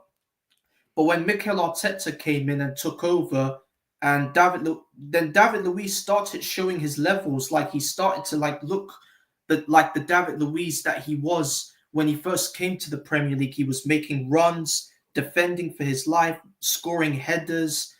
Yeah, his free kicks at Arsenal weren't that good, but at least he showed up at the right minute. And because of what he contributed, he was responsible. Him and Mustafi, they helped us along with Emi Martinez to that FA Cup run. And I said years ago, David Luiz should be our captain because he can bring that leadership and mentality. And I know that Aubameyang is my favorite because he was our captain, but I think David Luiz should be the captain because he's an experienced defender and he's won everything. But the fact of the matter is that Mikel Arteta, we all know what he is. He's arrogant, and the fact that he threw Luiz out of the squad, like sent him back to Brazil. And look what Luiz is doing. He's still balling out, and winning stuff, by the way. Winning stuff. Yeah, he's winning stuff in Brazil too with Flamengo, and now he's winning. Now he's just joined another Brazilian club, and he's got a new hairstyle. Yeah, Sergio Bob no more. Yeah, Sergio Bob no more. He's got a that's new. great. Yeah. What I do have to say is one, thank you very much for your participation in this show, man. It's been very, very, very gratefully appreciated, and of course that's aimed at Gianni, who does need to bounce. Listen, man, big up to you. I'm really glad you jumped on, man. I didn't think you jumped on. I thought you was just a supporter from beyond the screen. I'm extremely happy that you've been a supporter on the screen. We'll do it again. I'll do it again when we get a chance. No pressure, mate. Whenever there's an opportunity, I do call in shows. There's always an opportunity for like-minded fans like you to come on my show and talk football. That's why I started this thing, to talk to people like you, regardless of where you're from, regardless of what country you're born in, regardless of whatever. The reason why I do this is to talk to every single one of you like this. Unbelievable. Thank you very much, Gianni. Big up you guys. Big up the chat. I always say it, Arteta out, top Gooners out. Yeah. What a geezer. Big up to you, Gianni, man. And that's exactly why I do it, man. Exactly why I do it. Let me just get these 2 super chats and then we'll carry on. But again, it's unbelievable for me. Can I just take this little opportunity while I'm getting a little tiny bit sentimental, that I can have legends like Suge that comes on all the way from down under. Do you know what I mean? I've got Macy that don't actually live too far away from me. We've got Liverpool fans. We've got Napoli fans that are in America. You know that are Italian. You know we have some people from the Asian community, the African community coming on here. That is awesome, man. That is exactly why I started this, to talk about Arsenal, to talk Arsenal to Arsenal fans. And it doesn't matter what you look like, where you come from, what your sex is, how tall you are, how fat you are, how slim you are, how wide you are. I don't really care. If you can talk about Arsenal, this is a platform for you, regardless of any single aesthetic, things like that. If you can talk about football, that's what I'm all for, man. I'm absolutely buzzing for it. This Friday thing it's always lit, so I get an opportunity to talk to people. That's why I started this thing. Well, ha. Big up to you. And thank you very, very, very much for the donation. This will get you some stitches for the new chair. I got a new chair. Unfortunately, I bought a new chair. I didn't realize that it was going to be so bulky and heavy and not fit through one of the doors. Well, it does fit through the door, but I tried lifting it upstairs when I'm downstairs in the kitchen island, and obviously at certain times of streaming it's difficult. And I tried carrying it upstairs, and I have to repaint the whole way because it's scratched everywhere. Yeah. So it's costing more damage. So I still take the old Barstool upstairs, this Barstool of a thing. But do you know what? Wahaha. It's always greatly appreciated because every penny that I do receive from donations and one is greatly appreciated. It all goes to things like this. It goes to things like this, all for the show, so I can just carry on doing it. It doesn't get wasted on anything else. Big up to you and thank you very much. And Netweed, I always see you as well in a lot of the chats. I always see you a lot in Dan Potts' chats. Big up to Potsy. Big up to Potsy as well. He texted me earlier. I said this a little bit earlier. He texted me earlier and asked me if I could take his place in one of the shows he was supposed to do. I love that geezer. What a nice fella. And big up as well to Donna Potts. What superstar of a woman that is. What a superstar of a woman that is. Big up, Mrs. Potts and Netweed. Big up to you. Sesko in will officially be sabotaged by Dumtown. Mate, it's sabotage settings 1000. It's sabotage settings. Arsenal are fucked next season. Absolutely, man. Go and watch the start. Honestly, we have killed that geezer. The first vast majority. I haven't seen you too much in the chat, but it's great to have you over here, my friend. Super chat or not, I greatly appreciate the super chat. But super chat or not, it's great to have you over in Netweed. Big up to you, brother. I appreciate your comments. I always agree with a lot of the things that you say on other channels. It doesn't have to be a financial one. Come over here and support the channel in however way you wish. But big up to you. So back to the geezers before we do sort of like wrap up. We'll wind down because it's nearly 4 hours we've been bloody going. I just want to re-clarify. Virgil was my current best CB, not my favorite CB of all time. Yeah. It's current. Yeah, no, that's what in the Premier League era. So it would be in the Premier League era then. In the Premier League era ever, it has to be Mr. Arsenal, Captain Arsenal, or Sol Campbell. Oh yes, so because that's who I was gonna go with, Sol Campbell. Campbell. Tony Adams, Mr. Arsenal. That's what I was going with. Big up, Sue. But yeah, current, you can't go past Virgil. But of all time, it's without question. Do you know what?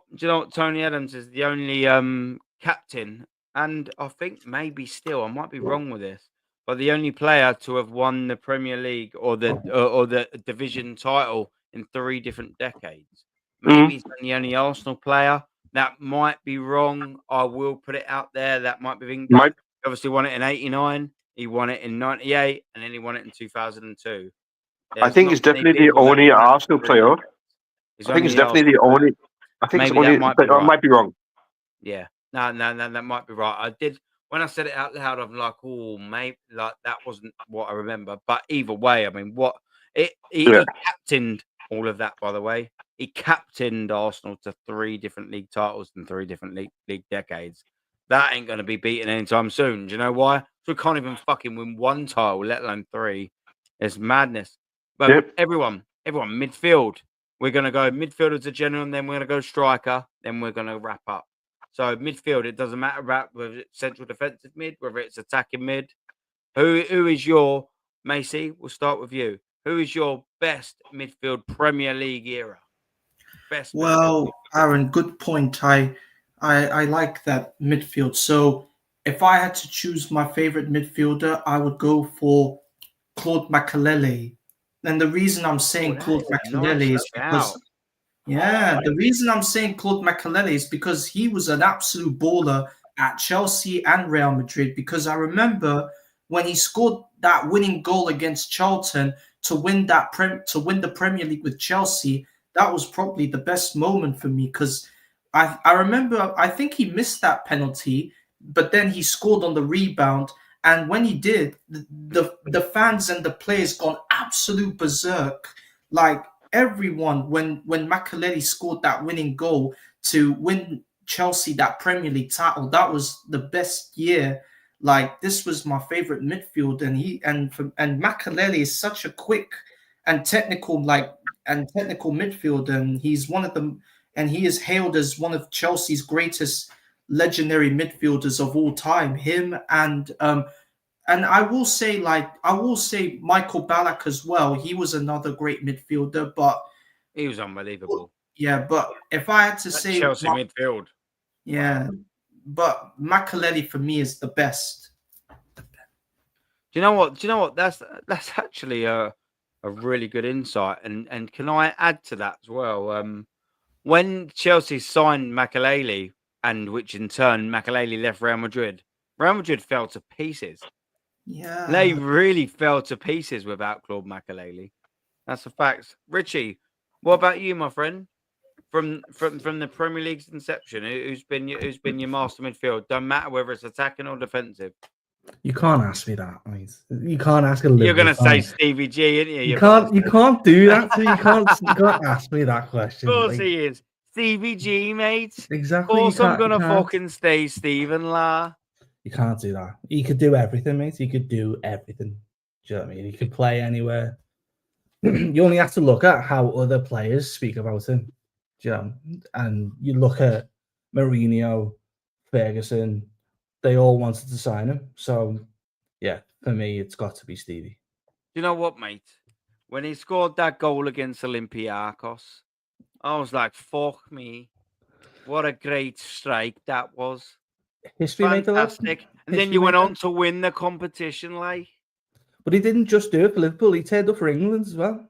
He did turn up for Liverpool. He did turn up for England. And do you know what as well, without me destroying the Scouse accent? Apologies for that. Sorry, yeah, apologies. That goal against West Ham in the FA Cup, bruv. Holy shit, that was a belter. I was like, my dad's a West Ham fan. And I'm like, oh shit, West Ham are going to win the cup. Upset Steven Gerrard fucking 30, 40 yards out. And that ping in the bottom left-hand corner, goalkeeper's right. Holy shit. Yeah. He was just unbelievable, wasn't he? Like every club wished they had a Steven Gerrard in their ranks, born in their club, could do things what he could do, score the most important goals. He was just unbelievable. I'm not surprised you went down that avenue. What so fucking ever? Yeah. Yeah, you can't do that to me. Of course, yeah. I knew. Yeah, Suj. Come on, man. What avenue are we going down, my friend? Okay. Back in the day when I moved to play CDM, back in the day, so my favorite player also played in that CDM-ish role. Mr. Vieira himself. Yeah, me and you are going to agree again. Mm-hmm. I mean, don't get me wrong. Like-minded. Don't get me wrong. Stevie G was quality all the way through. John Terry. Okay, but Stevie G for me. Yep. Was quality as well, but it's always going to be Patrick Vieira. Paddy. And then maybe like a Cesc as well. The quality of Cesc didn't last that long for us, but the quality of Cesc. Do you think Arsenal sold Patrick Vieira too soon? Yes, but the thing is as well is one of the things about Patrick Vieira is it's not that I don't think he wanted to leave, like he was tempted or open to leaving. And there was many a times Real Madrid were knocking on the door, and we managed to rebuff them sort of links. Why did we do that? Because we were winning stuff. True. Because we were one of the greatest teams in Europe at the time. That's why Patrick Vieira stayed. Could you imagine Patrick Vieira staying in 2004, 2005 Arsenal squad if Real Madrid or any remotely successful team came knocking on the door? No. He'd go, yeah. I'm one of the best CDMs on the fucking planet. Sorry, Arsenal, but I'm going elsewhere. The only reason he stayed so long at Arsenal is because we were winning stuff. We were competitive. I know we didn't win the Champions League, but we were still, if you looked between 2002 to 2004, 2005, Arsenal would have been in the top 5 favourites to win the Champions League every single year of that. Yeah. I think that's facts. I mean, because look at the players that we had. We had Sol Campbell, one of the best centre backs in the world. It was a good partnership with Torre. Lauren was double sturdy. Lehman was unbelievable. Ashley Cole was the best left back in the world. Perez was one of the best left wings in the world. Freddie Ljungberg was unbelievable. You had Gilberto Silva, who was probably one of the most underrated players in Premier League history. Patrick Vieira was probably the best in the business. Thierry Henry, best in the business. Dennis Bergkamp. Do you know what I mean? We were littered with world-class players. So when I comfortably say, we were in the top 5 over about that 4 or 5 year period of favourites to win the league, I'm probably underselling it. We were probably top 3, but we didn't win it ultimately. That's the problem. But there was a period. Sorry, go on. Sorry, go on, Richie, go on. I was going to say there was a period where Arsenal, you needed a CDM, and for some reason Arsene Wenger just didn't sign one. You had was it Diaby, but he was just injury prone all the time. Yeah, that's a real shame. Yeah. I mean, what I was going to say is, for whatever Vieira loves Arsenal, if he was still playing, he would not come back to Arsenal now. He would not. He would not start.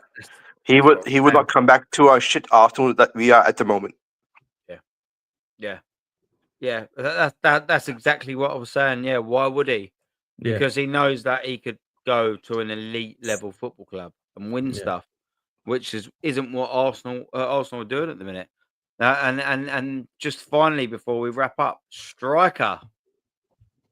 I know where Suja's going because I'm going the same way as Suja's. But Macy, striker, Premier League era, doesn't have to be Arsenal, doesn't have to be anyone. Who's your numero uno, Geezer? So striker, if I had to choose a striker in the Premier League era, I would probably say Bafatibi Gomis. And the reason I choose Bafatibi... You're throwing curveballs, isn't you? I'll give you that. I know, because like you said, Aaron, it's your choice. Aaron, there's no right or wrong. Yeah, no right or wrong. You said, Aaron, it doesn't have to be Arsenal. It could be any other team. And the reason I just like his fucking celebration. That's all you like.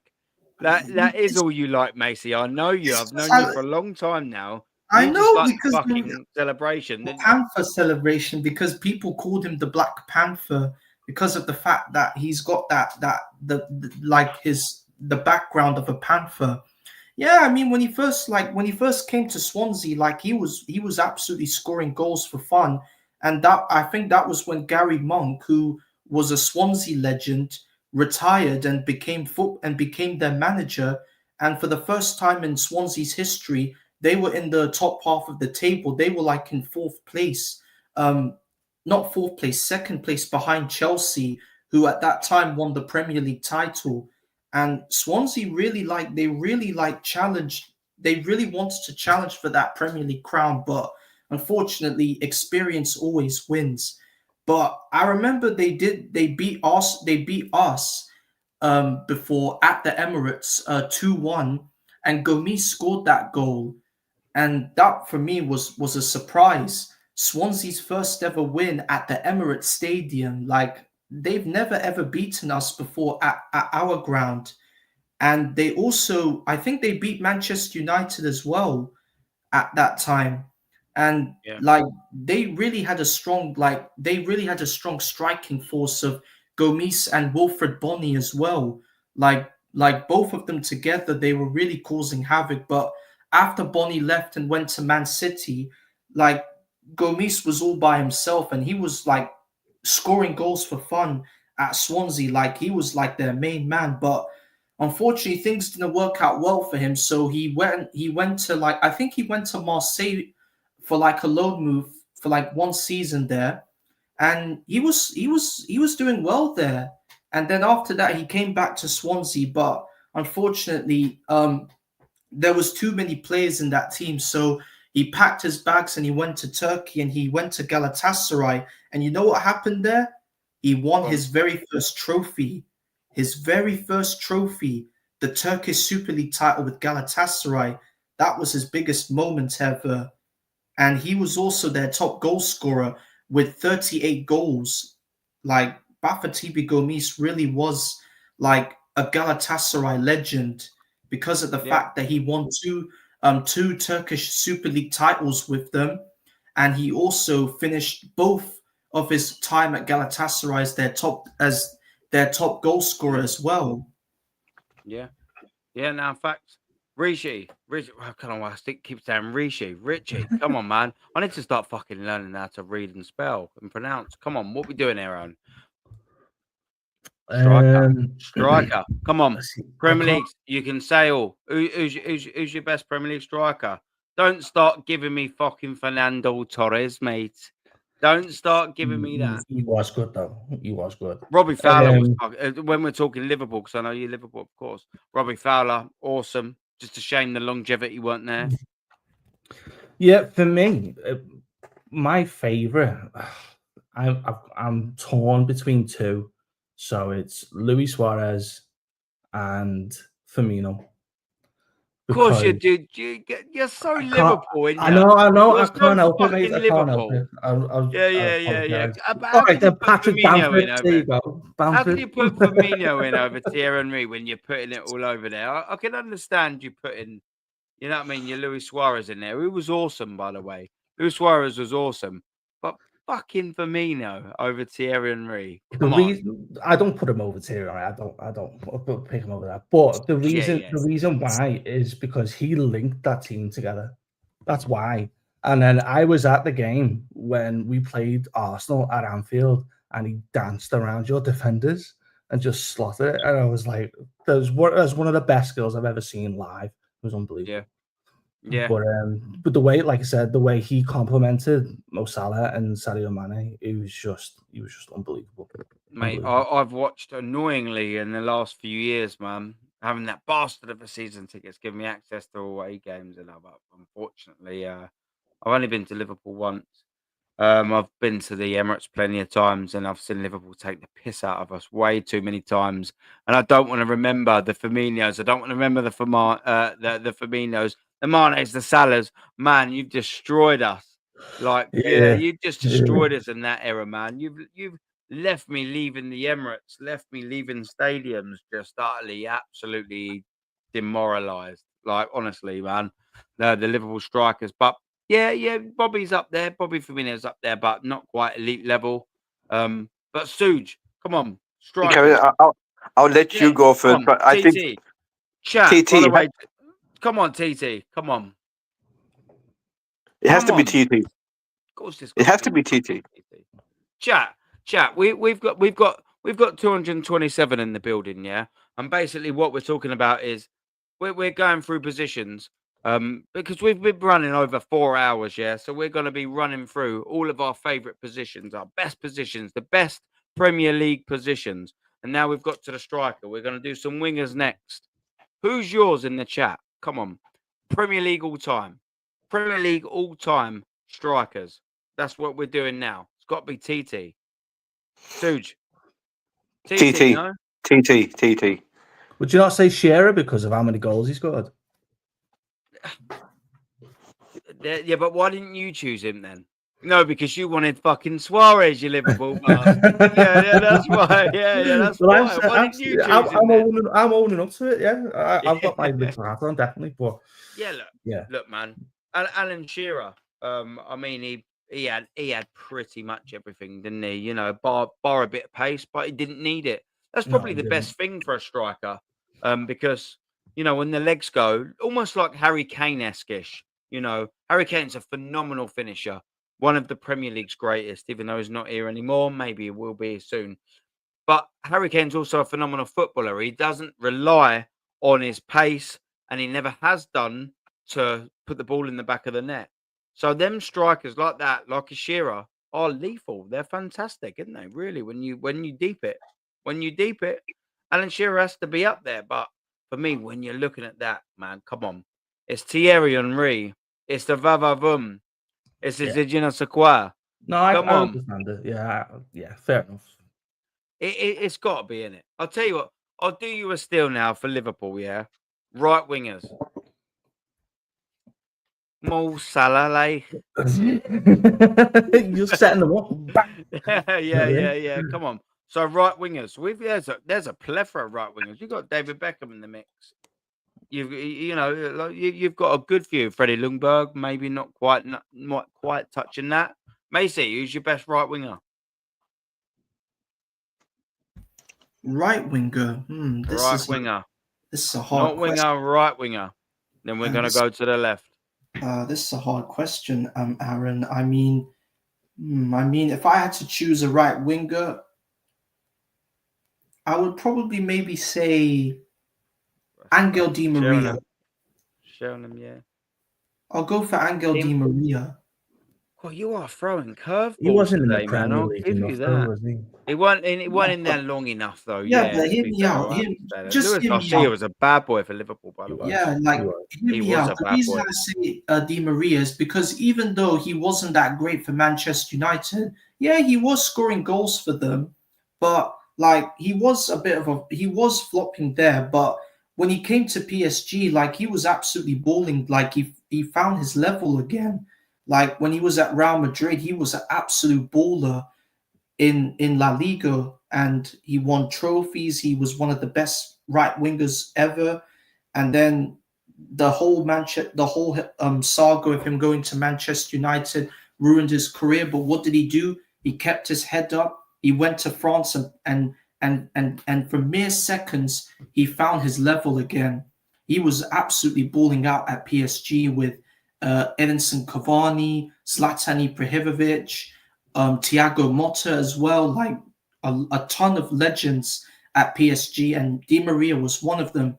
He was winning trophies. He was competing for he was even in a Champions League final at one point in his career, and he done a lot at Paris. And he and many people can consider him to be a PSG legend because he is one of their best right wingers there. And then after that, he went to Juventus and spent one season with them. And then after that, I think he's still playing football. I think he's at Benfica and Northside, and that's the club that Northside supports. And Northside is in a bit of he's not very happy with Benfica's season this year, losing out to Sporting Lisbon in the Portuguese Super Cup final. So yeah. What are you saying? Come on, sell me on a right winger. Come on, one, name it. Best.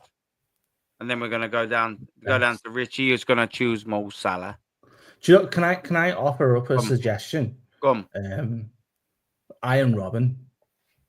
I thought he was class. Iron Robin, that's a fucking great. See, this is why I like curveballs. This is why I like asking this, man. Because he turned up for Chelsea. Damien Duff was on the left-hand side, though, Weira, to be fair. Just quickly as well, big up to Weira. He said a name, Jimmy Floyd Hasselbank up front. Do you know what? Jimmy Floyd Hasselbank, by the way, my friend. And actually, let me even cut myself further. Big up to Fam Zone TV, by the way. Big up to you for the raid. Absolutely world-class. Treble appreciated, man. I've put your link ×3 in the chat. People that's in the chat. Originally, there was about 100 or so of us in here. Go and sub, and likewise, show some love to Fam Zone TV. They're putting out some proper content out there. The links are in the chat there. Go and subscribe to them, boys, man. They are absolutely fucking on fire with their stuff. Yeah, man. Weira, sorry. He put something out about Jimmy Floyd Hasselbank. Do you know what reminds me about Jimmy Floyd Hasselbank? 1999. If you know, you know. The penultimate game of the season. We played Leeds at Ellen Road. And Jimmy Floyd Hasselbank, it was 0-0. And I'm thinking all we need to do is win here. And then we've got the title in our hands. Manchester United had Tottenham away. We had Aston Villa away. We ended up beating them 1-0, by the way, in Nwankwo Kanu, final game of the season. And then Jimmy Floyd Hasselbank comes in at near post and fucking scores late on. And I'm like, oh my fucking God. Fuck you, Jimmy Floyd Hasselbank. I mean, he was a fantastic player. But fuck you, Jimmy Floyd Hasselbank. He broke my heart in 1999. Leeds back then were bad boys, bastard of a heart in 1999. He did. Ah, man. Leeds back then were bad boys. Mark Viduka and all that, mate. Yeah. Unreal. Yeah, but he was a boy, man. And do you know what as well? It's a relevant thing to sort of say about when we're talking about strikers, and that's why when we're sort of saying this, I love talking about that. Look at Arsenal, let's just say, and Manchester United, yeah. The two biggest teams in 1998. I think that's undisputable. I think that's fair to say. Arsenal's roster in 1998 was Dennis Bergkamp. Yeah. It was Ian Wright. Yeah. Nicholas Anelka. Look at Manchester United's Ole Gunnar Solskjaer. They had also Teddy Sheringham. They had Dwight York and Andy Cole. Van Nistelrooy. Well, not in '98, but No. I thought you meant in the Prem. Yeah. No. I was just saying specifically in '98. Look at them 7 strikers. Yeah. Now name a better 7 strikers than them in the world. Yeah, you probably you go through your Kanes and Lewandowski, but you're sitting there and thinking, if you just isolated them 7 just for playing for them teams, you couldn't actually best that. You couldn't best that. Also, in Manchester United in 1998 had a better plethora and a better attacking team, better strikers in their 2 fucking teams in that 1 year than the fucking rest of Europe now. That's how poor the strikers are this season. Jimmy Floyd Hasselbank would kill in this division, by the way. If you put Jimmy Floyd Hasselbank in the Premier League this year, he'd get 20, 30 goals. If you put Isak in the Premier League in 1998, he'd get about 10. He wouldn't even be playing for Newcastle in 1998. They got to the final of the FA Cup in 98. I know that because we beat them 2-0. They'd be playing for someone like fucking Derby, Isak. They would. That's the standards of it. Standards of strikers. It's on the floor, bro. Absolutely on the floor. But big up. Sorry, I went on a little one there. It's just, when I see a bit of Jim Floyd Hasselbank in there, it gives me some really fucking bad memories, man. But yeah, who's the right winger you're going for, Richie, brother? It's got to be Mo Salah. It's got to be. It's got to be Mo Salah. It's got to be. No, Beckham's better, no? Or Robin. This is what we're saying. Robin. Ian Robin was a baller. He was, like I said, he went, smashed it at Real, Bayern, Chelsea. Yeah, class. Longevity, what I'll give over Robin, because obviously he left Chelsea. He smashed it at Chelsea. I'll give Mo Salah the longevity over that. But Robin was a boy, wasn't he, man? What about you, Suj? Ridiculous. Like you always say about Robin, you were like, you know what he's going to do, but you can't stop it. Yeah. You would just cut inside, bang, goal. So sorry, just quickly before you come in, I'm sure these football fans here are trying to give me some fucking heart attack because Mark Viduka, just like Jim Floyd fucking Hasselbank in 1999, Mark Viduka has given me the same thing for Middlesbrough in 2003. Dan Morphy, what are you doing to me, bruv? What are you doing to me? You know what you're doing here. Mark Viduka done the same thing to us. It's come on. No, I can't even bear it. Come on. Let's talk about something else other than strikers that have ruined Arsenal's career. Come on. Can we... I've been tossing up between a couple. Your boys.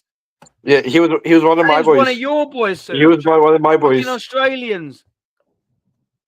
Back when we had talent in our team. As much as I want to say another person, has to be Mo. Thank you. I was tempted to say another person, but let's go Mo. Yeah. It's pretty tricky to sort of not go with him, really, isn't it? But this is where I wanted to get interested because I wanted to warm it up with the right wing because I knew that weren't as competitive as the left wing.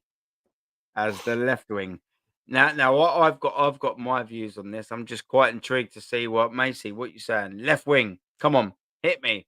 What curveball are you gonna fucking throw our way? Oh, left wing. This is what hard. Curveball? I mean, I've literally no idea where you're gonna go with this. I mean, this is a hard statement, Aaron, my friend. Yeah. So if I had to choose a left winger, I would probably I'll have to go for maybe. I'll go for maybe. All right, fine. I'll go for Neymar. And no. Premier League. Oh, Premier League. Shit. Right. Oh man. Okay, fine. Left winger in the Premier League. Okay. Emil Heskey, he's a son. Emil Heskey. Come on, man. Come on, Saidu. Don't be running us down like that. Fucking Emil Heskey. All right, I'm still thinking. This is Well, I'll tough. tell you what. While Mace is having a little thought, what are you saying? What are you saying, Rich, bruv? Come on, man. You're on the one upside. Probably it's got to be Ronaldo, hasn't it, or Hazard or something like that. On the left. Yeah. Yeah. I don't know. Yeah. I don't know. Do you know what? I'm gonna be so ridiculously biased, and it's horrendous. But I'm gonna go Robert Pires. Do you know why? Because he's my favourite Arsenal player. Yeah. I'm gonna be a bastard. Yeah, that's it. All the other fans just attack me. But I will. You called me out for picking Mo. I know I did. Yeah, I know I did. I'm a wanker, mate. I couldn't put my hands up. I'm a contradictory, fucking hypocritical wanker. Isn't it? Do you know what I mean? That's cool. I understand. No, the reason why I say that is because for me, yeah, when I was watching Arsenal Football Club, and in 2002, for me, in 2002, there wasn't a better left-sided midfielder than Robert Pires in that year. In 2002-ish, knock on there, he was the best in the business. I know there are better left wingers, but Bobby Pires, I had him on all of my shirts. I've got him on a signed shirt by all the legends upstairs. You've got Charlie George on there, Frank McClintock, all the old school, Pat Rice, all of the boys are on there. And you know whose number was on the back? 7. It's got Pires. I loved him to pieces, man. Did you try? I know there's better. I know that. Pardon? Did you try and do like the little soul patch beard that he had? Wait, they've not seen my beard. I've got like a fucking 14-year-old beard, man. It's Well, fucking. Pires, I'm not like little- Suge. Look at this wanker, like just humiliating me right down here. Look at Suge. He's just like, he's stroking his beard out here. Do you know what I mean? I'm just like, I've got one hair over here, one hair down there. Do you know what I mean? Patches old Houlihan. Like, yeah. Cheers. Yeah, that's it. I've just not been blessed with one a good one. But yeah, the old, if I could grow hair there, you know what I mean? Like, yeah, the old Robert Pires, isn't it? He had it there and there. That was, that Nah. was a fashion statement. Unfortunately, I can't grow a beard like Robert Pires, and I can guarantee you one thing: I can't fucking play football like him either. I can guarantee you that.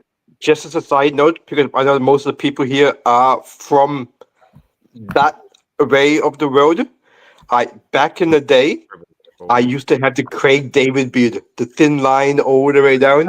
If anyone remembers Craig David, if anyone remembers Craig, 7 Day, I used to have that beard all the way through back in the day.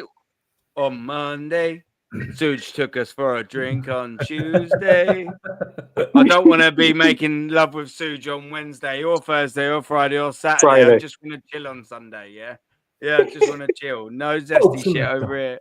Come on, Craig Suge, man.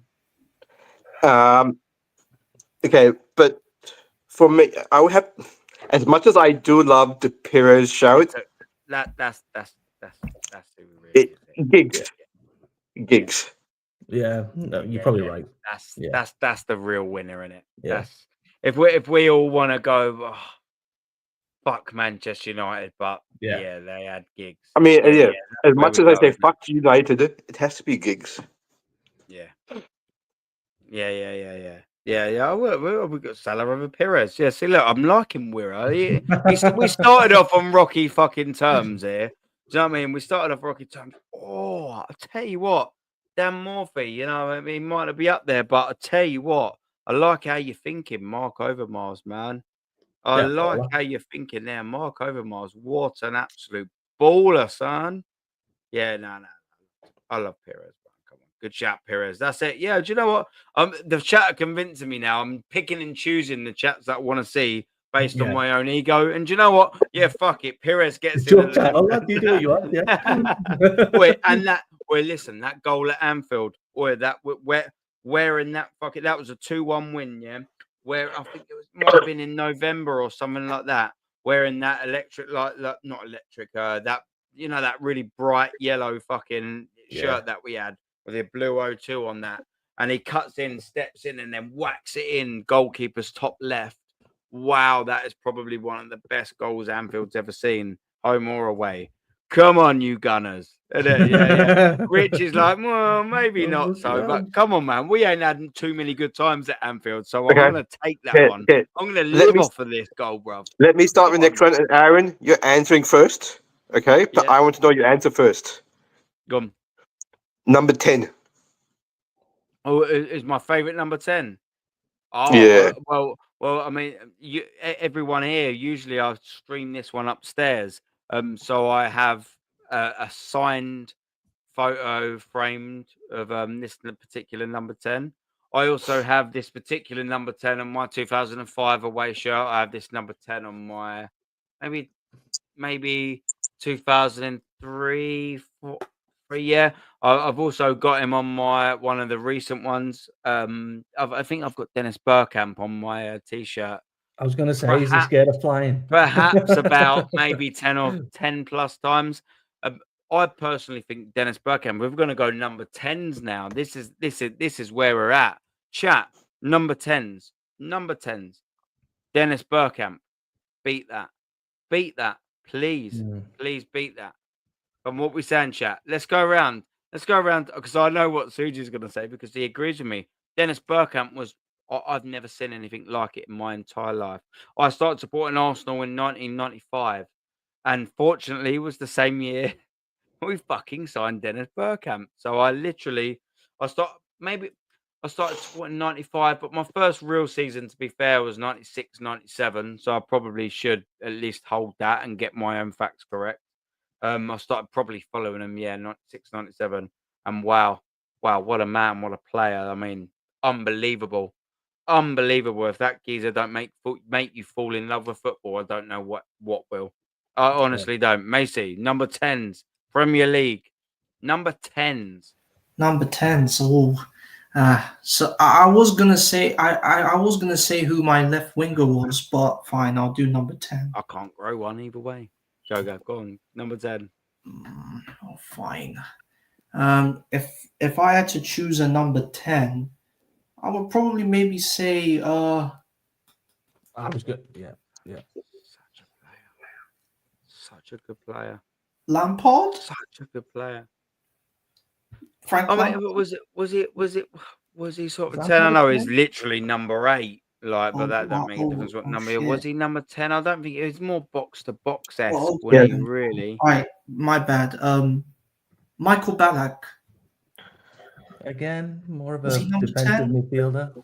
Yeah, I'd more sort of say. Do you remember that window for Chelsea, or it was spread over 2 windows, and they had in their midfield. By the way, for any of the Chelsea fans that are listening, I'll wax lyrical about it. Just one of the best midfields I think the Premier League's ever assembled. You had Frank Lampard, who was already there, and then do you know who they added to it? Ballack, Essien, and Makalele, man. Oh my days. Come on, to already a Frank Lampard, and then they added Duff and Robin on the wide hand side. Yeah. Them midfielders were I just saw another shout. Ryan Bergkamp or Cantona? Oh yeah, now you are talking. Cantona's a shout. Yeah. Bergkamp or Cantona? Come on, man. Bergkamp all day long for me. Longevity in the league as well. But I mean, both of them were absolute unbelievable, like ridiculously unbelievable. Arsenal fans wouldn't have Zola over Bergkamp. No, I'd have Bergkamp. Zola was brilliant. By the way, I remember as a kid, like talking about we're talking about the Norwich goal. I remember queuing up for fish and chips because my mum was like, back in the day, she's like, "What do you want for dinner?" And she didn't cook me anything because she's not the best of mums. She was like, "Go get fish and chips," and she got me fish and chips. I remember standing there queuing, and I watched that goal in the fish and chip shop. Zola against Norwich, back heeling it, and there, unbelievable goal. But sorry, Bergkamp was better. I found out who my favorite number 10 is. Rom. David Silva. I'll go for David Silva. Now we're talking. Yeah, and the reason I say David Silva is because he started his footballing journey in La Liga with was it Sociedad that he started his journey with? Valencia? I'm not too sure. And then he went to Valencia. Yeah, then he went to Valencia, and then after that, he got the big money move to Man City, and he really became one of the fan favorites of Man City. In his first season with them, he won the Barclays Premier League title, where I think he was the one that set up Aguero for that winning goal against QPR on the final day on the final match day, where both Manchester clubs had to find out, one of them had to win that Barclays Premier League title in the 2012 season, and Man City won it at the very last minute against Queen's Park Rangers, therefore ending Manchester United's dominance and winning the Premier League title for the first time.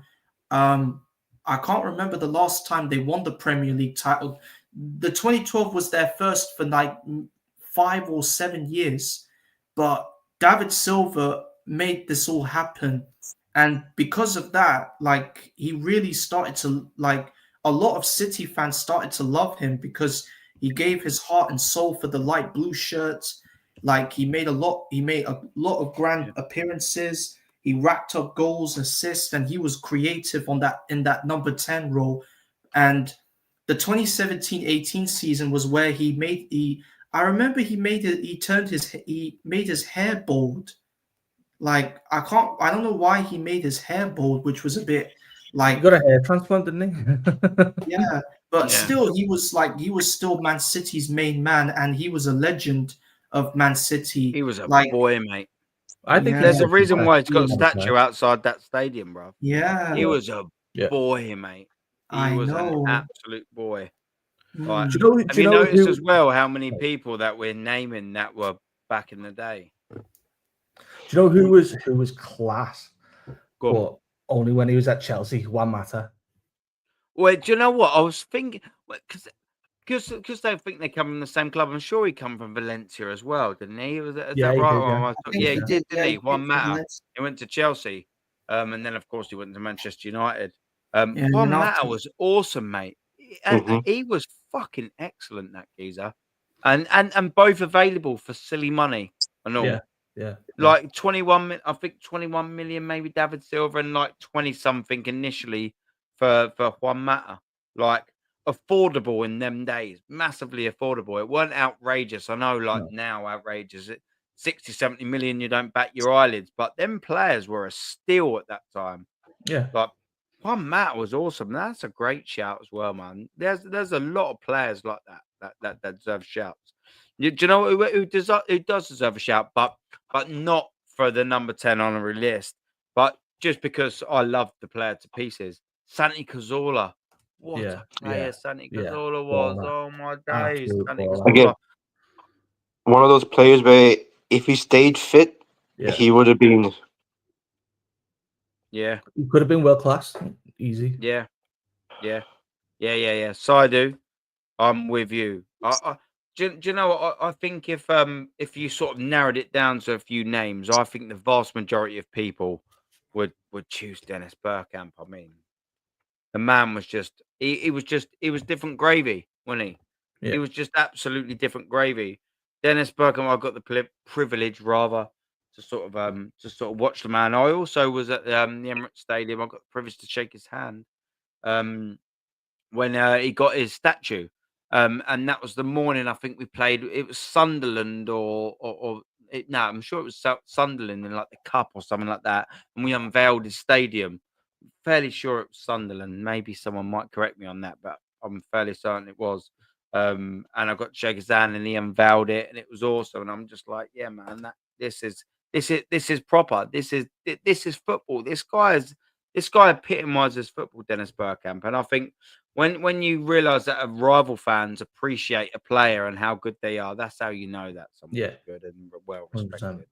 100%. Gunnar J sort of saying a more relevancy, of course. Do you rate Florian Wirtz? Is he better than Palmer? I mean, I would say yeah. I mean, the only reason why I would say that as well, Gunnar J, big up to you, my friend, is that everyone wants Florian Wirtz, and this is an absolute coup for Liverpool, by the way. An absolute signing.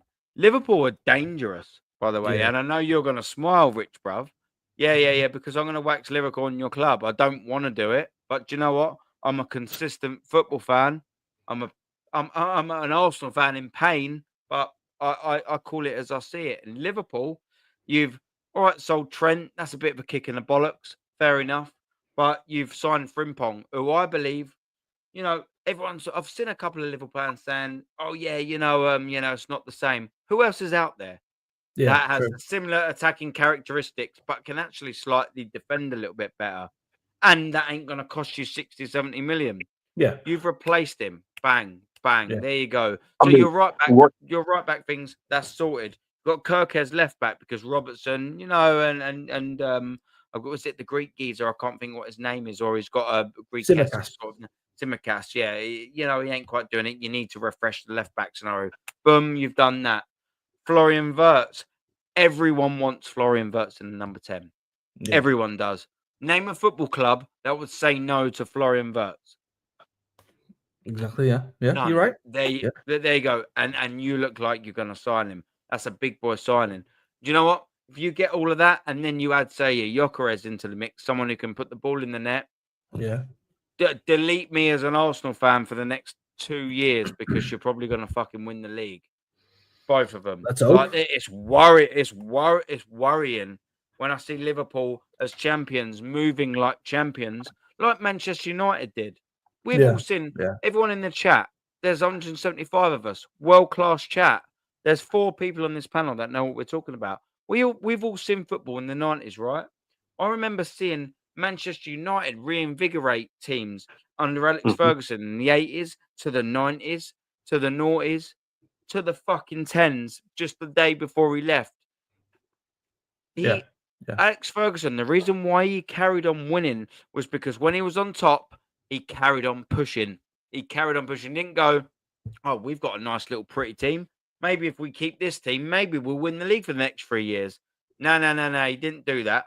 Whilst Alex Ferguson had Van Nistelrooy in the ranks, he went, yeah. Do you know what? We need more. We'll get Ronaldo and all that. And he came through. And then we're like, all right, cool. We've got Rooney. He's come through. No, but we want Tevez and all. But do you know what? Tevez ain't quite enough. We'll just get Berbatov as well. Yeah. He just kept pushing and pushing and pushing. If you can name me in the Premier League a more devastating fucking front four than Tevez, Rooney, Ronaldo, and Berbatov, anyone can tell me that. Like, I hate Manchester United, but that front four was a fucking joke. And that the reason why they won the Champions League with them lot were because they had a fucking world-class side. They had your Evers at the back, Gary Neville still at the right, swapping with the Brazilian twins. You had fucking Rio and Vidic, Van der Sars. You had Carricks and Scholes still in midfield. Your Giggses, your Nanis, and amongst with them front four, they carried on pressing, and they were the best side in the fucking world at the time. The point I'm trying to make is that Liverpool are now trying to press, and they're going, we're the champions of England. Yeah. And we want to now sign the best 10 in the world. Yeah. And now, if you get a striker that may be the best available in the market, i.e. a Gyökeres, well, brother, I'm not happy with that. I'm sitting there and thinking, for fuck's sake, well, I've just spent £1,454.50 on my Arsenal season ticket because I'm a season ticket holder. And then guess what? Fucking shit. Copy and paste. What's the point of me going? It's a waste of my time. I've got a 4-year-old and a 9-year-old daughter, and 11-year relationship with my missus. What's the point of me going to football and losing time with them? Like, do you know what I mean? This is where we're at because Liverpool are smashing it. Arsenal are doing fuck all. That's worrying, bro. Massively worrying, man. I don't know. It's a frustrating thing for me, man. It's a very frustrating thing for me to see that. You must be buzzing though as a Liverpool fan. Yeah, it's class, mate. I'm really excited for this new season. If we, like I said, if we get all the signings right, I think a lot of it will depend on sales as well. But yeah, man, it's future's bright, isn't it? But like you said before, what Alex Ferguson used to do, he used to just go, who's your best? Who's their best player? Who's their best player? Who's their best player? Right, we'll buy them. Yeah, and that's what he did. He was so good at that. So good at that. It's just, look, obviously, what he done with Dwight York and Andy Cole. Do you know what I mean? Exactly. Dwight York, Aston Villa is like, yeah, we'll have him. Yeah. Look at they even managed to prize fucking Eric Cantona from Leeds for crying out loud. Yeah, we'll just have him. Yeah. A couple of million. Well, it weren't a couple. It was about 5. I think there or thereabouts. Generational talent in Rooney at Everton. We'll have him both. You know what I mean? Yeah. Do you know what, man? I never forget it. That 2-1 win at Goodison Park. Yeah. Where oh man, ladies and gentlemen, introducing Wayne Rooney, and he just smacks in the underside of the bar and goes in the roof of the net. And I'm like, oh shit, we ain't winning the league this year, son. Yeah. That was no good. And as well, sorry, I have to keep with Rooney, the diving little bastard.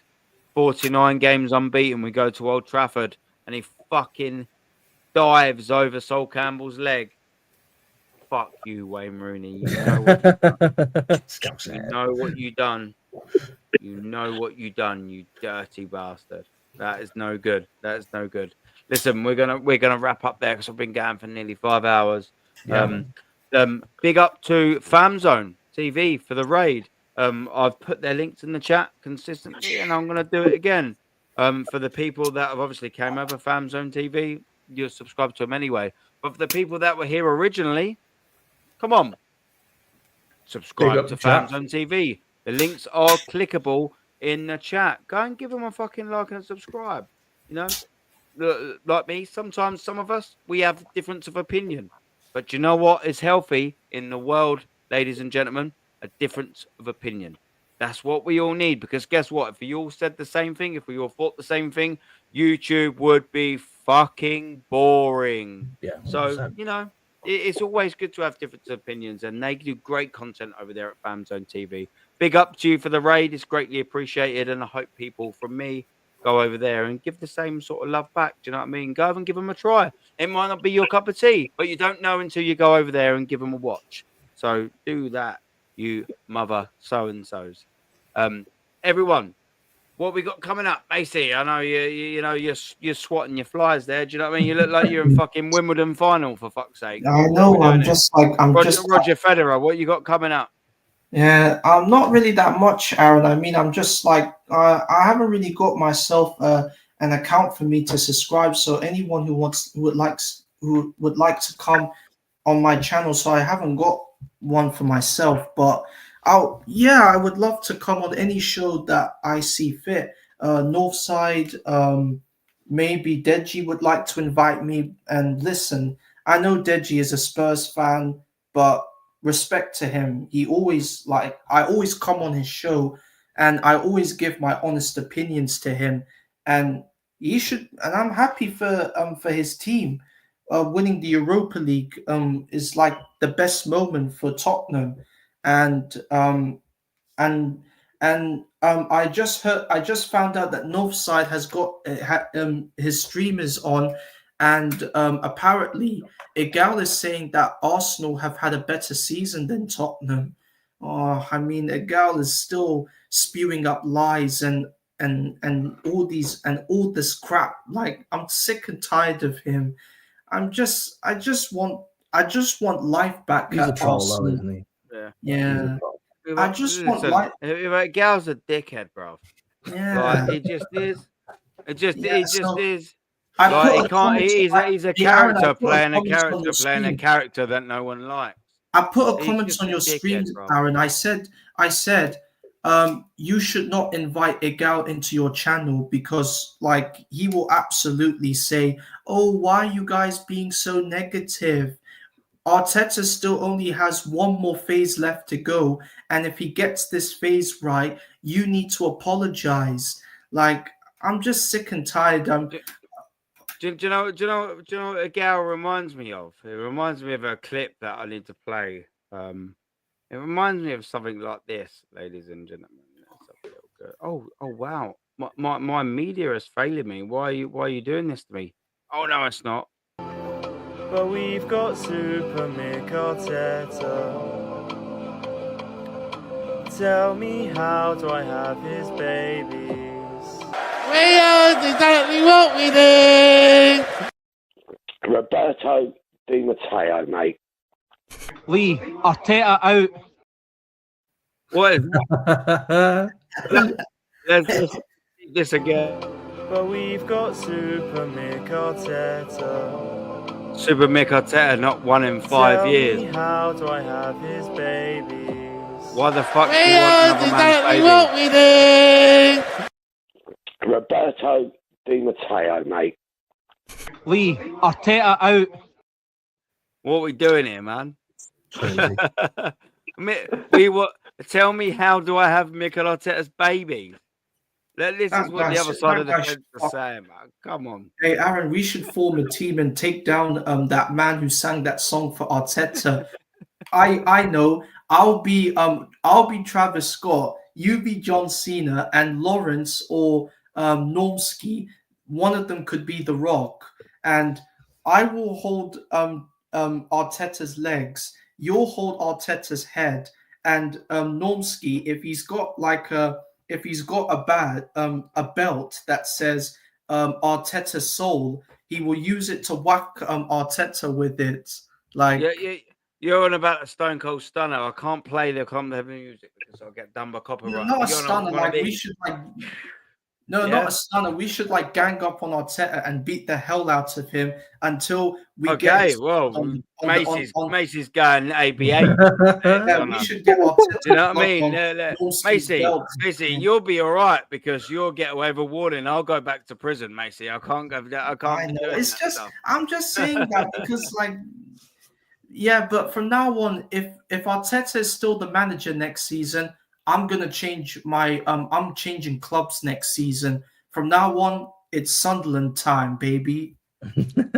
Yeah, because beach ball settings and that. Yeah, because Sunderland next season are in the Premier League, and let's see what they do. Because it's been 7 years since we last saw them in the top flight, and now they've got a new squad and a new manager setting. And listen, Premier League ain't an easy league for a promoted team, but let's see how Sunderland survive. Macy, what do we think of Kai Havertz on this channel?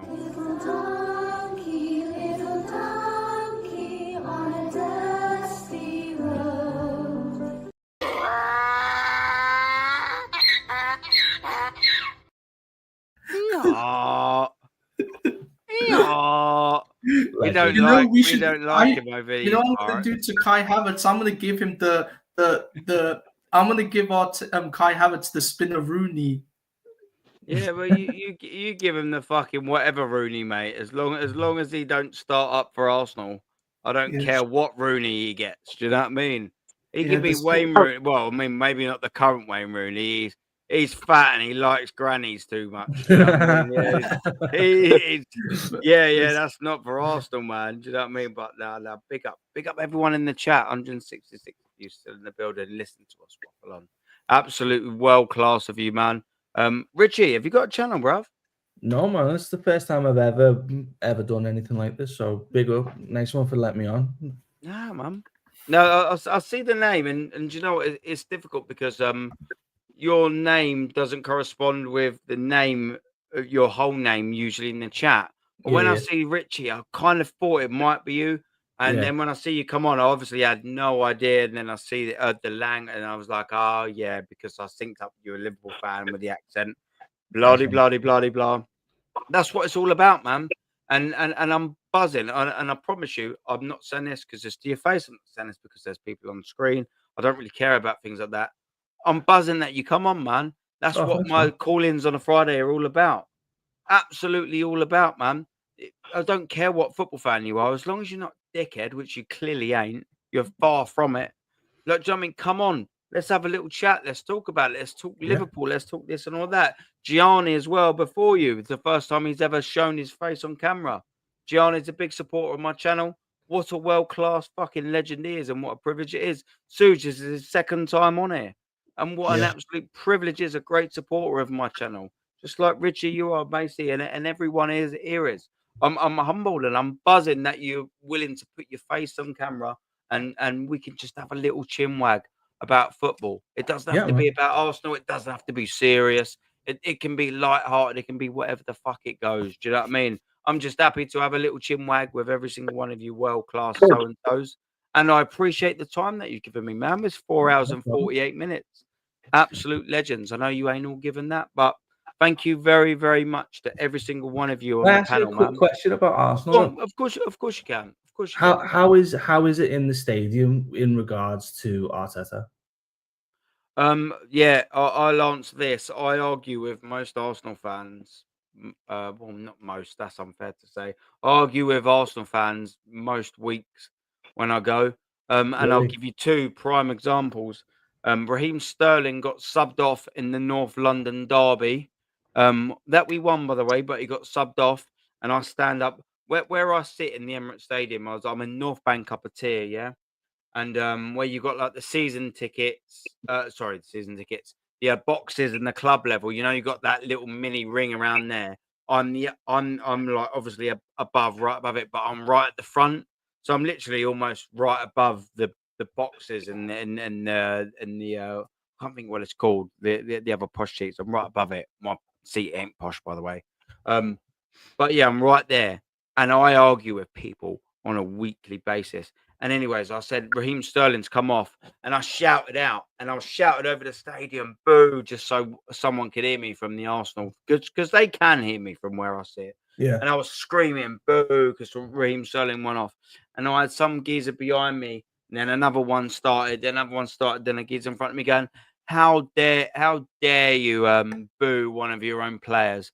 And I turned around, I was like, for a start, and I'm one of them. Like, I don't mind being called out, but at the same time, I've got a right to call him out. I went, for a start, he ain't one of our fucking players. And for two, he's shit. This is Raheem Sterling. Like, on my own fan base, having a go at me for booing Raheem Sterling for being shit on a North London derby. What are we doing here? What are we doing here? You watch the '89 documentary. Any of the Arsenal fans in the chat? Anyone said on the panel, if you haven't seen it already, go watch it. Now, you'll hear that Tony Adams and co gripping up Dixon and going, yeah, you do realise this is Arsenal v Tottenham. Slam straight in the fucking lockers. You better fucking perform today, boy. You better perform today, boy. This is a North London derby. Second, the fan starts calling out a Chelsea player for his shit performance in a North London derby, and they're like going, "Oh, you're not a real fan. How can you say that? You're taking a fucking piss." So are they like that with Arteta as well? Of course they are, mate.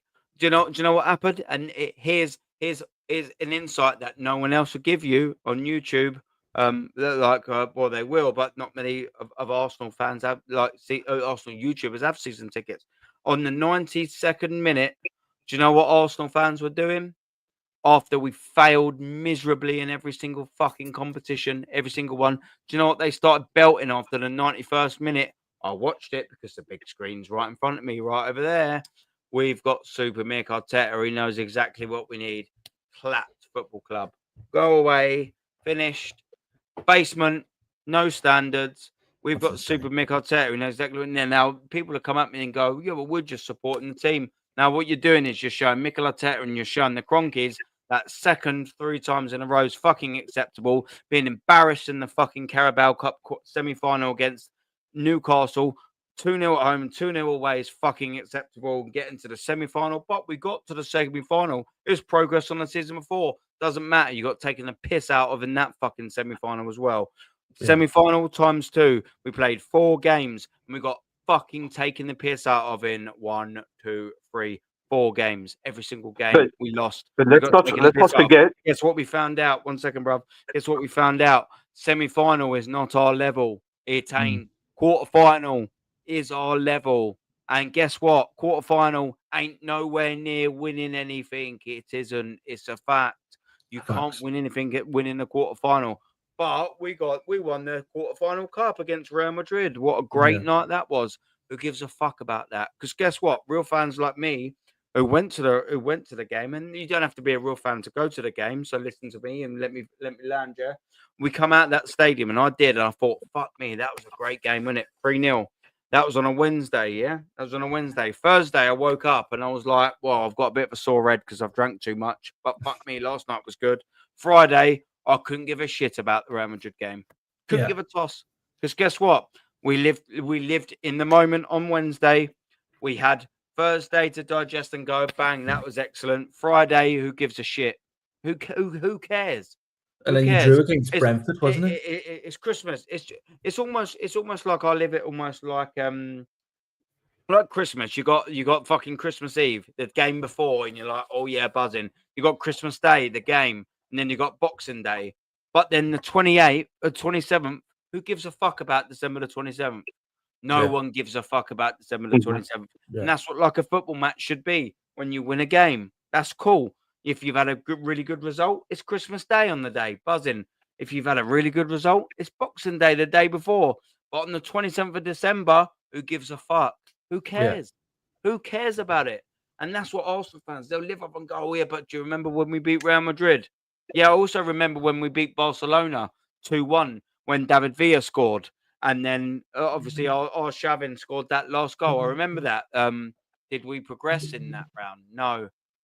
Did we win the Europa League that year? The Champions League that year? No. So it was just a good day out then, wasn't it? Who cares about it? I'll ask this as a question to anyone in the panel that's still listening. Big up to you. Who finished semi-final in the 2008 Champions League semi-final? You've got 5 seconds to answer it. 1, 2, 3, 4. No one gives a fuck. No one cares. No one cares. No one cares. You're right. They only care about the winner. Yeah. No one cares. No one cares who got to the semi-final 10 years ago. And do you know what? 10 years from now, 1 year from now, if you're me, 1 year from now, if you've got a mentality, no one cares where you finished. Only care if you done this. Did you do that in the Champions League? Who will care? Inter Milan and PSG will plan tomorrow, yeah? One of them are going to win it. No one gives a fuck about who don't lose it, who don't win it. No one cares. They'll slightly be remembered because they'll be the team that was remembered for losing to the winner. Aside from that, who's going to care about Arsenal v PSG? Unless PSG win it, and then will be the route to them winning it. But that's what Arsenal fans will use an excuse. But we lost to the champions. Oh, well, but you're still not champions, though, are you? Yeah. Where's the standards? When's it going to change?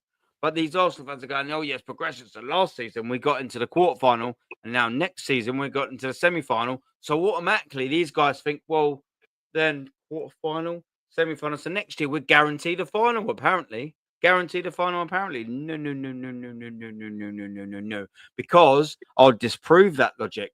So 2 years ago, we finished 5 points behind Manchester City. Then we finished 2 points behind Manchester City.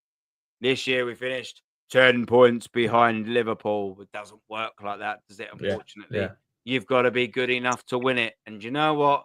For the last 5 years, the last 19 consecutive competitions that Arsenal have entered since winning the FA Cup final in 2020, the last 19 consecutive competitions that we've entered, guess what? We've lost every single one of them.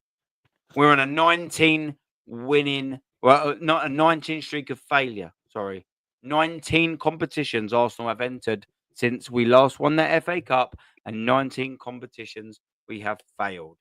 That is a statistic that you can either live with and accept and go, wow, yeah, that ain't good enough, or you can just ignore and just pretend everything's okay and nothing will ever change. Do you know what I also done a show on, ladies and gentlemen, before we end up here, because I know I'm waffling, but it's relevant and I like to talk about it. We've still got 154 in the building. I mean, it's been pretty consistent, so they must at least half want to listen to what I'm going to say. And I'll finish on this. I went through every single team that won the Premier League, every single manager that won it, all the way, by the way, ladies and gentlemen, since Kenny Dalglish, yeah? Since Kenny Dalglish, all the way since Alex Ferguson was appointed in 86-87 season. His first full season was 87-88 season, by the way. It took him 6 years to win it, to be fair, the 92-93 season. But before that, to be fair, with Alex Ferguson, he won the FA Cup, he won the League Cup, and he won 2 European trophies. So you kind of can't have that. So starting from Alex Ferguson, going all the way to Kenny Dalglish, who got promoted with Blackburn, by the way, promoted. How mad is that? Promoted in 91, 92, and then won the league in 94, 95. The Premier League, got promoted to the league 3 years before, and then won the Premier League. All the way to Arne Slot, yeah? How long do you reckon, chat? World-class chat. Big up to you, chat. World-class chat, panelists. You probably heard me say it before. How long do you reckon, on average, this is a statistical fact I have worked out and I've got evidence to prove it. I could put it on screen, but it would take too long. How long do you reckon it takes since the Premier League's inception? How long does it take managers, every single winning manager, to win the Premier League? How long does it take? That's all the way from Sir Alex Ferguson to Sir Kenny Dalglish, all the way to Arne Slot. How long does it take to win the Premier League on average, all managers since the inception? Well, 2 to 3 years. Yeah, 2 to 3 years. 2.2 years. Yeah. 2.2 years is the answer. Every single manager that has won the Premier League on average takes 2.2 years. Ryan, that's it. Suj, you were saying everyone was basically on the money, saying about 2 to 3. Everyone was there or thereabouts. Mikel Arteta's taken 5.5 years. It's taken £750 million. To put that into perspective, we know that it takes it takes 2.2 years to win it. To double that takes 4.4. So half that is 5.5.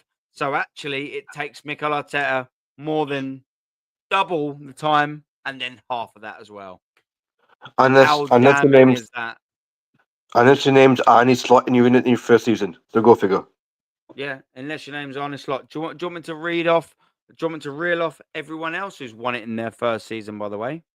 I'll do that for every single person right now because we deserve it. In his first full season, even though it's not his first season, Arsene Wenger won the double. Jose Mourinho was appointed in 2004, 2005. He won the League Cup and the Premier League in 04-05. He won 2 trophies straight away in his first season. Do you know what? He was reappointed, to be fair, in as Chelsea in 13-14, and actually took him an extra year to win it. He won the League Cup again in 14-15, but we'll just stick to the 1 year. Guess what? Carlo Ancelotti, 09 and 010. Oh, yeah. It took him 1 year, 09 and 010, to win the FA Cup and the Premier League. That's exactly right. Claudio Ranieri picked up a Leicester that just scraped through relegation. How long did it take Claudio Ranieri to win the Premier League? He won it that year. Claudio Ranieri picked up Leicester, basically knocking on the doors of 20th, escaped relegation, and he won the Premier League the next season. Antonio Conte signed for Chelsea 16-17, won the Premier League 16-17. Madness. Arne Slot. These are the managers that won it in their first attempt at trying. But Arsenal we're supposed to believe and realize that it takes 5, 6, 7, 8, 9, 10, 11, 12 years, as long as the process takes. Yeah. So why if it takes 2.2 years on average for every single manager since its inception to win the Premier League, why are we giving Mikel Arteta 6.5 years? And we're not allowed to question it. And people then question us, and we're like, what are you actually talking about here? And you're sitting there just thinking, we're giving the gears 150% extra time to win the Premier League, and he still ain't fucking done it. Mental. It is madness. Jurgen Klopp won it in his 4th full season. Do you know what he done before that? Got to about 3 or 4 finals, and he also won every single thing in Europe. And then he also won everything domestically after. Yeah. What have we done? We won the FA Cup with Emery's team. ... Tumbleweed. Madness. I don't know. But, yeah, go on. We have a song for we have a song for every single player. That's something, right? Huh? We have a song for Mikel Arteta. We have a song for fucking Havertz. I mean, He we've knows got exactly that. what we need. He knows exactly what we need. I was sat there on the 91st minute, and I'm like, is this stadium actually, like, they weren't just singing it, bruv. This stadium was screaming it, son. They were going, we've got, so like, almost like their lives depend on it. I was sat there again. Every single time I'm sat there on the last game of the season, I'm sat there frozen in shock by the crap in disbelief that I'm seeing. Do you know what I see the season before, ladies and gentlemen? 156 still watching. Do you know what I see the season before? Whilst we were still mathematically in the title challenge, even though we knew Manchester City were going to beat West Ham, guess what happened at the full-time whistle? When the full-time whistle went and we beat Everton 2-1, and we knew that we mathematically weren't going to win the league, I was sat there like this, quite rightly, like that. devastated. I thought, for fuck's sake, you always cling on to that little bit of hope, and I'm like that. I'm frowning. I'm pissed off. Do you know what the rest of the Emirates Stadium were doing? Standing up in rapturous claps, going, yeah, this is mad. And I remember sitting on my seat, in my wonderful seat, and I remember sitting there and looking and thinking, look at these 60,000 people of fucking morons. Look at these fucking weirdos. Look at these arseholes who haven't even given 30 seconds to just sit down and go, we've just lost the league today. Yeah. They didn't. They just stood up and went, what a great season. Second place. What a great season. Do you reckon Thierry Henry and Patrick Vieira would have done that? And Dennis Bergkamp and Tony Adams and Martin Keown before Martin Keown sold out? Do you reckon them boys would have done that in 99, 2000 and 2001? Nah, they wouldn't have done that. Do you know why? Because they fucking were winners. And you got little pigs like a gal putting things like this up. Let me show you everything wrong with the Arsenal fan base, i.e. also a gal. Let me show you a little graphic that this geezer put up. Give me 2 seconds. Bear with me because this is worrying. This is worrying, ladies and gentlemen. Give me 5, 4, 3, 2, 1 second. There we go. We've got it up here. Let's take that comment off. A gal posted, Arsenal have seen this before. Second, first. 99, 2000, 2001, 2002, of course. And then we go down. Second place, and with a little timer emoji. Does he care to go back a year though? Because before 88, 98 and 99, we won the double in Arsene Wenger's first full season. We won the double. Mark Overmars at Old Trafford 1-0. Yeah. Mark Overmars again and Nicholas Anelka, Newcastle, FA Cup final, Wembley, boom, swallow that. What was the season before the 22-23 season, though? Oh, yeah, we bottled 4th place to Spurs, Antonio Conte. Oh, yeah. And also what he fails to forget is in 2001, 2002, we won the league double, guaranteed. And he's got a timer on this year. Anyone in this chat think that we're going to do the double this year? Anyone? Yeah. This is the problem. You're being glazed and glossed by morons. Don't believe it. Don't believe it. Don't be fooled by these little fucking freak fucking attempts to pull the wool over your eyes. This is all it is. They're trying to pull the wool over your eyes to blind you from the truth. The truth is, Mikel Arteta never has been, isn't, and never will be good enough to lead Arsenal Football Club to sustain success in the Premier League or in Europe. And do you know what I've got to back my facts up by there? 5 years of failure, 19 competitions. That's what I've got. It's not just an opinion or an insight. I've got statistical based facts over half a decade.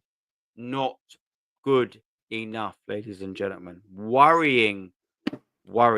DJ Crane, big up to you. The Crane is in the building, man. More players, yeah, with double surgery incoming. We've got, mate, we're Surgery FC. We're Surgery FC. Why were all our injuries 2 injuries, by the way? Why have we got 7 hamstring injuries this season? Why have we got 4 knee injuries this season? Why are most of our injuries this season 2 injuries? Do you not think that's something more developed by the manager? Yeah. And we get people, boys, that are going, oh yeah, guess what? Arteta ain't gonna be. Of course, Arteta ain't at fault for the injuries. Okay, let's debunk that very quickly now. Okay, so we got 7 hamstring injuries this season in all departments as well, by the way, in different grades. Yeah, that's fact. We got 2 in the centre back area. We got wingers and attackers in the midfielder. Every single area, bar the goalkeeper, got affected by a hammy. That's fact. You can look it up. We don't talk shit over here. Why does that happen? What's the most common reason why a hamstring injury occurs? Being overplayed. Okay, so at the start of the season, guys, we needed at least a winger. Yeah, start the season. Last season, we needed a winger and a striker at least. We didn't get them, so we're 2 down already, yeah? We also let, whether you like it or not, Eddie Nketiah go. We let ESR go. We let Fabio Vieira go. And we also let Nelson go. That's 4 players in the attacking positions we let go, plus the 2 that we didn't sign that we needed. That's 6 players, yeah? Okay, so what does that leave you with? That leaves you with a very, very bare line front three. Guess what happens? Saka gets injuries, but guess what happens then? You've got one less player up front. So what happens? You have to play them more. And you have to play them more. Guess what happens? Martinelli gets injured. So now you've got two players out for hamstring injuries for overplaying them. But now guess what happens? You have to overplay the other lot because you've overplayed the other two and now they're injured. Guess what happens to Guy Havertz? He gets injured in the same injury as well, a hamstring injury. And now you've got less players. But guess what happens? You carry on playing them. It's not rocket science that Mikel Arteta is poor squad management and his poor squad in-game management, i.e. I will not ever sub any players out in any given time ever. He can't rotate. That's down the manager. He's not the first team coach no more. He is the first team manager. What does he manage? Nothing. Nothing well anyway. This is all down to him. All down to him. But people don't want to hear it.